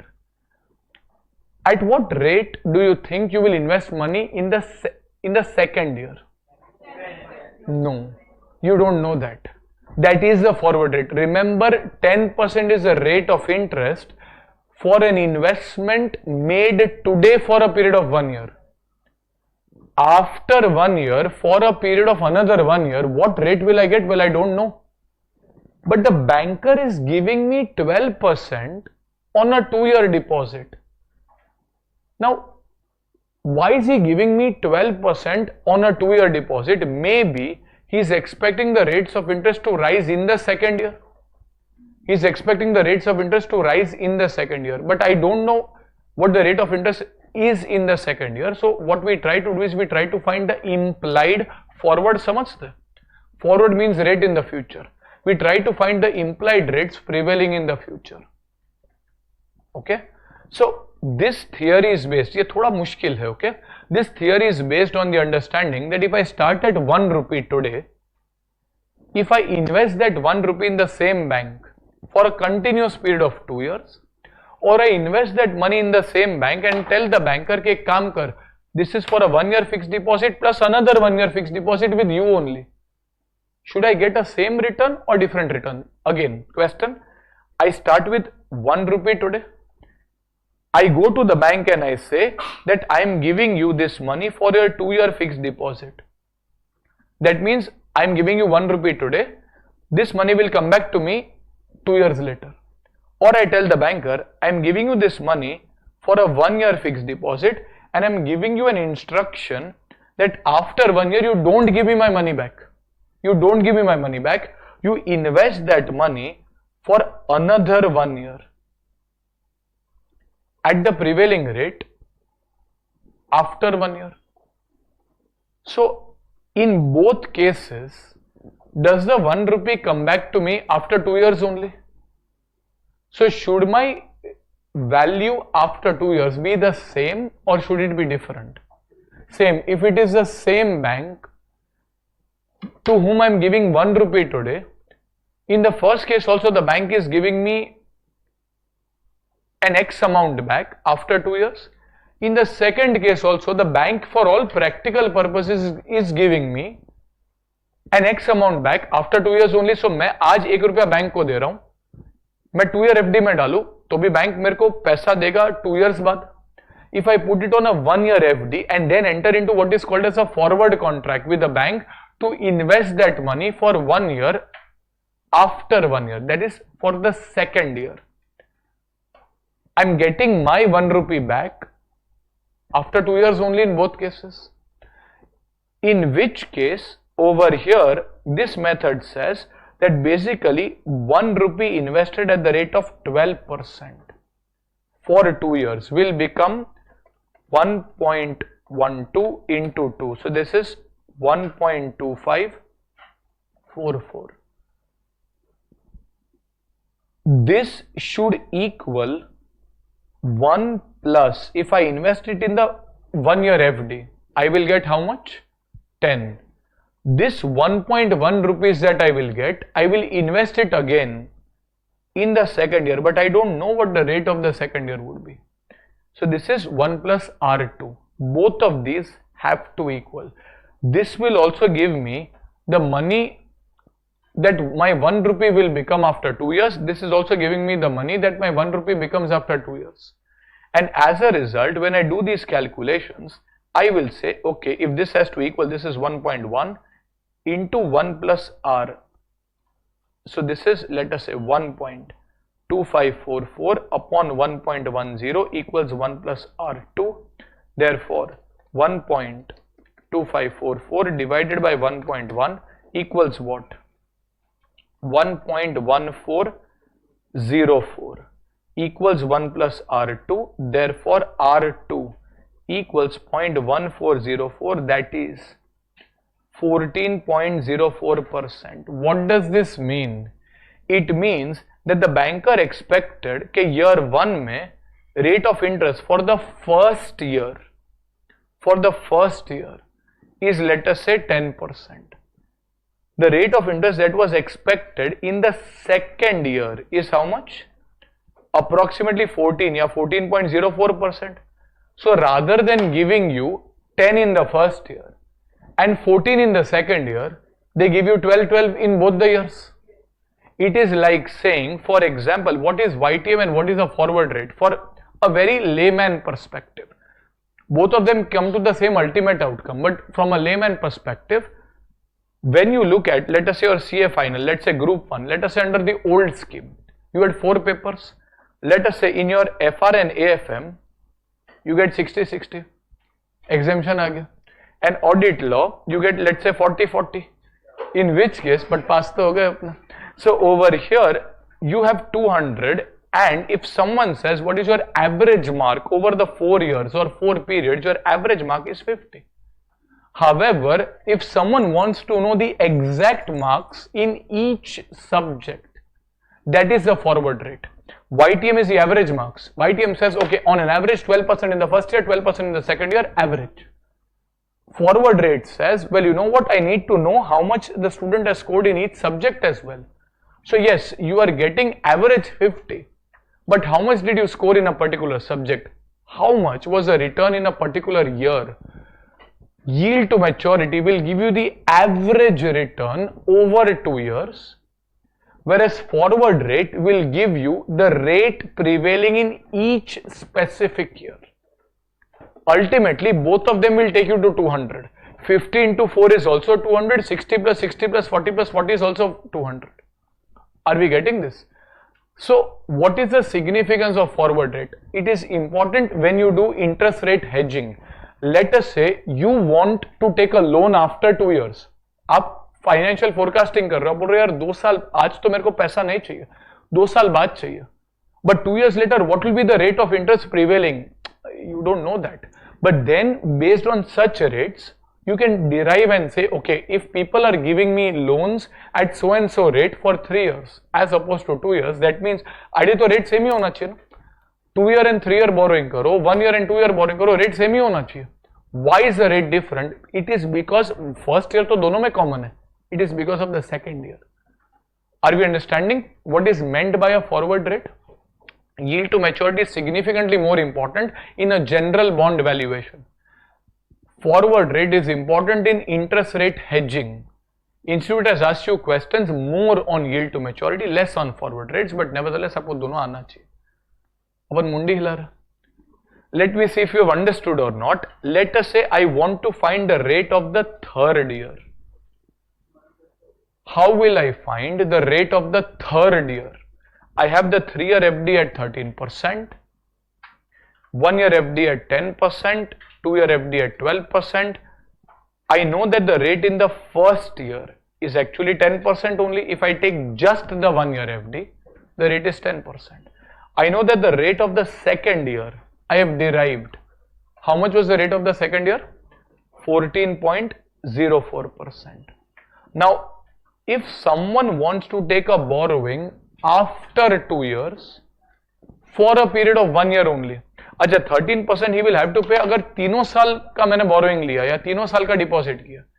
I don't want for all the 3 years. I just want for the third year. Are we understanding this? How will you calculate this?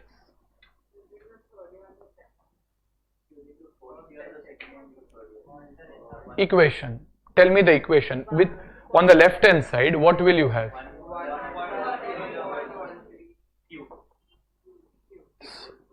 Sorry, come again. 1 plus 0.13, okay, raised to 3. So I'm telling that 1 rupee today becomes how much after 3 years? Okay, so that is my left hand side.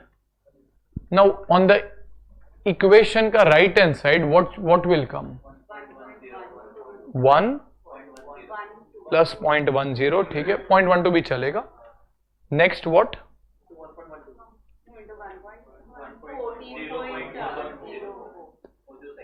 Okay, second year, that is 0.1404 into 1 plus R3. Okay, this is one method. There is another method which will give you exactly the same answer, but you can do either of the two. So over here, what am I saying? I'm saying I started with 1 rupee and I'm getting back that 1 rupee after 3 years. I started with 1 rupee and I'm getting back that 1 rupee after 3 years. That becomes how much? Well, that's 1.1323. That is 1.4429. Let us say this comes to 1.4429. Alternatively, on the right hand side as well, I start with 1 rupee. I get back that 1 rupee after 3 years only. In both cases, from the same bank, I am getting back 1 rupee after 3 years. Then hence, ideally the value should be same. अच्छा, काफी लोग बोलते हैं कि sir नहीं हुआ तो we will study in the interest rate chapter. There will be a concept of something called as arbitrage. Have you heard about arbitrage? Risk less profit. Without taking any risk, you can earn a profit if they are not equal. It is like saying ideally BSE, Bombay Stock Exchange, and NSE, National Stock Exchange, are two stock exchanges which are different. Do you see that the price of shares are almost the same on both exchanges? But ऐसे कैसे, दो तो अलग market है.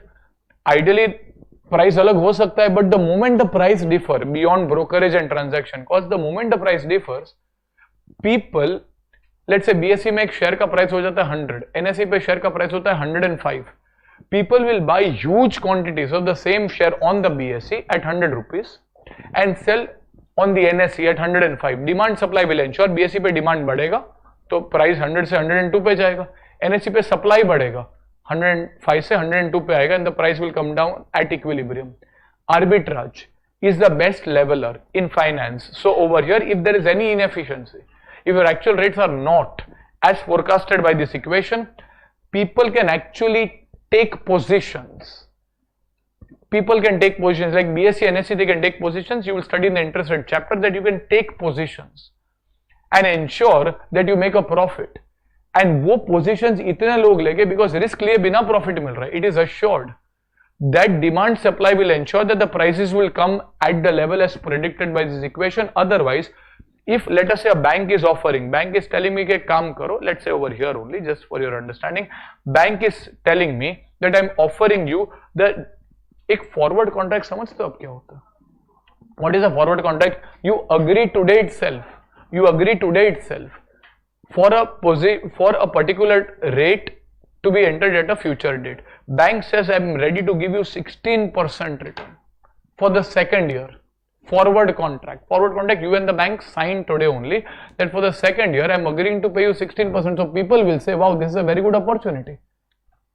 Even if I don't have money, I can borrow money at 12%. आप समझ रहे हो? I can borrow money at 12% for 2 years, pay 1.2544. पैसा आया, क्या करेंगे? 1 rupee that I borrowed, I will deposit at 10% for the first year and then plus 16% for the second year, which means 1 plus 0.1, that's 1.1, plus 16%, that's 1.276. अगर वो equal नहीं होगा, so there will be a lot of people who will borrow at 12% for 2 years and they will deposit. They will keep on making huge deposits at the rate of 16%. but अगर बहुत लोग deposit डाल रहे हैं तो banker rate कम करेगा. अगर deposit चाहिए तो बैंकर को रेट बढ़ाना पड़ेगा.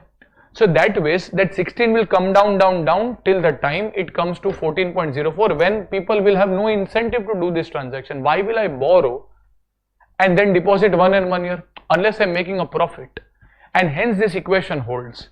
This equation is a no arbitrage equation, which means, this is just for your knowledge, it means that if I borrow for 12% for 2 years and use that money to deposit at 1% for 1 year at 10%, plus जो भी पैसा है, I deposit it again for the second year, let us at 14.04%, there's no incentive.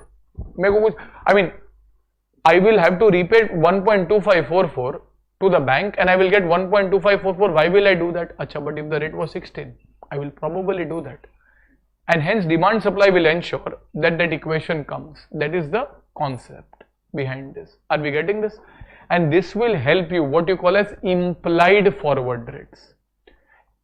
ये advanced interest rate management में आता है कि implied forward rate. अभी आप आज भी जाके देख सकते हो. If you go to banks with their 6-month deposits versus their 12-month deposits versus their 18 months deposit, you can imply what the bank is thinking about the rate in the future. If the bank is expecting the rate to go up, then how much is the rate that the bank is thinking? This is a very good way and everyone does this in practice. So ऐसा नहीं कि academic discussion है, to figure out what the expected rate will be at a future date. Are we clear? So यहाँ पे आपने क्या करना है? You will say this is equal. Both of these should ideally be equal. If not, there will be arbitrage, but we are not studying about arbitrage here. We are assuming they will be equal. Is 1.1 into 1.1404 into 1 plus R3. So therefore, 1.4429 equals, you will have 1.1 into 1.1404. This comes to what? 1.2544 into 1 plus R3. You will take this on the other side. देखो ये 1.2544 could have also alternatively be calculated by what? Instead of taking this, you could have taken 1 plus 0.12 raised to 2. It is the same thing. These two are the same, right? You either take 1.12 raised to 2 or you take 1.1 into 1.14. It is the same answer. Yes? Okay. So if you solve this, 1.4429 divided by 1.2544 equals 1 plus R3.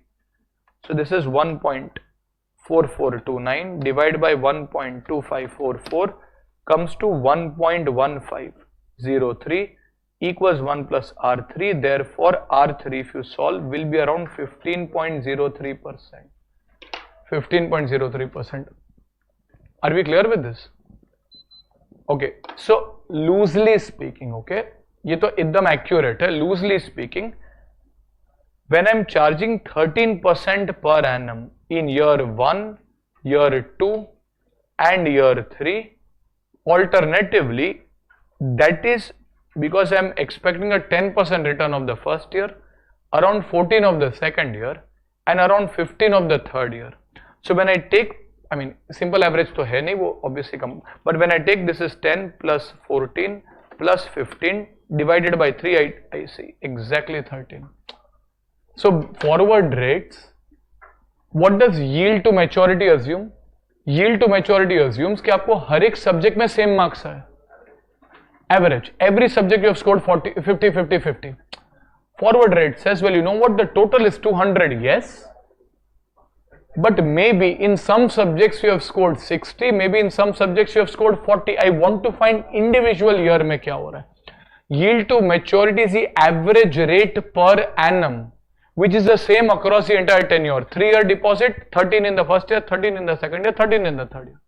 Yield to maturity. Ultimate outcome is the same. आपको return आ रहा है. Forward rate says, well, you know what, you are earning 13% average, but that is made up of 10% in the first year, 14% due to the second year, and 15% due to the third year. Are we getting this? This is what is meant by forward rate. आप वो differentiate कर पा रहे हो between yield to maturity and forward rates? Yes, okay. So over here, what do you mean by bond forward rates? If you go to see forward rates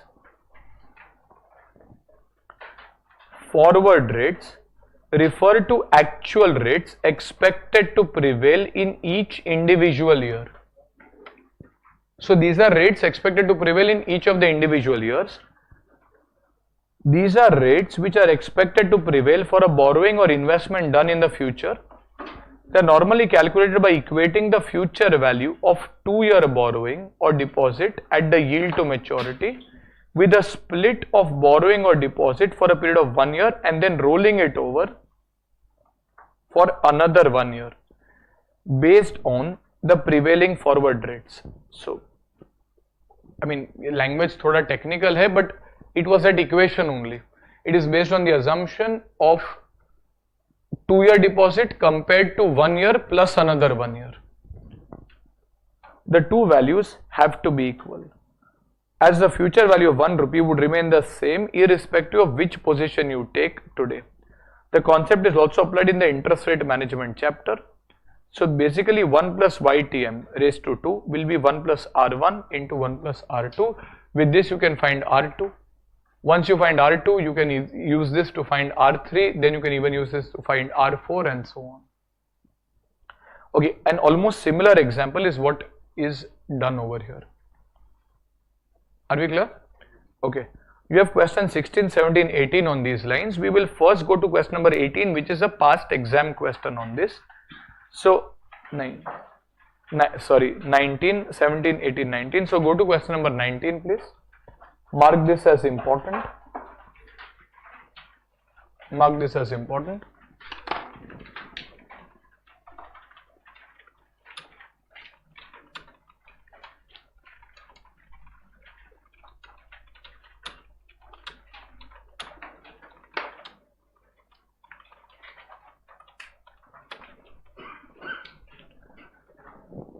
Okay, following are the yields on zero coupon bonds having the face value of 1000, maturity of 1 year, 2 year, 3 years, yield to maturity of 10%, 11% and 12%, 3 different yields to maturities.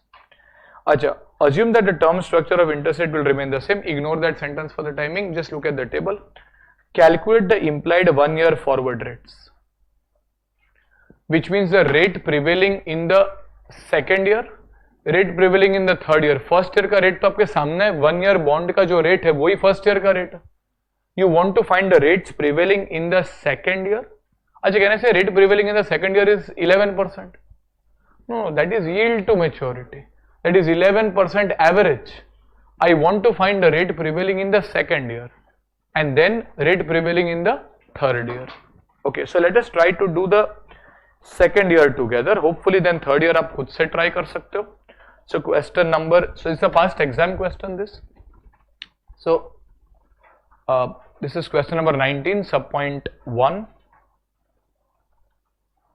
Now if I find the forward rates refer to rates which are prevailing in each respective year. What is the rate for the first year? Sorry, 10%. You put a 1 year deposit from today. For the first year, you are going to get 10%. Now you want to do the working for the second year.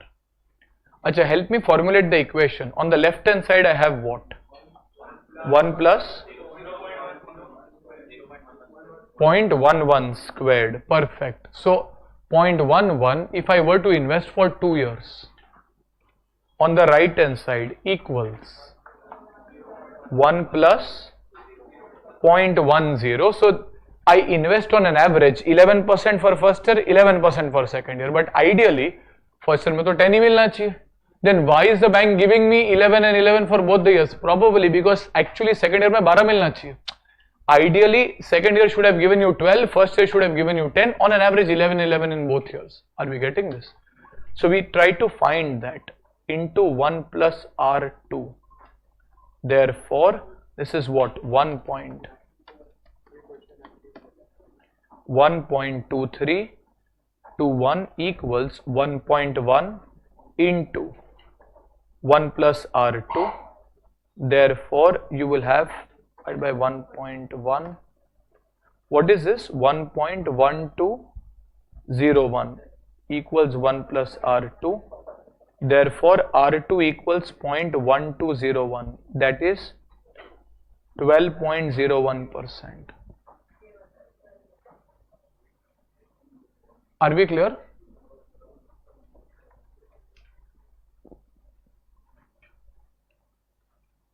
Done? Acha, try the third year's forward rate on your own.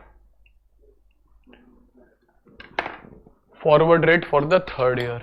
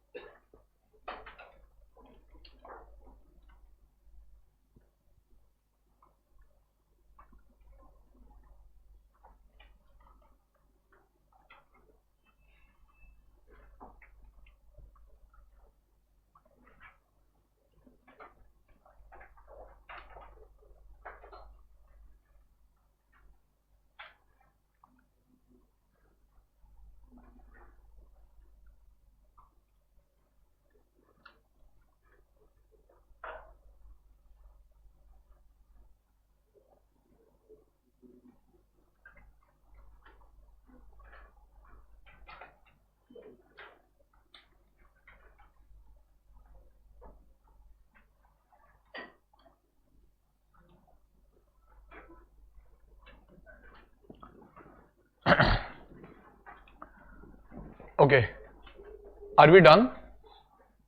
So you can apply two methods, both of them will give you same answer. Remember, ये दोनों same है. These two are the same values, right? So over here on the left hand side you are writing what? 1 plus 0.12 raised to 3 equals 1 plus, what are you writing? 0.1 into 1 plus 0.1201. Alternatively, one can remember that ये दोनों अगर आप multiply करो 1.1 into 1.1201, this has to equal, ये दोनों same ही है ना. So either you take this number or alternatively you can take, instead of this, what can you take? 1 plus 0.11 squared. Either ways you are going to get the same answer because they are the same thing. Understanding? Yes? Okay.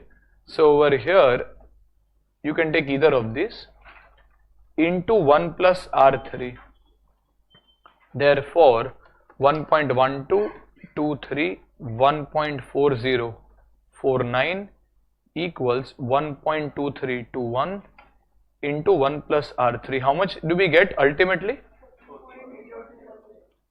14.02%. So basically your R1 is 10%, R2 is 12.01%, R3 is 14.02%. Again, loosely speaking, when someone agrees to pay 12% on an average for 3 years, that is 12 in the first year, 12 in the second year, 12 in the third year. ideally what should have been paid is 10 in the first year, 14 नहीं कितना था यहाँ पे 12 in the second year and 14. If I total this, ये तीनों का total 36 आता है. If I total this, ये तीनों का भी total 36 आता है. You are ultimately at the same position. Don't think कि आप दो अलग चीज कर रहे हो. You are doing the same thing. One, you are doing individual breakup to understand how each year is functioning. In the other, you are just taking an average, considering every year has the same return. Are we clear with this? Yes?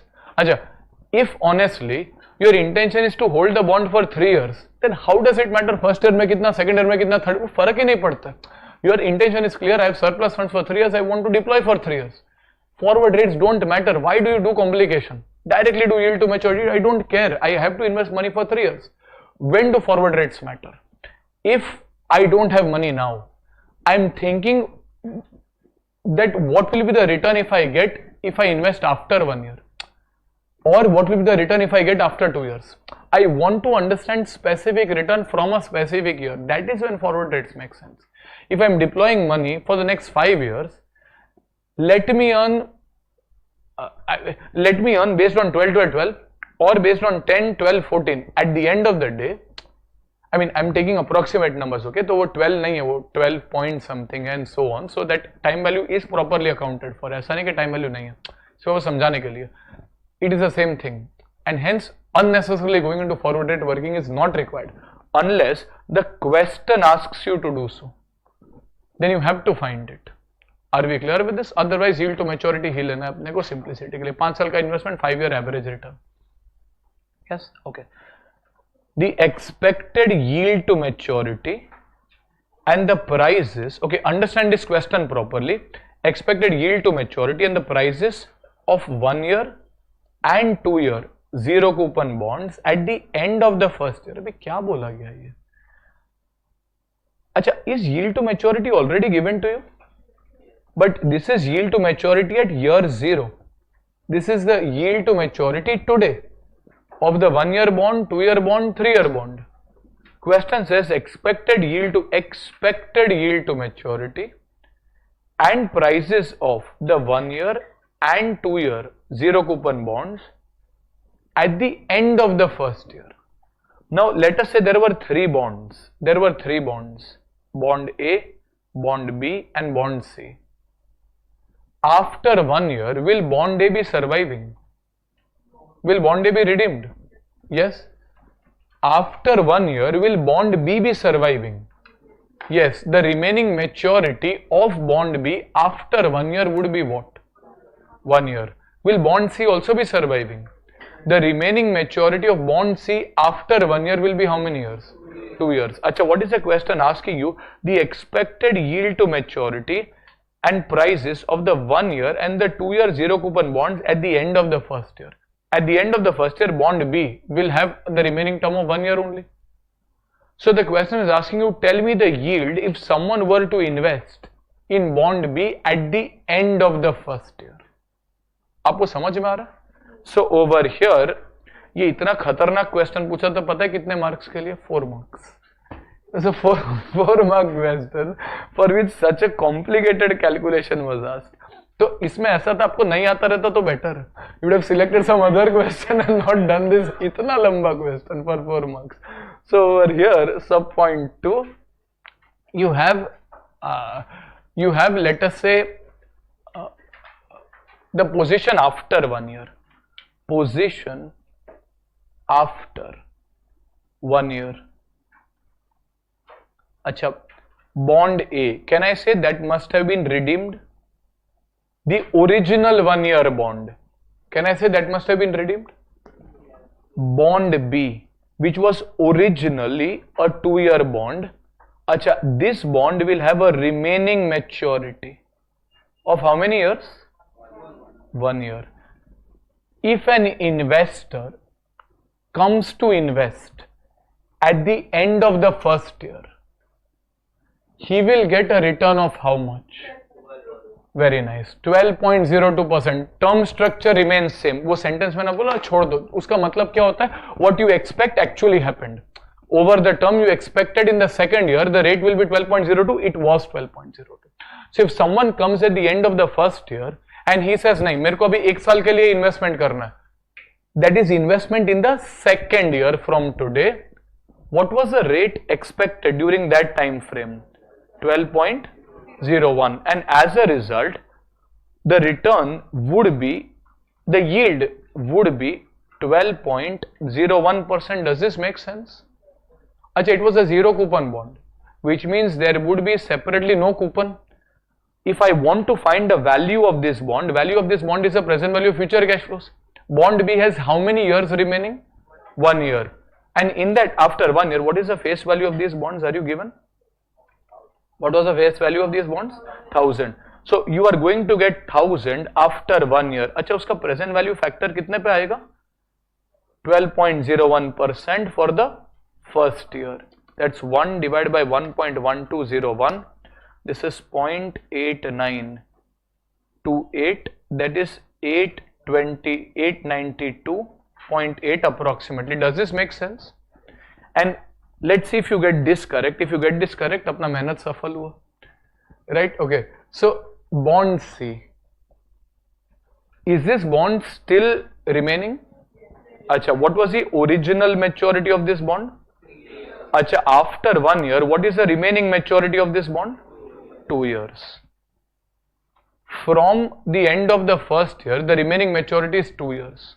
The question says, find the yield to maturity. They are not asking you to find the forward rate. They are asking you to find the yield to maturity if an investor were to invest in this bond at the end of the first year. How will you do that? Sorry? 12.01. अच्छा, divided by 2, it's a simplistic way of doing, but ideally हम क्या करते हैं? We put this equation.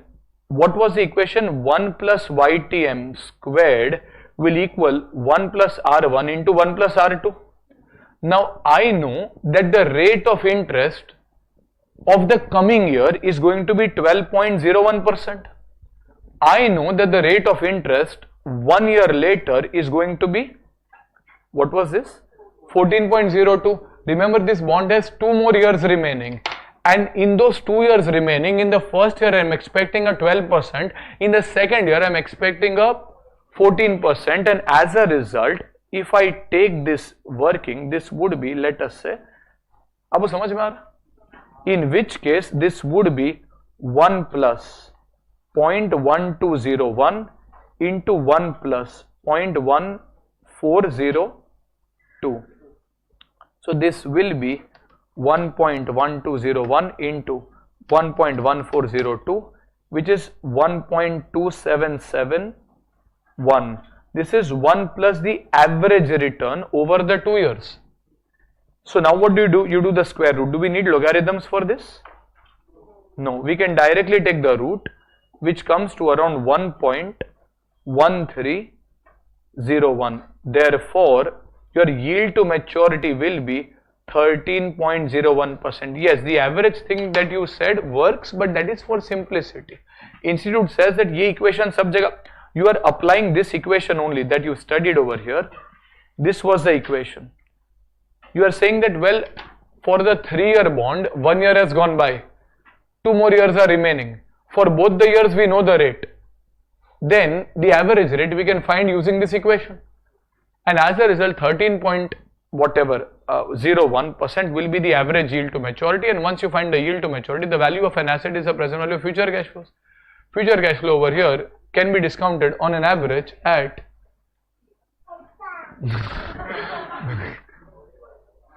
you get a welcome break from this. So over here, where were we? Yeah, so we were at 13.01%. So when we look at the average rate is 13.01% on an average, and hence the value would be the present value of future cash flows. The value of this bond will be the present value of future cash flows. Now this bond has 2 more years remaining. In the first year, is there any return? No. Kyun? Zero coupon bond hai. In the second year, will you get something back? Yes. What will you get back? The entire principal. Therefore, the value of this bond will be, let us say, 1000 into the PVAF or present value factor rather at the rate of 13.01% for the second year. Average return 1 divided by 1.1301 equals to this is 0.783. So this will give you a 783 price of the bond expected at the end of the first year. Just to summarize what has happened, you have tried to find the forward rates for year 1, year 2, year 3. 1 year goes by, which means you have 2 more years remaining. If the structure of interest rates remains the same, then you are expecting from today 12.01% return for the first year and around 14.02% return for the second year, which means on an average you are expecting a 13% return. Now the question says find the yield to maturity. Well, you use the same formula, find the average return. You say 12 for the first year, 14 for the second year, average comes to 13. Next you find the value of the bond. Simplicity, value of the bond is the present value of future cash flows. ऐसे भी year 1 में कोई cash flow है नहीं, the direct cash flow comes at the end of the second year, which is 13.01 equals to, or even if you do take these two rates, you will get the exact same answer. If you take on your calculator, just for completion, if you take on your calculator 1 divided by 1.1201, अच्छा you see 0.8927. अच्छा usually upon equal to वापस press करते, but that will give you 1.1201 squared. We don't want that. You will divide this by what? 1.1402. You will get exactly 0.78300, exact same number. So whether on your calculator you do present value at 1 divided by 1 plus 0.1301 tha, right, raised to 2. So you find the present value factor at the rate of the second year, or you do 1 divided by 1.1201, जो भी number आता है, again divide by 1.1402. You will get the same answer. At both places you will get 0.783. So ऐसा नहीं कि भाई yield to maturity किया तो ये आया. अब forward rate करते तो भी ये आता. But forward rate would have said yield to maturity said first and second year both is 13.01. Forward rate said first year is 12, second year is 14. Both of them ultimately at the end of the second year on time value adjusted basis come to 0.783. Are we clear with this? Yes. We'll definitely stop for a very well deserved end of the lecture. We will complete forward rates. Bond का जो पूरा section है वो थोड़ा heavy रहेगा. Once bond is done, equity is a lot more manageable. But we'll first finish off bond, then go to equity, because equity का एक पूरा फिर continuation लगता है. Then equity, mergers, portfolio, all of that goes in a sync. Bond is one separate section of valuation. Just kind of get done with it, and then you don't really need to come back to that again. Equity is kind of a continuing thing. ठीक है? चलो. We will stop for the day. Just a small announcement only for tomorrow. I have some commitment, unfortunately. So for tomorrow we will have a shorter class, and I know our time is 7 to 1 and we'll do that regularly, but for tomorrow we will do a 2 to 5 session. I can understand you might have some commitments, so I will also share a YouTube live link with you. So in case you have something, so 2 to 5 May you can refer that, and that backup will be available throughout the week. So we will have the live session at 2 to 5 face to face as well. If you are unable to attend because of a commitment, then obviously you can view that live on YouTube as well. So it will be an unlisted link that will be shared. Everyone is there on the WhatsApp group? Yes, so I'll share that on the group, and then from the next class it will be 7 to 1 on both the days. Okay? Chalo.